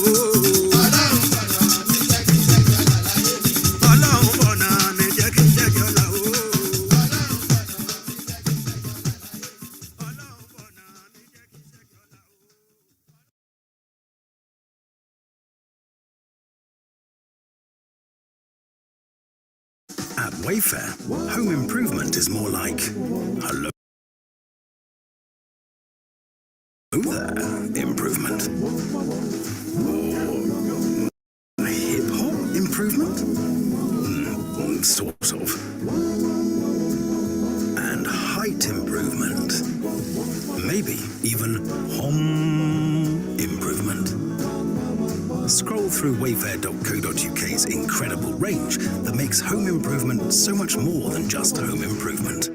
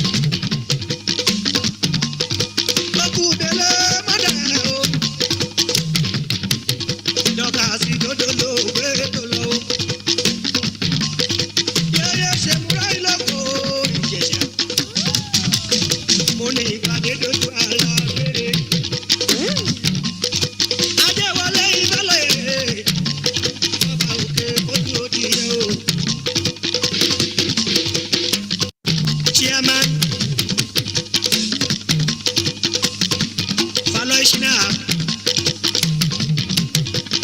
Èyí tó ń bẹ lórókè o, tó ń bẹ lóṣogbo. Òyìnbó tó ń ṣe díì, òyìnbó tó ń ṣe wáìn. Ọkọ̀ bí ń bọ́lá mi.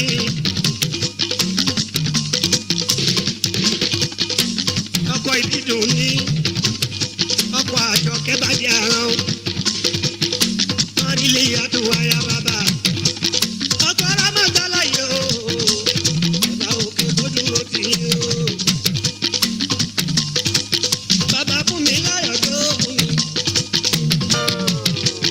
Bàbá fún mi láyọ̀ tó fún mi. Bàbá ìbí wù mí bèbí jó fún mi. Kíkú má pa ẹ́ fún wa o. Kíkú má pa ẹ́ fún wa o. Adéwọlé ìgbà lónìí o. Kíkú má pa ẹ́ fún wa o. Kíkú má pa ẹ́ fún wa o. Pẹ̀lẹ́ mo gbàdúrà àgbẹ̀.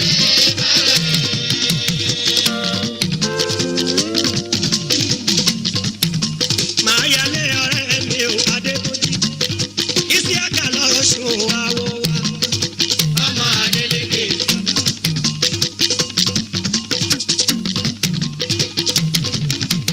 Màá yálé ọ̀rẹ́ mi o, Adébójì.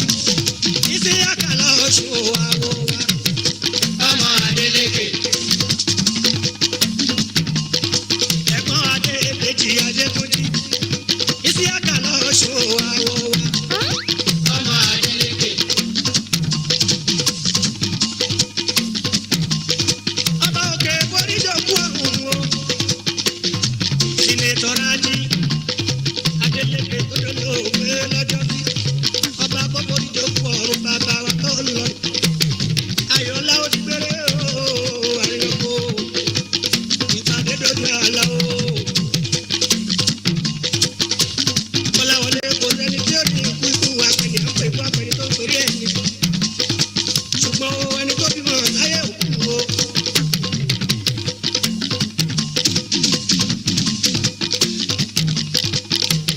Ẹ̀yin lọ márùn gbàdó wọ̀lú wọ márùn kúkúrú wọlé ẹ̀dẹ̀. Balógun ẹ̀dẹ̀ ó ti gbére ìpàdé dojú àlá.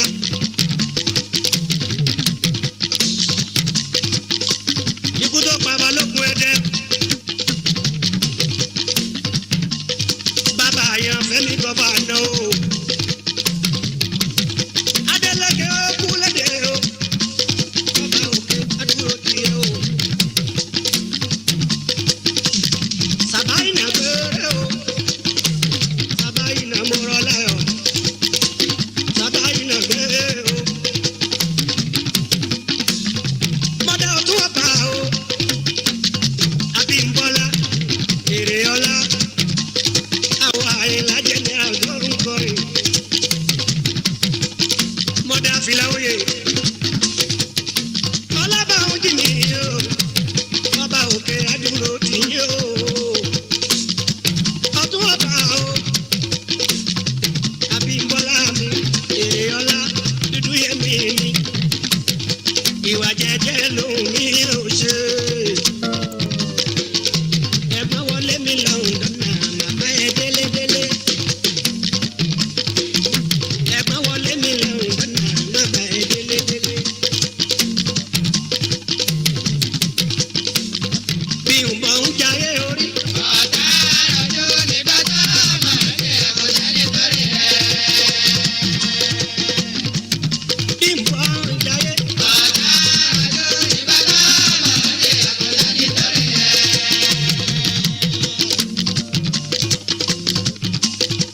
Bí n bọ̀ ń jayé ẹni.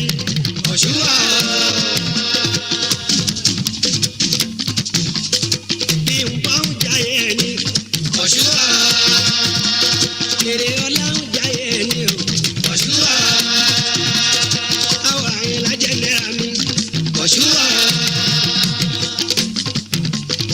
Ẹni ọdún máa ó gbọ́dọ̀ wí o. Ọ̀ṣùwà. Bí mo bá ti rí ọ̀rọ̀ mi dayọ̀. Bí mo bá ti rí ọ̀rọ̀ mi dayọ̀. Ọ̀rọ̀ mi dayọ̀.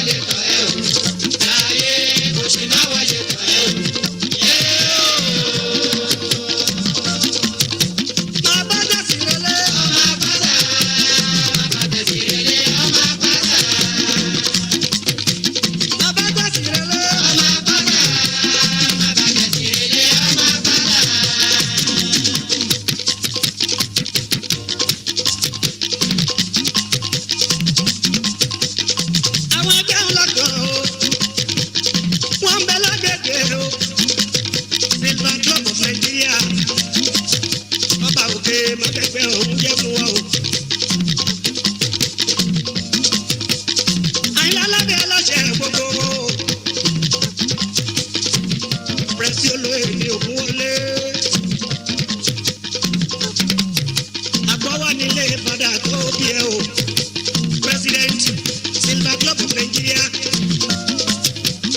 Mayegun ìlú Àkọ́wá Ọ̀túnba Táyé ṣe lágége nídìílé Tòkó dúdú yẹmi ọlọ́rọ̀ mi o ọmọ fún mi láyọ̀ mi o. Bàbá mú ìwà mi o bàbá òkè kó dúró ti yẹ o. Gbóngbó náà wà o gbóngbó náà wà o gbóngbó náà wà o gbóngbó náà wà o lágége èrìyà là ń jayé ọba. Gbóngbó náà wà o gbóngbó náà wà o gbóngbó náà wà o gbóngbó náà wà o lágége èrìyà là ń jayé ọba.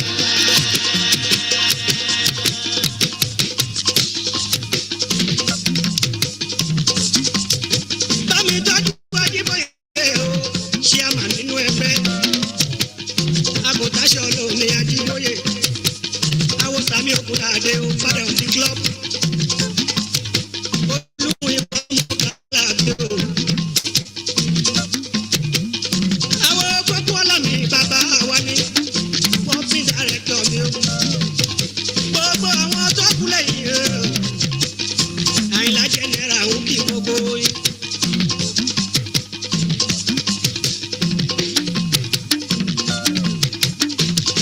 Ọba Adébárí o gúnùgún ìkúléwé o. Ọba Adébárí. Adébárí o odù àrẹ̀sà. Ọba Adébárí. Adébárí o gúnùgún ìkúléwé o. Ọba Adébárí. Bàbá kẹ̀kẹ́ lóore Àyìnlá ọ̀kẹ́làdá kò túbọ̀ lọ́wọ́ ẹ̀ ọba wa lágége Adébárí odù àrẹ̀sà.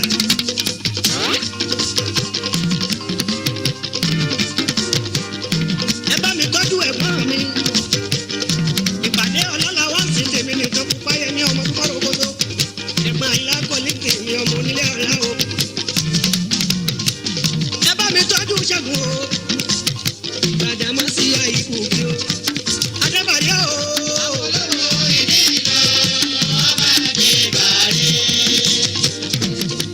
Adébárí o. Ọba wa lágége o. Pupa yẹn mi o. Ọba mi pé múra iná mi o. Adébárí o. Odù àrẹ̀sà o. Adé ni mo rò ó. Ire ni mo gún bòde o. Wọ́n ṣe bọ́lá ti tàn o. Àyìnlá ọlá òde. Ọmọ ajá ni mo rò ó. Ire ni mo gún bòde o.